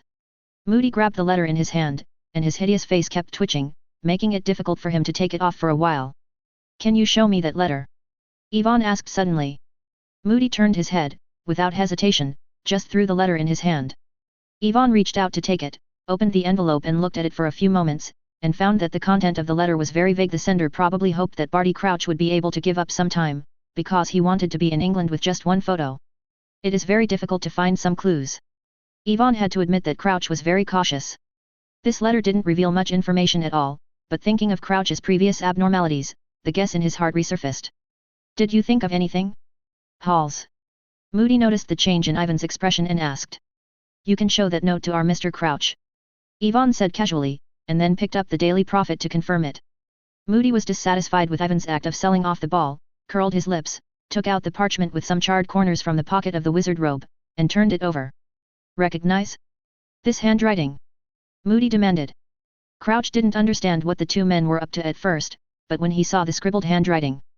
But there was a storm in my heart. He tried to suppress his emotions so as not to expose his flaws in front of Moody. However, the work will be broken in the next second. Don't you recognize this handwriting? It was written by someone you know very well. Ivan dropped the letter and the Daily Prophet on the table, his eyes fixed on Crouch's eyes. Sure. Said. No, you are mistaken, I don't have any impression. Crouch shook his head, the expression on his face a little unnatural. You're lying. Ivan interrupted Crouch's words. www.mentalnovel.com. Under the perception of sensation, the fluctuating emotions of the other party were as conspicuous to him as candlelight in the night. Ivan tried to take a step closer. Crouch's panic was accumulating bit by bit. He avoided Ivan's eyes, but the fluttering words still passed to his ears as they were. It was to dig out the secret hidden in his brain. He was lost, right? You have been looking for him in the past few months, looking for him crazy. You are worried that something will happen to him, or something will happen, and you are even more worried that he will be caught by others and affect your career. After all, he is your son. Ivan couldn't say the last few words, because Crouch's emotions had completely collapsed. He ignored the wand on his neck and pulled Ivan up by the collar. Immediately, get out of my brain! Crouch yelled. Let go of him, Barty! Moody rushed up for the first time, pulled Crouch's hand away, and kicked Crouch to the ground. Chapter 638, I just made some reasonable guesses based on intelligence. Ivan looked at Crouch, who was kicked to the ground, with pitying eyes, adjusted his messed up clothes, and said. Don't be so excited, Mr. Crouch, no one has invaded your brain. I just made some reasonable guesses based on intelligence, nothing more. But I guess I was right, didn't I? Ivan said half-truth. Pantheon is not a good word, no one would like a guy who can read his memory at any time. Crouch sat down on the ground depressed, and was silent for a long time. Moody next to him couldn't help it anymore, and said very annoyed. Ivan, what the are you playing? Who is Batty looking for? Why did that person throw Harry's name into the goblet of fire again? What's the use of you asking me? I just guessed. Ivan shook his head. Moody didn't believe a word, but he couldn't do anything about Ivan, so he turned his gaze to Barty Crouch and said gloomily. You better tell me honestly, Barty, you should know that I have never had much patience. Or do you prefer me to give you Verita serum? Crouch remained motionless, as if intending to be so passive to the end. Moody sneered. He rummaged through the pockets of the wizard's robe, took out a small bottle of transparent potion, and was about to pour Crouch into it. Don't do this, Professor Moody. Ivan pressed Moody's hand, gave him a look of peace and tranquility, and then said to Barty Crouch. Mr. Crouch, I have heard many people talk about your deeds. They told me that you are an upright and serious person. When you served as the executive director, you have been dedicated to fighting the mysterious man and his Death Eater army. There have been countless black wizards tried, and even your own children have been tried for justice. Locked into Azkaban. Crouch's expression changed a little, shame appeared on his face, but Ivan's words continued. I don't know what you are hiding from us, but you should know that the person you want to find is planning a very dangerous thing. He sneaked in and put Harry's name in the goblet of fire. Intent to kill Harry. Ivan's tone became higher and higher, and he stared into Crouch's eyes and asked. We all know that his purpose is more than that. Do you really want to keep hiding it? Professor Dumbledore once said that you are the most trustworthy person in the ministry. I hope you can be worthy of his evaluation. Wrong. Mr. Crouch. Ivan's words hit Crouch's heart like Hong Zhong. He closed his eyes in pain, and was silent for a long time before speaking quietly. I'm sorry, he saw the wrong person. I'm not that noble. But you're right, Halls, at least I can't go on wrong. Crouch stood up hard with the blanket, and was no longer as decadent as before, and regained some spirit. Ivan smiled, waved his magic wand and moved a few chairs, indicating that everyone could sit down and speak slowly. Can you show me that note again? Crouch didn't rush to take a seat, looked at Moody, and asked. Of course Moody had no objection, and took out the note with Harry on it again and handed it to Crouch. Crouch reached out to take it, stroked the handwriting on it, and said in remembrance. This is the handwriting of my son Barty Jr. I am familiar with him. I can never make a mistake. Wait, your son? Moody looked surprised, as if he had seen a ghost. If I remember correctly, didn't he die in Azkaban more than 10 years ago? Several Aurors also witnessed his body being buried. Or, that corpse is not your son at all, did you find a way to replace it? Moody's thought of this soon. Yes, I asked my dying wife to drink the compound decoction and become Barty Little, deceiving the Auror and the Dementors. Crouch explained painfully. No wonder, at the time of the trial, I thought you were really so unselfish. I didn't expect that you planned it from the beginning to hit your dying wife with your attention, intending to use her to redeem your reputation and son. Moody sneered and said, grabbing Crouch by the collar, wishing to punch him directly. Calm down, Professor Moody, we should first listen to Mr. Crouch to finish. Yvonne hurriedly rounded the game, lest they fight on the spot. After reading the original book, he is very clear that Crouch is indeed an unselfish person, and the trial of Barty Jr. follows the process, and there is no selfishness. It's just that in the end it still can't match his wife's bitter pleading after all, saving Batty is the last wish of his dying wife. Yvonne looked at Crouch's gaze more and more compassionate. He did countless good things in his life, and he was enthusiastic about the cause of anti-Dark Devil, but he made a big mistake when he relented for a while, this wrong thing. It is enough to make him accumulate a half-life of fame. Under Moody's reprimand, Crouch had a penitent look on his face. He didn't mean to explain at all, let alone throw the blame on his wife. After all, no matter what the process is, it is he who made this decision in the end. Wrong is wrong. Crouch sighed deeply, skipped this topic, and began to tell how he brought Batty back home, released the Imperious Curse on him, and ordered the house elf Shining to supervise Batty's every move. A move. I have always been very careful. Yu reading www.yuyugonshu.com thought that this secret could be kept hidden, but it was discovered by someone. At this point, Crouch's face became very gloomy for a while. Did not speak again. Is this witch named Bertha Horkins? Yvonne went on for him, took the Daily Prophet on the table, turned to one of the pages, and threw it in front of the two of them. Moody leaned forward and took a look. The back of the Daily Prophet recorded the news of the disappearance of a witch from the International Exchange and Cooperation Department. After a little thought, he immediately understood the information contained therein. Barty, did you kill her? Just because she discovered your secret? Moody glared at Crouch angrily. No, I didn't kill her, I just cast a powerful oblivion spell on her, and then I don't know where she went or how she disappeared. Crouch shook his head quickly and explained. Who knows if what you said is true? Moody said sarcastically. He never believed any prisoner's words, even if the person in front of him was his former boss. Chapter 639, What Went Wrong? The crime I committed is enough to allow me to stay in Azkaban for a lifetime, and the result of killing another person will not change. I have no need to conceal you. Crouch said angrily. Moody curled his lips, but didn't refute. Yvonne knows the whereabouts of Bertha Horkins very well. After Crouch used the forgetting charm to cleanse her memory, she ran to Romania and happened to hit Voldemort's muzzle. Now the body is cold, and she also provided a lot for Voldemort. Of intelligence. However, Yvonne would naturally not tell the news, because he could not explain the source of the news. Crouch continued to talk about the next thing. After dealing with Bertha Horkins, everything was calm again. No one else would bother him. This also allowed him to start to deal with more things, such as the upcoming tri-finals and the World Quidditch competition. In the past 10 years, my son Batty Jr. has been doing very well. He didn't make any troubles. Shining pleaded with me to be more tolerant to Batty Jr. That will happen to be the day when the World Quidditch competition will be held again. I decided to take him to the scene to have a look. His favorite before was Quidditch. Crouch sighed quietly. Hey, it seems that this private prisoner has a pretty good life. Moody said sarcastically, you have the courage to take little Barty to a place where so many people gather. I made a lot of preparations. I set a private room on the top floor for him. I also put an invisible cloak on him to make sure that he would not be noticed. I arranged for Shining to stare at him all the time. It's a pity that in the end something went wrong. Crouch explained. What's wrong? He ran away. Moody asked. Yes. He's gone, just disappeared from the Quidditch meeting place. A look of horror appeared on Crouch's face. Can you tell us more about it? Mr. Crouch? When did you hear about this? Yvonne hurriedly asked. He thought that all the variables probably started from here. Batty must have broken free from the Imperious Curse I cast, and then ran away taking advantage of the riots in the venue behind. At this point, Crouch looked very angry, and he thought it should be blamed on the incompetent domestic kid. The elf didn't care about his son. But under Ivan's repeated inquiries, he still revealed more details. After the riot broke out, as a high-ranking official of the Ministry of Magic, he immediately mobilized his hands to arrest the black wizards who made trouble, and then took people to the place where the black mark was raised, and unexpectedly found Shining there.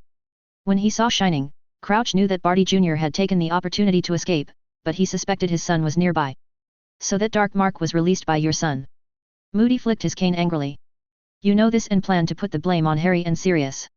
Crouch smiled bitterly, did not refute, but continued to say, after everyone has left, I returned there again and wanted to take my son away, but I searched every inch of land nearby. I can't find where Batty is. Hearing Ivan's brows frowned, in the original time and space, Crouch should have successfully found Batty and brought him home. What is going wrong now? Yvonne tried hard to recall the plots in his memory, and suddenly thought that little Batty was accidentally hit by the magic of a few wizards in the original time and space before he was forced to stay in place. It was an extremely coincidental thing. If this hadn't happened, there was a high probability that little Batty could escape from the chaos, and he would definitely go to Voldemort if he left like this. Then Voldemort and Peter Pettigrew did not have the need to raid Crouch's mansion, which also explains why Barty Crouch was not controlled by Voldemort's imperious curse. After trying to understand all this, Yvonne was not happy at all. It's useless to know where the problem started, the point is how to solve the problem. Where on earth is little Batty now? His name can't be found on the live map. How did he modify the Goblet of Fire? Each of these problems caused Yvonne a headache. I used to think that Barty was disguised as his father Crouch to do all this, but now it seems that Crouch himself has no problems, that is to say, he has been all guesses are wrong. In the next period of time, I have been searching for Barty's whereabouts, but I searched the entire game venue and couldn't find him, so I had to ask someone to help find out about Barty's in England. Crouch said wearily. Then why don't you simply refuse to be the referee of the Triwizard Tournament and spend more time looking for your son's whereabouts? Yvonne asked curiously. No, you made a mistake, Halls, only if he agrees to this errand can he have a good reason to shirk. Moody said with a sneer. Right, Batty. Crouch nodded in shame. When he wasn't in the castle, he used the reason of the busy affairs of the Cooperation Department to prevaricate Bagman, and the Ministry of Magic thought that he was busy dealing with the affairs of the three finals. With this guise, no one will question his whereabouts in a short time. But what Crouch didn't expect was that there had been no news about Barty Jr. for months. Instead, I saw a note written by Barty Jr. from Yvonne and Moody today www.mdlenovel.com. In the past few months, I have been hesitant to tell these things and inform Minister Fudge or Dumbledore. Crouch's face is full of struggle, countless days and nights. They are constantly hovering between selfishness and morality, and they almost collapsed. Thinking of this, Crouch slowly turned his head to look at Yvonne, and said with emotion. Speaking of which, I need to thank you, Halls, you helped me make a choice. Oh, you're talking about lightness, Barty. If we hadn't broken in and figured out all this, you would have surrendered? Don't be kidding. Moody twitched the corner of his mouth and exposed Crouch without hesitation selfish thoughts. You will only continue to hold a glimmer of hope to find your son, don't you? You know very well that once you shake things up, you will end up in Azkaban. At that time, everyone will know what kind of person you, the former executive director, are. So you hope to find your son before live the same life as before. Moody's words were as sharp as a knife. Enough, Alastair. Crouch was a little annoyed by Moody's yin and yang. I did something wrong, but the trial of me is the job of the Ministry of Magic.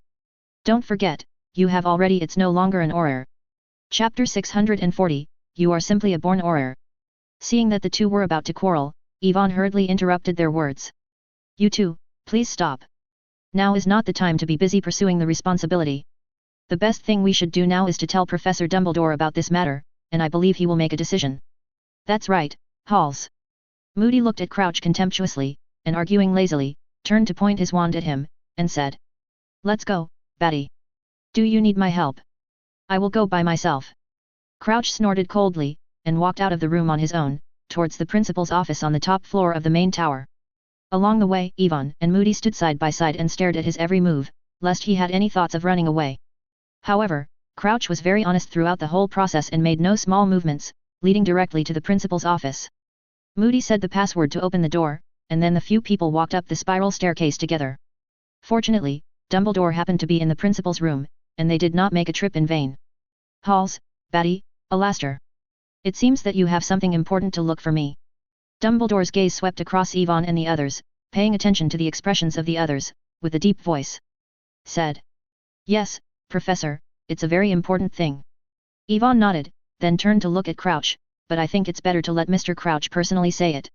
Upon hearing this, Dumbledore fixed his gaze on Crouch's decadent face.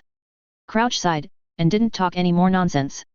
He started talking about Barty Jr. from Azkaban more than a decade ago when he was soft-hearted, and continued to talk about himself in the World Quidditch Cup. For a while, Batty took advantage of the gap, broke free from the shackles, and now disappeared. Yvonne and Moody added to the side, clarifying things as concisely and clearly as possible.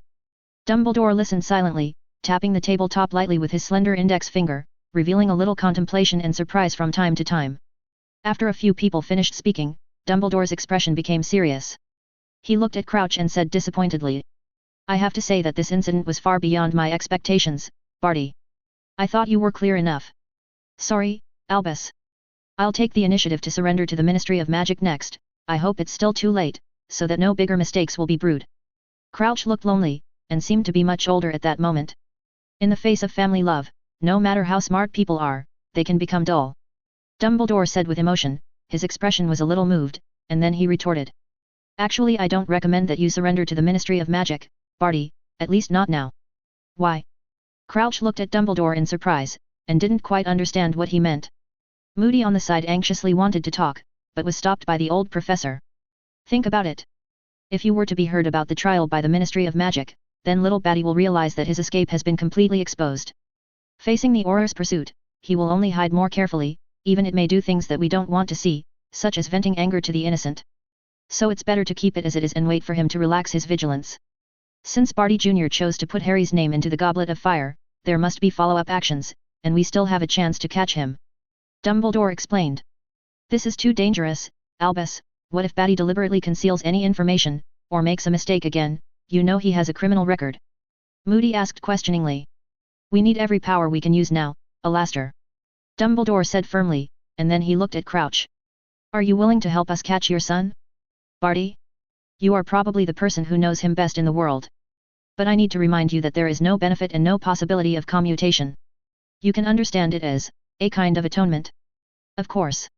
I can make a pledge as a constraint. Crouch nodded without hesitation. That's best, Barty. I'll stare at you all the time. Moody grinned, staring at Crouch fiercely. Yvonne couldn't talk in the whole process, so he could only stand aside dully and listen to their discussion. Ivan's opinion on Crouch's handling of the problem is the same as Moody's. He thinks it's best to imprison this guy. After all, no one knows whether a father can deal with his erring son. And the magic oath is not omnipotent. While Yvonne was thinking silently, the discussion in the principal's room suddenly stopped, and Yvonne raised his head somewhat unexpectedly to find that everyone was looking at him. I've heard Alastair talk about it just now. You did a good job this time, Halls. Dumbledore broke the calm by speaking, and said admiringly. In his opinion, it is not easy for Yvonne to draw out the truth from Crouch by relying on the few clues collected in the 2 reports of the Daily Prophet, especially when he is only 14 years old this year. I just helped a little bit, this time I was able to catch Mr. Crouch thanks to Professor Moody. Yvonne humbly replied www.ndlenovel.com. The voice is getting lower and lower, because of him suddenly realized that the Lord was still here. Moody didn't care about Crouch's thoughts at all, he patted Yvonne on the shoulder and grinned. Don't be so humble, Halls, you are simply a natural Auror. If you are able to serve in the Ministry of Magic after graduation, I am afraid that you can become the executive director for a few years at most, and even the minister is not without hope. Yvonne shrugged. He always thought that the born Auror was not a compliment, because in his impression, the duty of Auror was usually to wash the ground after the war, or as cannon fodder to be killed by a spike. The power of the wizard. Halls, I heard that you have had some conflicts with your friends recently. Dumbledore asked suddenly. Ah, isn't it a contradiction?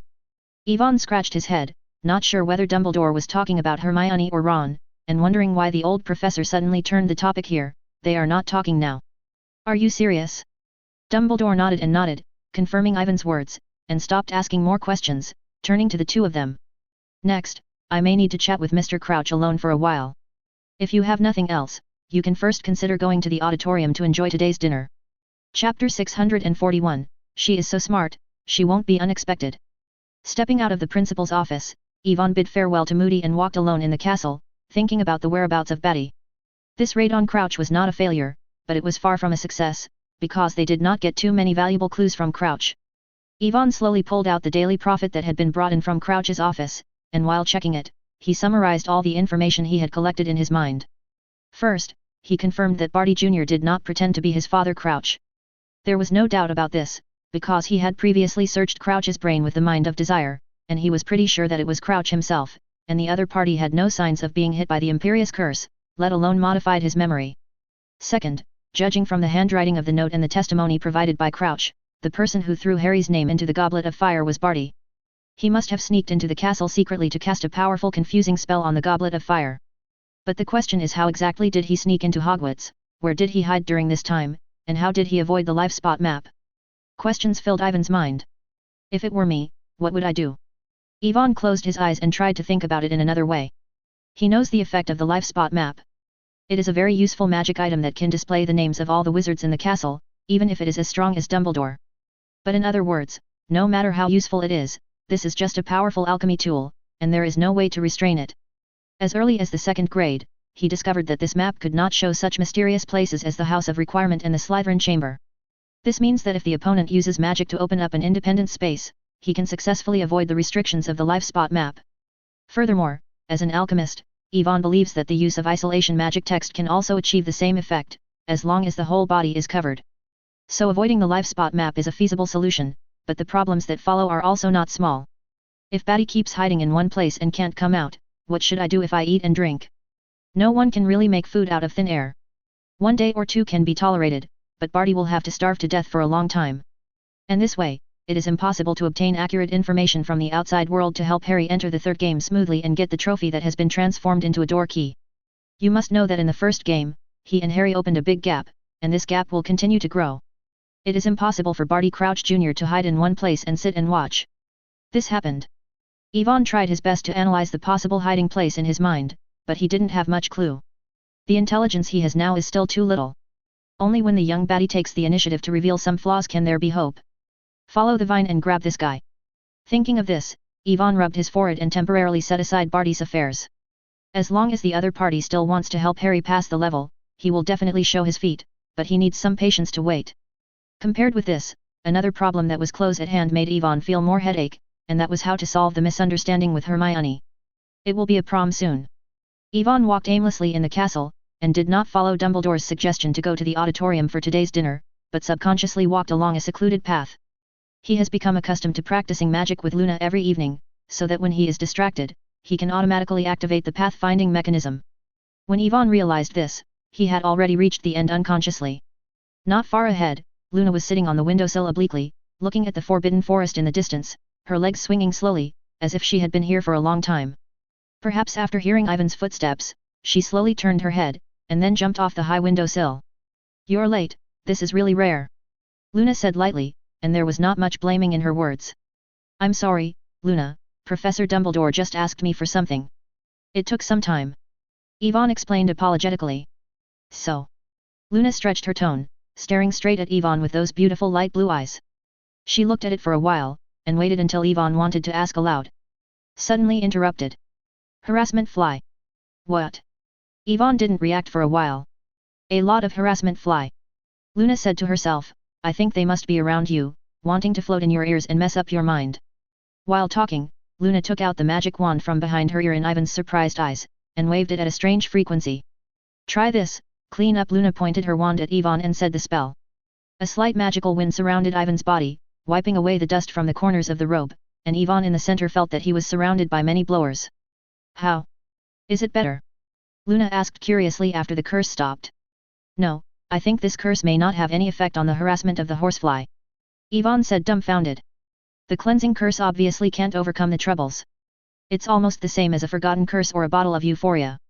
But I think it's still useful," Luna said seriously. Her magic clearly blew away a lot of harassment. Yvonne was speechless, and the little witch's wild thoughts were always so unexpected. I really don't know whether to call her smart or weird. "So, are you having any trouble again?" Luna asked, skipping the harassment of the horsefly. "Yes, it's about this dance." Yvonne hesitated for a moment. www.mentalnovel.com and still said it. "He has had too many annoying things recently, but he has been unable to find someone to talk to him. He thinks Luna may be a good listener. Her mouth is very strict, she never reveals what she has said at will, and she is trustworthy." Luna seemed to be very interested in the prom and made an appearance of listening attentively. Yvonne didn't conceal the meaning, and briefly talked about the causes and consequences of the incident, including the misunderstanding that Hermione had caused when they saw them walking together. Each person can only invite one person to the ball.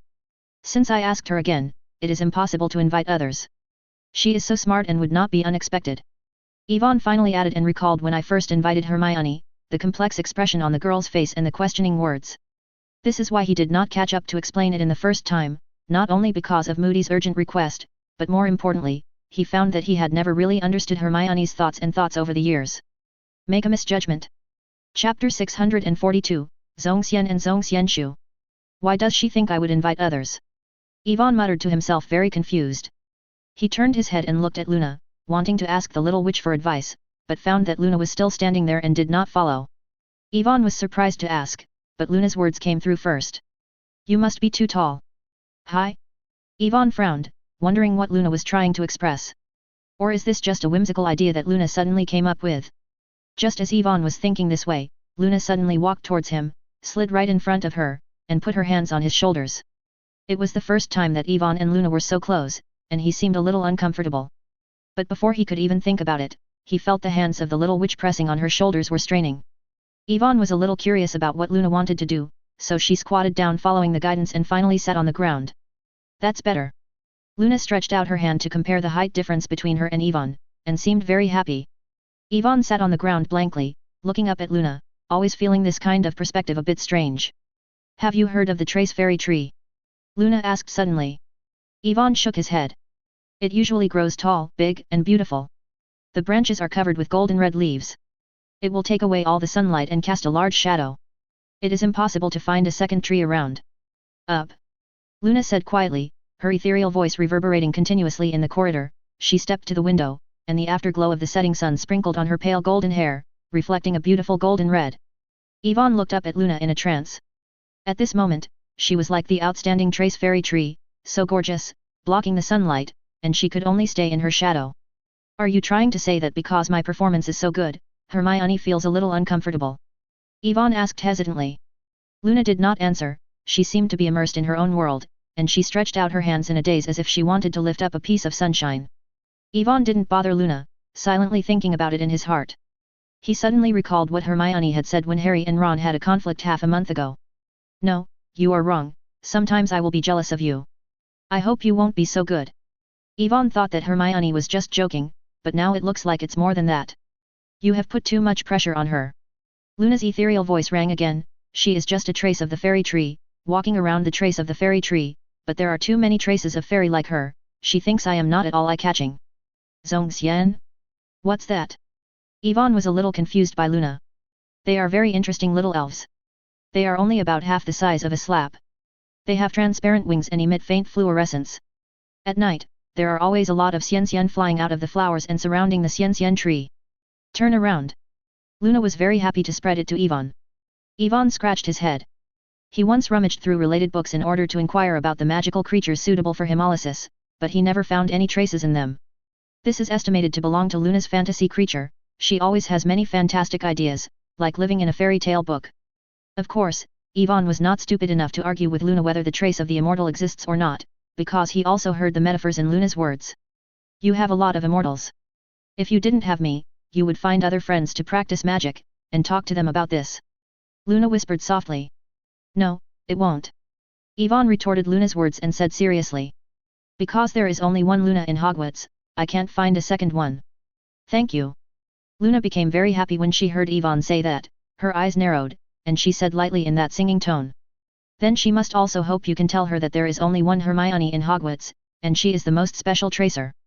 Yvonne was stunned, and after a while, his complexion became a little reddish, and he hesitated. Do you have to do this? Will it be too? Yvonne didn't continue to say. Of course he can understand Luna's meaning, but isn't this the same as confession? Just thinking about it, Yvonne felt a little confused. But girls care about this. Luna stared at Yvonne, and then asked. Do you like her? Yvonne hesitated, but the answer was already in his mind. Of course he liked Hermione, he liked it very much in the previous life, but he didn't know if it was love. Because he also likes every outstanding character in the original time and space, he understands their hearts, knows everything about them, and has listened to their stories. And compared to the others, Hermione was too close to him, so close that Yvonne couldn't understand the mixed emotions. If she agrees to someone's invitation at the Christmas ball, will you be angry? Luna's ethereal voice reached Ivan's ears again. Yvonne closed his eyes and thought about such a scene, the expression on his face became very unnatural, and then he quickly became calm again. He slowly opened his eyes and looked at Luna, his words became firm. I think I understand, thank you, Luna. Luna just smiled and didn't reply. After thinking it through, the confusion in Ivan's heart was wiped out, but he didn't rush to find Hermione. On the one hand it was very rude to Luna, on the other hand, he also needed some time to prepare for the surprise. So the rest of the time, he just accompanies Luna around the castle, chatting about some trivial things in life, and listening to the whimsical thoughts of the little witch. He enjoyed chatting with Luna very much, because he would never guess what kind of words would pop out of the little witch's mouth, everything was so novel. By the way, this year's Christmas party www.mtlnovel.com, are you going to participate? Yvonne asked curiously. But who would invite me to be a dance partner? Luna said quietly. Yvonne then remembered that Luna was a third grader, and unless someone invited her, she couldn't participate in the prom. It's just that, generally speaking, the pretty girls in the lower grades should be very popular too. It was a surprise to Yvonne that Luna was not invited. But thinking about it, Yvonne somehow understands why. If she goes to the ball, Luna will be happy to put on a weird gown, then a beautiful wreath or a hat that she has woven by herself, and become the focus of the entire ball, but not who like Luna, he can bear the strange eyes of everyone. Thinking about this, Yvonne looked at Luna with apologetic eyes, but unfortunately he was ready to invite Hermione, and couldn't invite a second person. I don't like dance parties, it's too lively. Maybe Luna sensed Ivan's thoughts, shook her head gently, and then continued mysteriously. I don't plan to go home for Christmas either. I have more important things to do. Chapter 644, Hermione, are you here to show off to me? What's the matter? Yvonne asked curiously. I have seen in a book that every Christmas, the fairy tree will bloom, and all the fairy will fly out at night, it must be very beautiful. Luna said in a daze, as if in a daze. Imagine the beauty. Oh, there is also the horn snorer. If it is nearby, it will definitely be attracted. Luna added. So you plan to find the fairy tree during your holiday? Yvonne suddenly understood that he had seen similar scenes in Luna's memory. The little witch was always keen to find something novel. Yes. This kind of tree usually grows in a very dense jungle, I think there may be in the Forbidden Forest. I have never looked for it carefully. Luna said happily. Yvonne opened his mouth, hesitant to speak. He understood that Luna would never find the fairy tree and the snoring beast in the Forbidden Forest because these were all fantasy things. But Yvonne also knew that he was not qualified to break this beautiful fantasy. After being silent for a while, Yvonne responded with a smile instead. Well, I think you will find it someday. Yeah, I will find it. Luna said seriously. Before they knew it, the two had already stepped to the end of the corridor, facing the blank wall. Luna turned her head and looked at the main tower in the distance. The lights in the auditorium were still flickering, and students could be vaguely seen coming out of the hall in twos and threes. Obviously dinner is about to end. I think you have to leave, don't you? Luna looked at Yvonne and asked. Yvonne nodded, apologized to Luna again, and walked quickly toward the hall. Along the way, Yvonne organized the language in his mind, and he couldn't help but feel a little apprehensive. To be honest, it was the first time he confessed to a girl. George, Fred. When passing through a corridor, Yvonne happened to run into the Weasley brothers who were about to return to the dorm after lunch. A thought came to Ivan's heart, and he greeted him. What's the matter? Yvonne? What's the matter? George and Fred turned their heads, and just had time to ask, they saw something flying towards them. George subconsciously took a look, only to find that it was a golden cannon. I have something to ask you two for a favor. Yvonne said while looking at them. In the evening, Hogwarts Auditorium. Hermione sat absently on Gryffindor's seat, turning her eyes to the entrance of the hall from time to time. Harry on the side really couldn't stand it, and couldn't help but ask. Are you waiting for Yvonne? Hermione? It's so late, he must not plan to eat anymore. I'm not waiting for him. The little witch shook her head and said angrily. The knife in her hand unconsciously cut the steak on the plate to pieces, but she didn't notice at all. Harry glanced at the dinner plate that Hermione hadn't moved at all, and shrugged helplessly. He could naturally see that his two good friends were tumbling, but he couldn't figure out why. Obviously Yvonne invited Hermione to participate in this year's Christmas party in public a few days ago, and their relationship should be very good. Could it be that you refused Ivan's invitation? Did you find someone else temporarily? Harry asked curiously. But it soon occurred to him that if it were so, Hermione wouldn't always look at the hall. What are you asking so much for?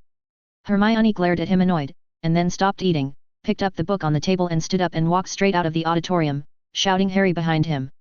He didn't hear anything. Leaving the hall, Hermione's face was filled with blank expression. She didn't return to the girls' dormitory, nor did she routinely go to the library to stay until night, but wandered alone in Hogwarts Castle, thinking about the scene where she separated from Yvonne not long ago, and she couldn't help feeling a little upset. When Yvonne asked that sentence, she understood that she had misunderstood, and Yvonne did not invite Luna of Ravenclaw to the ball. However, when she thought of the scenes of Luna getting along with Yvonne in her memory, she felt as if she had swallowed a sour fruit, and she couldn't help but stimulate Yvonne. After speaking, Hermione regretted it, so she waited for a while nervously, but it was a pity that she did not wait for Yvonne to follow. In addition, she didn't see Yvonne at the dinner, which made Hermione a little worried. She hadn't forgotten the previous guess, the mysterious man's men probably sneaked in and threw Harry's name into the goblet of fire. Maybe the other party will also target Yvonne as a warrior. Of course, there is a second possibility that Yvonne invited other girls to go during this time. Thinking about this, Hermione became a little annoyed. She thought with anger that even if Yvonne actually invited others, it wouldn't be a big deal. All kinds of thoughts kept colliding in Hermione's mind. After walking for a while, her footsteps suddenly stopped because the person in front of her was the person she didn't want to meet the least. The blonde witch opposite seemed to be able to meet Hermione here by accident. The two were stunned for a while, and Hermione turned decisively and was about to walk back, but Luna's voice had already been heard. "Hello, Hermione." Luna said hello. Hermione's steps stopped. She didn't want to show weakness in front of Luna, so she turned her head and said angrily, "Hello, Miss Lovegood." Luna didn't seem to notice Hermione's alienation and malice at all. She walked up quickly, rummaging in the cloth pockets of the wizard's robe with both hands. Hermione was vigilant secretly, clutching the wand tightly with her right hand. However, under her gaze, Luna just pulled out a thick notebook from her cloth pocket. "Fortunately www.mdlnovel.com I always carry it," Luna said happily, and then handed the notes to Hermione. Hermione didn't take it immediately. She looked at Luna puzzled, not understanding what she meant. "Don't take a look?" Luna asked. Without paying attention, Hermione took the note and flipped it through. She wanted to know what was written in it. After a few glances, Hermione found that what was written on the pages of the book turned out to be the practice of occlumency and the techniques of resisting mindfulness. The most important thing was that she knew the handwriting on it, which was exactly Ivan's handwriting. "Are you here to show off?" Hermione looked at Luna dissatisfied, but when she noticed the innocent look on Luna's face, she realized that she had misunderstood. After calming down and thinking about the meeting, she understood Luna's meaning all at once, and asked like confirmation. "Tau. So, you were practicing sanctuary that day?" Chapter 643, Hermione, are you here to show off to me? What's the matter? Yvonne asked curiously. "I have seen in a book that every Christmas, the fairy tree will bloom, and all the fairy will fly out at night. It must be very beautiful." Luna said in a daze, as if in a daze. "Imagine the beauty. Oh, there is also the horn snorer. If it is nearby, it will definitely be attracted." Luna added. "So you plan to find the fairy tree during your holiday?" Yvonne suddenly understood that he had seen similar scenes in Luna's memory. The little witch was always keen to find something novel. "Yes. This kind of tree usually grows in a very dense jungle. I think there may be in the Forbidden Forest. I have never looked for it carefully," Luna said happily. Yvonne opened his mouth, hesitant to speak. He understood that Luna would never find the fairy tree and the snoring beast in the Forbidden Forest because these were all fantasy things. But Yvonne also knew that he was not qualified to break this beautiful fantasy. After being silent for a while, Yvonne responded with a smile instead. "Well, I think you will find it someday." "Yeah, I will find it," Luna said seriously.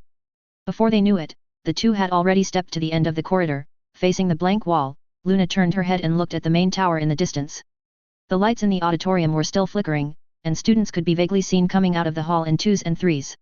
Obviously dinner is about to end. "I think you have to leave, don't you?" Luna looked at Yvonne and asked. Yvonne nodded, apologized to Luna again, and walked quickly toward the hall. Along the way, Yvonne organized the language in his mind, and he couldn't help but feel a little apprehensive. To be honest, it was the first time he confessed to a girl. "George, Fred."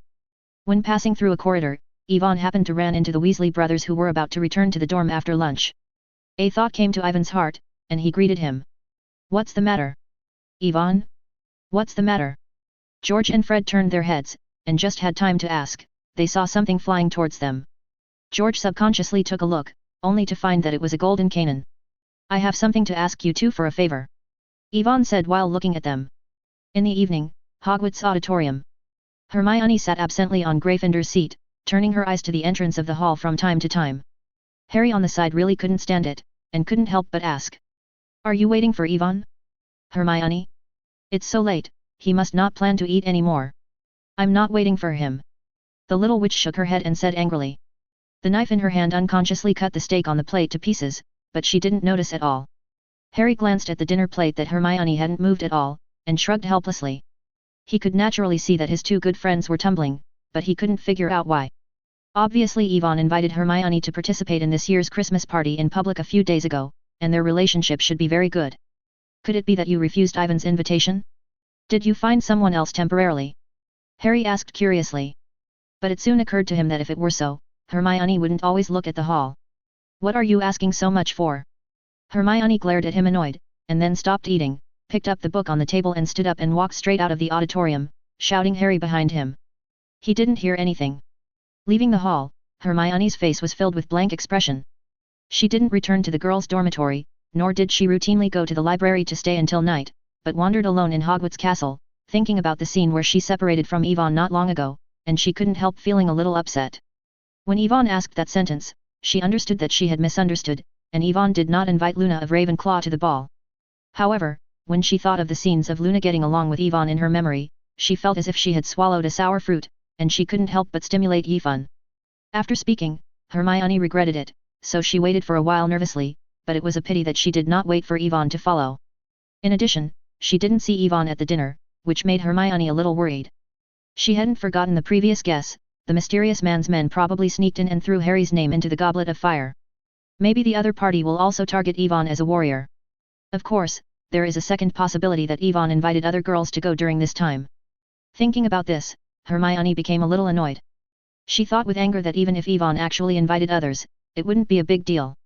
All kinds of thoughts kept colliding in Hermione's mind. After walking for a while, her footsteps suddenly stopped because the person in front of her was the person she didn't want to meet the least. The blonde witch opposite seemed to be able to meet Hermione here by accident. The two were stunned for a while, and Hermione turned decisively and was about to walk back, but Luna's voice had already been heard. "Hello, Hermione." Luna said hello. Hermione's steps stopped. She didn't want to show weakness in front of Luna, so she turned her head and said angrily, "Hello, Miss Lovegood." Luna didn't seem to notice Hermione's alienation and malice at all. She walked up quickly, rummaging in the cloth pockets of the wizard's robe with both hands. Hermione was vigilant secretly, clutching the wand tightly with her right hand. However, under her gaze, Luna just pulled out a thick notebook from her cloth pocket. "Fortunately www.mentalnovel.com I always carry it," Luna said happily, and then handed the notes to Hermione. Hermione didn't take it immediately. She looked at Luna puzzled, not understanding what she meant. "Don't take a look?" Luna asked. Without paying attention, Hermione took the note and flipped it through. She wanted to know what was written in it. After a few glances, Hermione found that what was written on the pages of the book turned out to be the practice of occlumency and the techniques of resisting mindfulness. The most important thing was that she knew the handwriting on it, which was exactly Ivan's handwriting. "Are you here to show off?"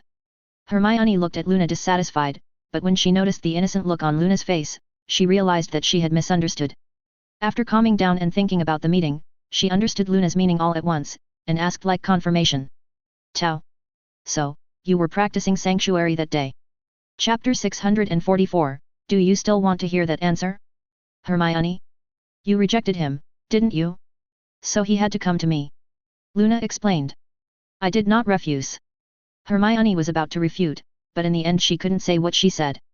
Because some time ago, I did deliberately avoid Yvonne because of the sedentary matter. Perhaps in Ivan's eyes, this is no different from direct refusal. Thinking of this, Hermione pursed her lips, her gaze at Luna became complicated, she asked hesitantly. He saw your memory. Yes, it's funny. Luna nodded happily. In her opinion, sharing a memory is not so embarrassing. Then why did you give me this notebook? Hermione asked inexplicably. Since Luna doesn't hate being viewed by Yvonne, why not continue? I think you need it more than I do, don't you? Luna pointed to the books in Hermione's arms. The cover of one of the books was exposed and it read The Power of Mind, How to Protect Your Brain. Hermione subconsciously hugged the book in her arms, and her face flushed. Ever since Yvonne checked the memory last time, she has been teaching herself how to protect the brain, in order to help Yvonne practice panic while preserving key memories. It's a pity that the practice of occlumency is very difficult. It took her several weeks but no obvious progress, so she kept avoiding Yvonne. You gave it to me, what do you do? Hermione looked at the notebook in front of her again and couldn't help but said. She knew very well that this was not just a notebook, but also meant that Luna gave herself the opportunity to accompany Yvonne to practice magic. Do you know what I saw in his memory? Luna did not respond positively, but continued to ask. Hermione shook her head. I saw that he likes you. Luna revealed the answer straightforwardly. WH. What? Hermione stared at Luna with widened eyes, and said hesitantly, she could hardly believe that these words would come out of the other person's mouth. Luna didn't seem to want to repeat it again, she pointed to the location of the hall, and said in that ethereal voice. He went to the auditorium to see you just now, I think you probably just missed it. Hermione looked at Luna in surprise, and after a while, she whispered. Thank you. She realized that she might have misunderstood the relationship between Luna and Yvonne. If the other party really liked Yvonne, it would never be possible for Yvonne to look at the memory in her brain so calmly. Thinking about this, Hermione's gaze towards Luna became softer, and her previous hostility turned into a heartfelt gratitude. After thanking her again, she hurriedly turned and ran towards the auditorium. But when Hermione entered the hall, she was unexpectedly unable to see Ivan's figure here. She was wondering if Yvonne had waited too long to leave, and suddenly felt that someone had slapped herself from behind. Hermione was taken aback, and turned her head in a panic before realizing that it was Yvonne standing behind her. Come with me. Without a word of nonsense, Yvonne took Hermione's hand, and before even waiting for a response, he ran her towards the tower. The little witch stumbled and ran with Yvonne. The touch of overlapping fingertips made her heart pounding. She didn't ask where Yvonne was going to pull herself, because she couldn't think of it anymore. Okay, here it is. Yvonne stopped in front of a classroom with Hermione. Only then did Hermione dare to ask in a low voice, "What are we doing here? Don't you know if you go in?" Yvonne smiled, waved his wand to open the door, and walked in with Hermione's hand. The classroom was dull and dark, a little scary, but Hermione was not afraid, just quietly squeezed the hand held by Yvonne. The door of the room was quickly closed. About 10 seconds later, a little starlight suddenly appeared in the dark space, and then the candles were fully lit, and the surroundings became bright. Only then did Hermione realize that it didn't look like a classroom at all. Large bunches of flowers decorated the surrounding area. The ground was covered with a warm-colored carpet. The golden and red ribbons fluttered in the air. And Yvonne was like a conductor in a concert hall. He gently waved his magic wand, and the melodious organ sound gradually sounded, and several Christmas trees placed around were lit up. What makes her sensitive to the surprise is that hundreds of flower fairies with pointed ears flew out of the Christmas tree. They were about half a palm size and looked like young girls with transparent wings. The two of them danced to the music. "Ah, what is this?" Hermione stretched out her hand curiously, and a flower fairy happened to fall on her palm. "Zongxian," Yvonne replied with a smile. This kind of magical creature that didn't exist at all was naturally made by his transformation spell, but due to too much transformation at one time, it could only last about half an hour. "They are so beautiful." Hermione raised her hand gently, letting Xian fly to the sky again, her brows full of joy. "Is that so?" Yvonne turned his head to look at Hermione, and said seriously. "I think they are not as pretty as you." The first time I heard Ivan's straightforward words, Hermione's cheeks were flushed, and she embarrassedly avoided Ivan's sight, pretending to admire the immortal. But after Yvonne shouted her name, the little witch turned her head for the first time, and then the eyes of the two intertwined. This time Hermione was not avoiding looking at Yvonne, even if there was some shame and anxiety in her eyes, but she was unexpectedly firm. Because she felt the deep affection from Ivan's sight. "I'm sorry, Hermione. I'm sorry www.mtlnovel.com Yvonne." As if they were connected, the two voices sounded at the same time in the classroom decorated as a garden. A slight awkward atmosphere spread between the two, but it quickly disappeared. "It's better for you to say it first," Hermione said softly after a moment of silence. Yvonne nodded, then asked. "You asked why you chose to invite you to the dance party last time. I think I can answer you now." Seeing Yvonne mentioned this matter, Hermione seemed a little embarrassed. She already realized how unreasonable the question she was asking at the time was, and she whispered. "I don't care which one. So still want to hear the answer?" Yvonne asked with a smile. Hermione stared straight at Yvonne, confirmed that he really didn't mind, and then nodded.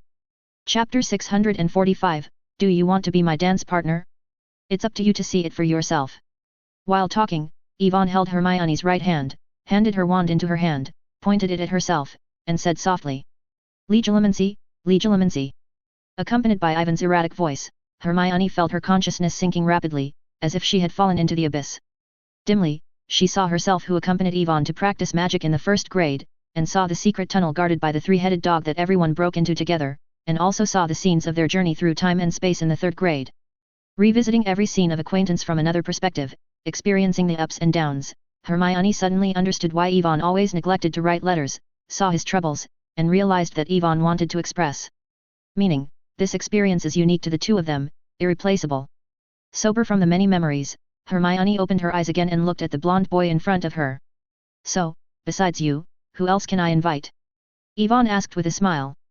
Hermione stepped forward according to the joy of her unbearable heart, and hugged Yvonne tightly. The confusion in her heart was instantly swept away, and she was gradually filled with the hazy, sweet emotions. Yvonne also folded his arms and hugged the girl in his arms, feeling the greenness and vitality of the cardamom years, and from time to time he could smell the good fragrance between the hair. The two hugged very tightly, and each other could hear each other's accelerated heartbeat. It was very rapid, but also very stable, which made people unable to help but indulge in it. Ah, I have forgotten the most important point. There is one thing I haven't told you yet. After holding it for a long time, Yvonne released it slightly and said solemnly. Hermione was puzzled and raised her head in a daze, with doubts in her brown eyes. That's... Yvonne deliberately stretched her tone, and when the little witch was a little anxious, she said softly. I like you, Hermione. Hermione blushed all of a sudden, and the blush spread from her face to the base of her ears. After a while, she dared to hesitate. Me too. Then do you want to be my dance partner? Yvonne immediately asked again. Of course. Hermione said quietly, not daring to look directly at Yvonne anymore, and immediately buried her body in his arms. Yvonne didn't hear clearly at all, but he didn't ask Hermione to say it a second time without understanding, and there was even a little guilt deep in his heart. He could feel what Hermione really meant for him, but the memories he showed Hermione had been carefully modified. After all, he has too many secrets that are not suitable for sharing, and he has to deal with falsehoods. At the same time, George, who was holding the accordion behind his back, felt that his hand was about to be broken. He thought that Yvonne would be able to get things done in 10 minutes at most, but now they have held it for almost half an hour, and there is no sign of releasing. Fred on the other side was not idle either, constantly waving his wand to pour the brilliant light into the air, besides that he had to adjust the brightness of the candlelight to enhance the atmosphere on the court, and he was too busy to stop. Both of them secretly regretted in their hearts. Is it too cheap for them to charge a gallon? If they knew that they should be charged according to the time. On Christmas Day, early in the morning, Harry, who went to the auditorium for breakfast, was surprised to find that his two good friends seemed to have figured it out after a night of thinking, and no longer hid like hide and seek, and it is the same as before and has returned to its former appearance. No, it should be said that it is more intimate than ever. Because Harry was keenly aware that the hand held by Yvonne and Hermione had never been released, even during the meal. People who didn't know thought their hands were glued together by powerful magic glue. This made the single Harry feel very uncomfortable. He always felt that sitting here was not disturbing them. Will is also a powerful force. If you firmly don't want me to see a certain memory, then magic power will automatically form a defensive force and drive me out.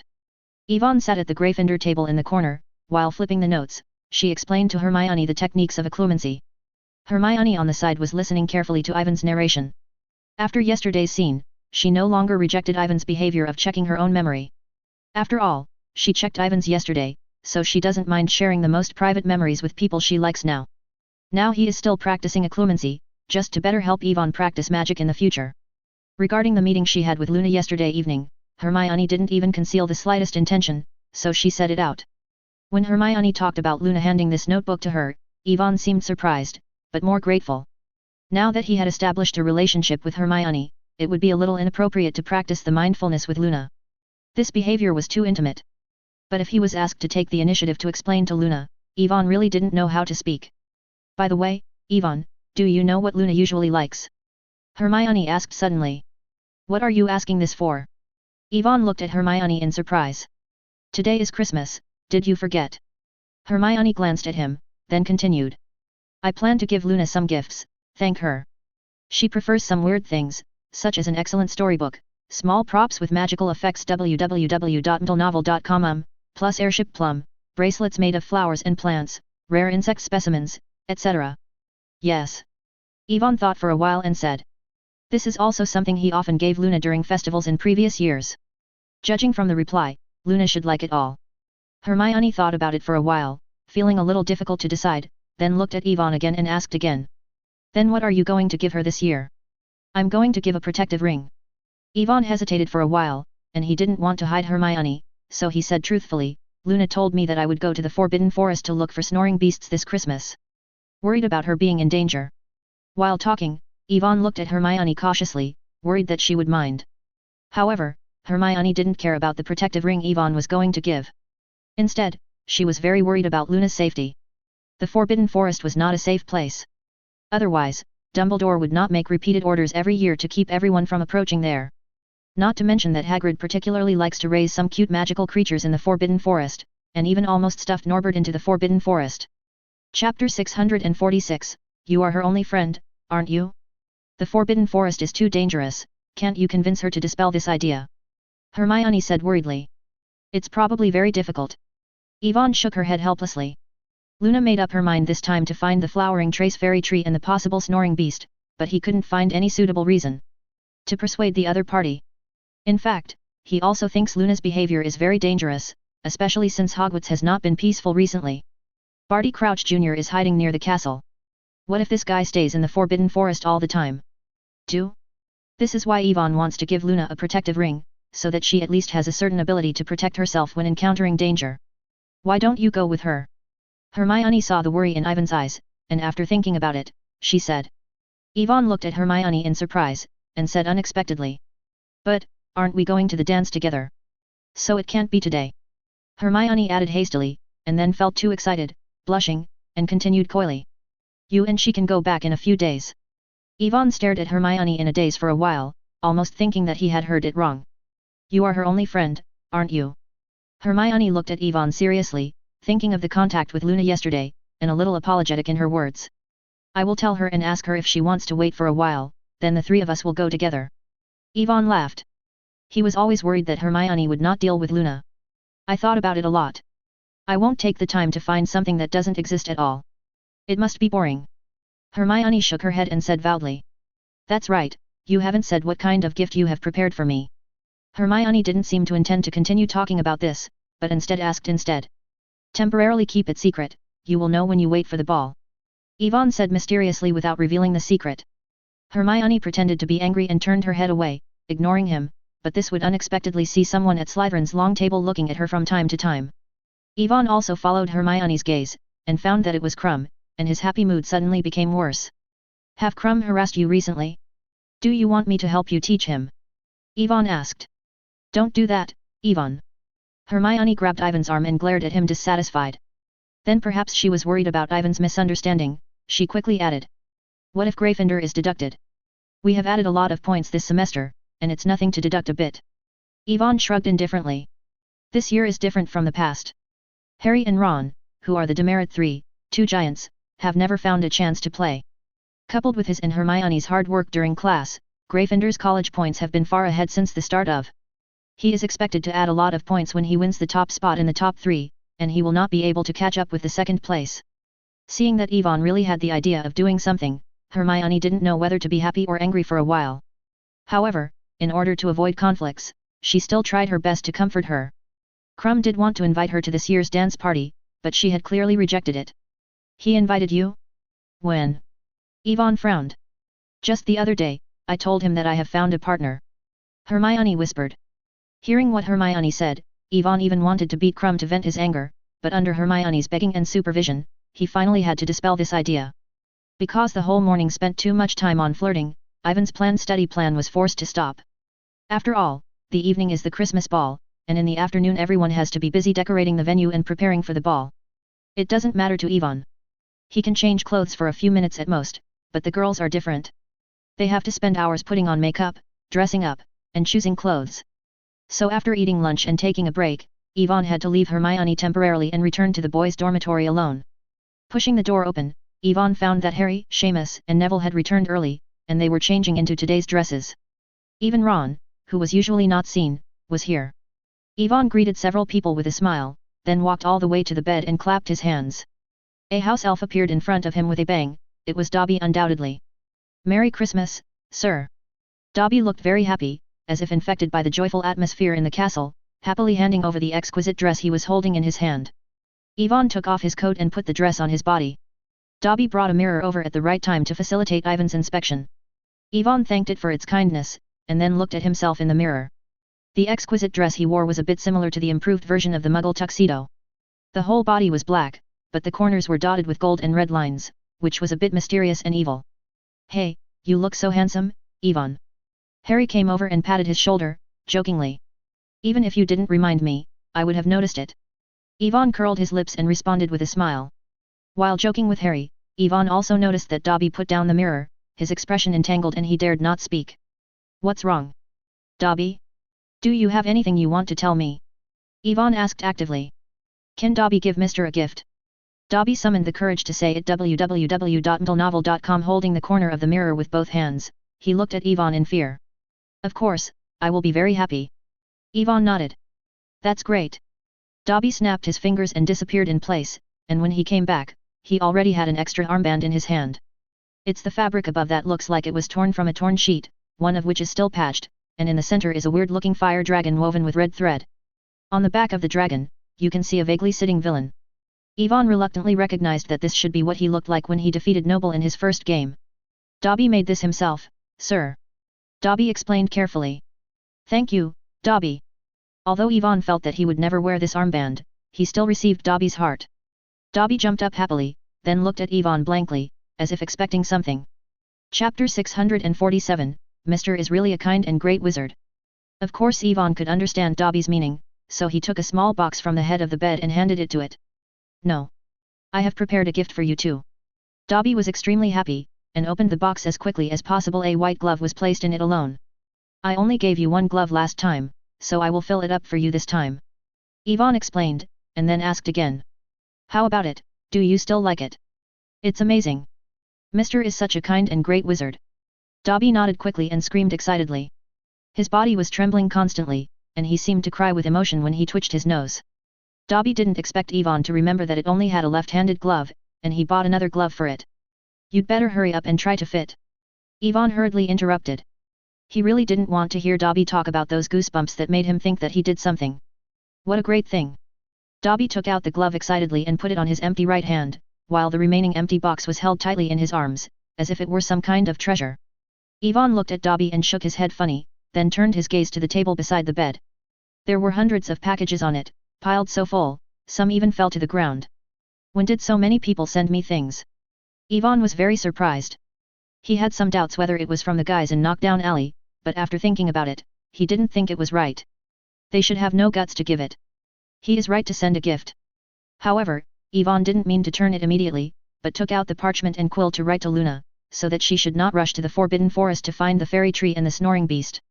Hogwarts has not been peaceful lately, it is best to wait for a while and act with yourself.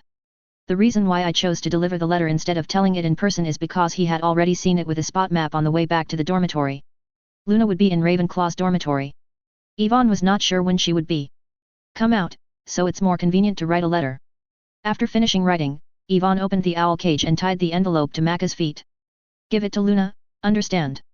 Ivan ordered. Maka nodded. It had been delivered many times, and it was already familiar. Dang even flew out of the window with its wings flapping. Only then did Ivan focus his attention on the Christmas packages, and looked at them one by one, and finally found that most of the gifts were delicate small objects, which were probably sent by his admirers. In addition, he also pulled out from the package the new sweater from Mrs. Weasley, the model of the Christmas tree from Harry, the dragon scales from Charlie, and the bags of fireworks from the Weasley brothers. See above. The introduction said that it can spray out the form of love. Finally, there is a book, The Story of Poetry Wang Bidu. Ivan took it up in surprise. After reading the cover picture, he suddenly felt that something was wrong. It was clearly a new drawing. After reading a few pages carefully, it turned out that it was all Luna's handwriting. After thinking about it, he realized that this storybook should have been made by Luna herself. She silently wrote down all the content in The Story of Poetry Wang and Bidu, and then made the corresponding cover. And draw a fitting picture. Ivan was somewhat moved, he certainly knew why Luna gave him this. When practicing meditation the other day, he once saw this storybook in Luna's memory. At that time, he showed some interest, but he didn't know much about the story. Luna was probably aware of it. A little bit, so take the time to prepare this gift for him. Although this is not very helpful to him, it is also a picture book worth collecting with great care. It's weird, where's Hermione's gift? Ivan put down the storybook again, and looked around the unpacked package on the table. Only Hermione's gift was left unreceived. The little witch had asked him about his Christmas gifts before, and it was impossible that he had forgotten it, so there was one possibility left. Hermione would give it to him when she was preparing for the Christmas ball. Ivan couldn't help but smile, and he couldn't help but look forward to it. He even more wanted to know how beautiful Hermione would be in the gorgeous robes, which could amaze the audience in the original time and space. He couldn't wait. Take a look. But now there is still some time before the ball begins, and Ivan has to sit on the bed and wait for the time to pass, listening to Harry and Seamus chatting by the way. Ron stood alone in the corner and twisted his clothes. It was not even a ceremonial gown. It looked like a very rustic dress with pink lace on the corners. He was very disgustingly used the cutting curse to get rid of those extra parts, but it became even more ugly. Perhaps it was because he realized that he had to wear this shameful robe to the prom.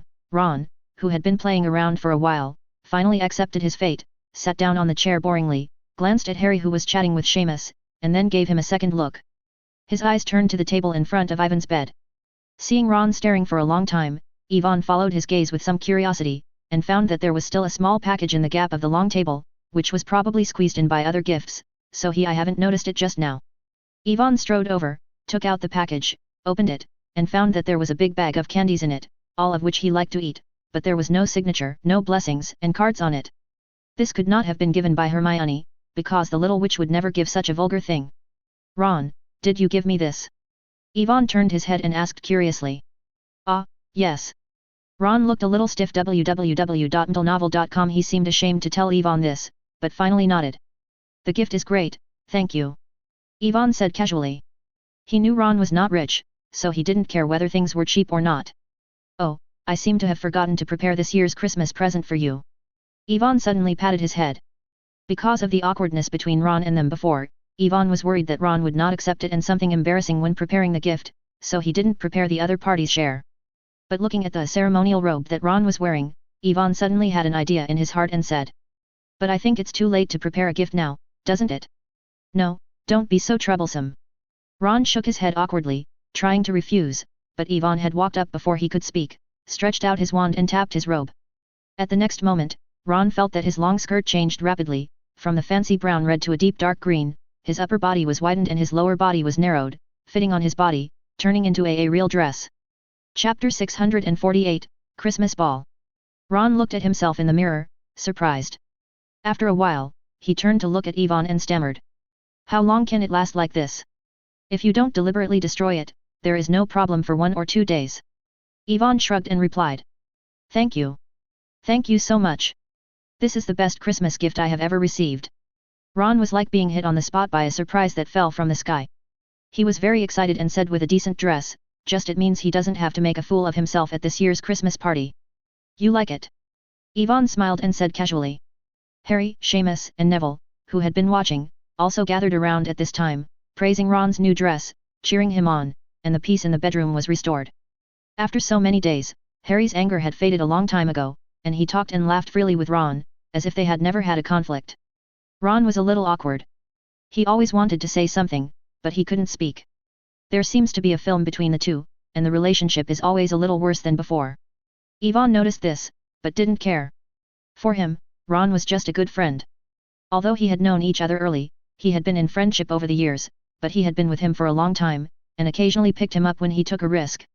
So when Ron lost his temper and wanted to break off diplomatic relations with them, Yvonne didn't argue with Ron to explain. Unlike Harry, Yvonne recognized him as a trustworthy friend. He still remembered that when he was short of money to buy potions in the first grade, Harry tried every means to help himself, and after being rejected by him, he tactfully gave 10 golden gallons as a Christmas gift. When he lent him the invisibility cloak last year, Harry was very refreshed, and he didn't even ask himself what he was doing with it. Yvonne has all these help in his mind, which is why he is willing to spend a few days teaching the other party's spell. Considering that the prom was about to begin, the few people in the dormitory went to the Gryffindor common room without a few words. Only a few hours away, this place has become a small exhibition hall. The students inside all changed out of the standard school uniforms they usually wore, and put on various styles of dresses and gowns, especially the girls, all dressed up and dazzling. I really didn't know there were so many beautiful girls in the school. Seamus said with emotion, looking around. Yeah, I haven't noticed it. Harry also nodded in agreement, and looked to one side. Ginny was chatting with a few friends over there. Perhaps after seeing Harry's gaze, Ginny quickly turned her head, and when she saw Harry, her eyes lit up, and she whispered a few words to her friends, and ran over here. Ginny. Ron happily greeted Ginny, and then he was shocked to see his sister holding Harry's arm. Wait, Harry, Ginny, are you? Ron was stunned, and his eyes kept moving between the two. He invited me to this year's Christmas ball.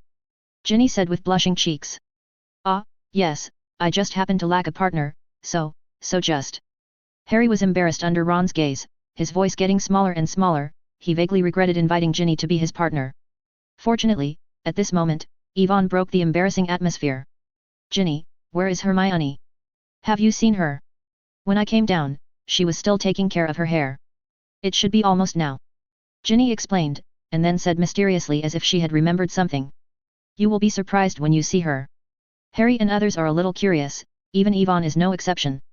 They waited here together for a while. Suddenly, there was some commotion from the stairs upstairs. Yvonne turned around and looked over, and the whole person was stunned. It was Hermione who came down. It's just that compared to usual, Hermione has removed her heavy bookish air, and now she is shining like a new star.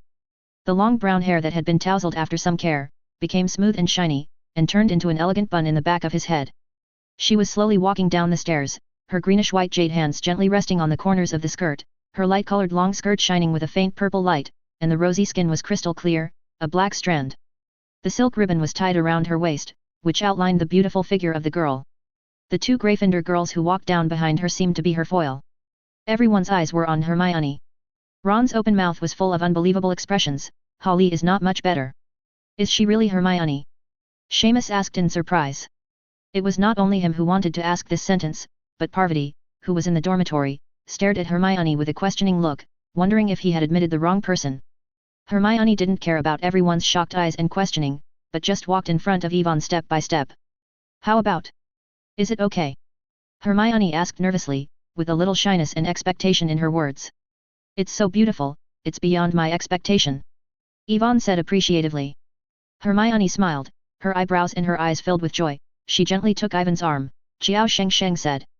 Let's go, the prom time is almost up, let's go to the auditorium. Yvonne nodded. The students in this lounge also found their dancing partners www.mtlnovel.com. Although Ron didn't have Harry's help, he also found Lavender as his dancing partner. The two got along very well. Harry was more embarrassed. Because of Ron's existence, he dared not do anything intimate with Ginny. He was uncomfortable. On the way to the hall, the Weasley brothers grabbed him and teased him for a while. Almost ran away. Little Ronnie, you actually bought a new dress. It's incredible. After teasing Harry, George and Fred also noticed the new dress on Ron's body. Both appeared very surprised. Can't you? Only allow you to wear new clothes. Ron looked at them very dissatisfied, and went back stiffly. George and Fred had a boring discussion, then looked at Yvonne and Hermione again, and said with a little surprise and admiration. You really have a foresight, no wonder you don't want to leave so many girls, you always stare at Hermione. Of course. Yvonne replied openly. Several people were chatting, and the oak front door of the auditorium was slowly opened. Obviously, the prom had already begun. Chapter 649, so let's start today's dance party. Everyone filed in and walked into the auditorium along the entrance hall. Because of the Christmas ball, the place was well decorated. You can see the sky full of stars when you look up. There are hundreds of mistletoe sprigs and garlands of ivy hanging on the ceiling, and the flags of the three major schools. Swaying in the air in the wind, the walls were covered with shiny silver frost. More than a dozen Christmas trees are scattered in the auditorium. The colored lights above are matched with candles to illuminate the dim interior. The long tables of the four colleges have disappeared without a trace. Instead, lanterns are lit. Table. Yvonne, Harry, come to the main guest bench. Professor McGonagall, who was sitting on the faculty bench, hurriedly greeted when they saw the two come in. Yvonne nodded and took Hermione onto the big red carpet. For a time, the two became the focus of the entire auditorium, and everyone's eyes were on them. Yvonne is a warrior who defeated the fire dragon. He himself has a high reputation. There are countless admirers. Hermione beside him is also astonished to the extreme, making countless people feel ashamed. Only Fleur, who is a mixed blood veil, is enough to be able to compete with her. Compared to. In the eyes of countless envy and jealousy, Yvonne stepped onto the guest seat and sat in the exclusive position of the warriors. Hermione was not stage fright at all, just tightly holding Ivan's arm. They arrived early, and the seats on the main guest table were not full. Yvonne and Moody and Bagman, who had arrived earlier, nodded and greeted them. After a while, Fleur and Krum also walked up with their dancing partners. Hi, Yvonne. Furong greeted Yvonne enthusiastically. She also dressed up carefully, showing her charm to the fullest, and boys were peeking at her from time to time. Enfla's dancing partner is Roger Davis, a senior boy from Ravenclaw. Yvonne has seen him on the Quidditch court. He is tall and strong. Only now it seemed that he was fascinated by Furong. Seeing Furong talking with Yvonne, his face was angry, but when I thought of Ivan's performance on the field, the whole person went down again. Yvonne was uninterested in Fleur, and was about to deal with it casually, when Hermione next to him said first. Hello, Miss Delacour.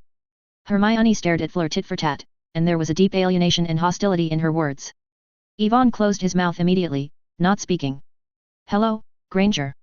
Fleur chuckled a few times, then turned and sat down in the exclusive position of the Booth Barton warriors. Roger Davis also hurriedly followed. It's like a little follower. Krum sat down in his seat without saying a word. Next to him was a senior Slytherin girl who was pretty long and talked to him from time to time. But Krum didn't mean to respond, he appeared absent-minded, and his eyes looked at Hermione from time to time, with a faintly surprised expression. When he invited Hermione to the ball before, he didn't expect the other party to be so amazing. Of course, Yvonne also noticed Crumb's gaze and was very dissatisfied, but it was not easy to do anything in public. The most important thing is that Yvonne recalled that the content of the second match of the Tri-Wizard tournament was to save the hostages, and Hermione was very likely to be placed at the bottom of the lake as her most beloved treasure waiting for rescue. But what if Crumb gets to the area to save the hostages first? Will he throw away the person he should save and insist on taking Hermione away? Although this possibility is very low, it has to be guarded against. And how to ensure the safety of Hermione at the bottom of the lake is also a problem. It seems that for the second game, I also need to plan carefully. Leave him alone, Yvonne. Now it's a dance party. Hermione took Raven's arm and said with relief. She noticed that Yvonne looked at Crumb's gaze faintly, and worried that Yvonne was there. Hands on at the venue. Okay, then I won't look at him anymore. How about you? Yvonne turned his head jokingly, and fixed his eyes on Hermione, looking at the girl's delicate face. You can watch it if you like. Hermione blushed and deliberately turned her head away from him. Instead, she tapped the plate in front of her with her magic wand, calling out some desserts, and ate with her knife and fork. Stand up. Yvonne continued to stare motionlessly, and Hermione became a little restless. The blush on her face gradually spread to her neck, becoming more and more attractive under the candlelight. Aren't you going to eat? Hermione finally couldn't help turning her head back, staring at him. Yvonne knew that the little witch would be really angry if he continued like this, so he restrained a little, but he still had to ask for the dessert on Hermione's plate. Hermione was a little unhappy at first, but couldn't bear Ivan's continued staring, so she cut off a plate of dessert while not many people were looking here, and stuffed it into Ivan's mouth. Can't you eat it yourself? Hermione said angrily. What's the point of that? Yvonne chewed on the dessert and said vaguely. He always felt that the meal Hermione sent over seemed a little sweeter than before, and looked at Hermione again. Don't think about it. The little witch shook her head resolutely, as many people had seen it just now.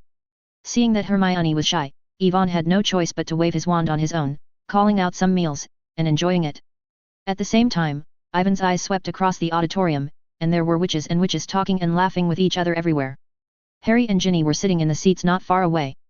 Without the interruption of Ron and others, their expressions became much more natural. The professors on the main guest table put down their former seriousness and wore exquisite and luxurious robes and talked and laughed freely. Only Snape still looked like a bitter hatred, which was incompatible with the eager atmosphere of the entire auditorium. www.mtlnovel.com. The big Hagrid seemed to be radiating his second spring, and he was happy to say something to Maxim. The wide robes looked very tight when worn on his body, and people couldn't help but worry about whether the button on the neckline would suddenly collapse. Drop. The whole dinner lasted for nearly half an hour, and when it was 8 o'clock in the evening, Dumbledore stood up slowly, cleared his throat, and spoke. Well, guys, I think everyone is already full, right? Dumbledore looked around the entire auditorium, and seeing that there was no objection, he removed the plates and food scraps from the table, and then motioned everyone to stand up. Then let's start today's ball. Dumbledore's loud voice recalled in the auditorium, holding his wand high in his left hand and waving it lightly. All the tables and chairs in the auditorium seemed to have received some guidance, and they automatically flew to the wall and piled together, leaving a large open space in the middle. Then a towering stage rises from the ground out of thin air, with all kinds of exquisite music placed on it. Chapter 650, Special Christmas Gift. Sitting on the guest table, a few strangely dressed girls walked to the stage. Their hair was very thick and they were wearing black robes that were deliberately torn to pieces. Weird sisters. In the auditorium, someone recognized them soon, shouting excitedly, and others applauded to welcome the most famous band in the magic world. As soon as they came on stage, they picked up their respective instruments and began to play. The melodious singing accompanied by a slightly sad tune sounded in the auditorium. When the music started, Yvonne turned his head, bowed slightly and made an inviting gesture, and said at the same time, "Pretty Miss Granger, can I dance with you?" Hermione smiled and put her hand on Ivan's outstretched forearm. Yvonne stretched out his hand and led Hermione to the center of the stage. The free hand was gently wrapped around the girl's slender waist. The two of them faced each other in this way, and a dim, blushing charm spread between each other. Hermione felt that Ivan's hands seemed to have magical powers. Just touching her fingertips could bring some kind of numbness, which made her head gradually become confused, and her dance steps became a little messy. Almost stepped on Ivan's feet. "What are you thinking about, Hermione?" Yvonne suddenly asked, looking at the girl in front of him. "Don't you see it for yourself?" Hermione responded in a low voice. Ivan's arms around the girl's waist tightened slightly, narrowing the distance between the two sides, and lowered his voice and said beside her. "Without your consent, I wouldn't use that magic on you." "Then I agree now," Hermione said shyly. Of course, Yvonne would not let go of this opportunity to understand the girl's thoughts, so he closed his eyes, and when he opened them again, Hermione's thoughts came to mind, and Yvonne could clearly feel the inner witch's heart. Shyness and affection. The scrambled pace of the two soon became neat. Yvonne suddenly understood why Hermione wanted to open her heart to him here, because if two people were connected, dancing would be incredibly easy. Hermione relaxed her mind and gave all the initiative to Yvonne. She felt that her body was light and fluttering, and she was dancing with Yvonne. Yvonne is like the best dancer, with the beat of the music, leading Hermione to spin and dance on the stage. The light breeze lifted Hermione's skirt corners, making her move in the wind like a butterfly, and dance gracefully, which formed a sharp contrast with the little wizards who were learning to dance. Many people stopped in surprise and watched attentively as the two passed by. Then more and more people watched and stopped dancing. The open space in the middle of the high platform almost became the private domain of Yvonne and Hermione. Dumbledore swung his wand to extinguish the extra candlelight, allowing most of the light source to focus on Yvonne and Hermione. The Weird Sisters band temporarily changed the high-pitched music to make the two more enjoyable. The intense drum beats mixed with the interactive sound of the guitar and the lute reverberated throughout the auditorium. But Yvonne and Hermione were already immersed in each other's world, and they didn't notice this at all. After a period of running in, their dance steps became more and more perfect. Every time they stepped on the drums, people gradually became intoxicated. I don't know how long it took, Hermione's physical strength was almost exhausted, and fine beads of sweat could be seen on her forehead, and Yvonne guided her to stop slowly at the corner of the stage. At the same time, thunderous applause rang out from the audience, and countless stars fell from the sky and fell on both of them. Only then did Yvonne notice that everyone in the entire auditorium was all around looking at them. Hermione also noticed this. She was ashamed, but she didn't have much strength anymore, so she could only lean on Yvonne softly. After nodding to the crowd, Yvonne took Hermione to the side and sat down, ready to take a break, and just to let the stage out, they had occupied it for too long. How long have you been practicing secretly? The dancing is awesome. Angelina on the side was not in a hurry to dance, but looked at them enviously. We haven't practiced, this is the first time. Hermione vowed to say, then picked up the ice orange juice on the table, and drank half of it slurpingly before regaining some strength. Angelina is obviously a little unbelieving, how can she cooperate so well once? Yvonne and Hermione smiled at each other without explaining, that was their unique secret. At the next dance, the two sat aside chatting, watching the others dance by the way. From time to time, some girls came over and wanted to invite Yvonne to do a dance, even in the name of needing guidance, but they were all rejected by Yvonne decisively. Krum also turned his head several times and looked here, but every time he was forced back by Ivan's eyes. However, Krum's perfunctory performance also made the Slytherin girl who danced with him very upset. She deliberately stepped on Krum's feet so that Krum could figure out who his dancing partner was. Dumbledore also danced a waltz with Ms. Maxim with great interest. It is worth mentioning that he rarely wears thick woolen gloves on his hands, probably because he does not want to be seen by his right hand. The abnormal shape. Even the crazy-eyed guy found a dancing partner on the stage. Although his wooden prosthetic leg was not so good, it made the opposite Professor Sinister frightened, but he himself did not take it seriously and showed 12 points of enthusiasm. At the end of the ball, the Weird Sisters sang a beautiful closing tune, and the trembling notes of the organ floated into the air under the manifestation of magic. Hermione, who had been resting for a long time, was also aroused some interest, and took Yvonne to dance a song on stage. The whole process was incredibly enthusiastic, as if she was squeezed too hard, but now it's all released. By 10 o'clock in the evening, the music had completely stopped, and the Weird Sisters who had been busy all night packed their instruments and began to enjoy snacks. Those little wizards who hadn't enjoyed themselves were very disappointed www.mdlenovel.com and had to have fun on their own. From time to time, there were people laughing and playing in the auditorium. Yvonne took Hermione out of the hall, and the two of them walked around holding hands in the castle. They originally wanted to find a quiet and undisturbed place nearby, but they soon realized that it was too difficult. No matter where they went, they could meet a few couples with ears and temples. In the end, they had to go farther. Some, strolling along the banks of the Black Lake. Yvonne held Hermione's hand tightly and chatted with her about the gossip on campus, but didn't talk about business matters. After the two walked for a long time, Hermione finally couldn't help but ask. "Where is my Christmas present?" The little witch raised her head, her beautiful brown eyes flashing expectant eyes. "Well, it's not the time yet, it's a very important thing." Yvonne stretched his tone to Selguanzi, then looked at her and continued. "I want to see what you prepared for me first."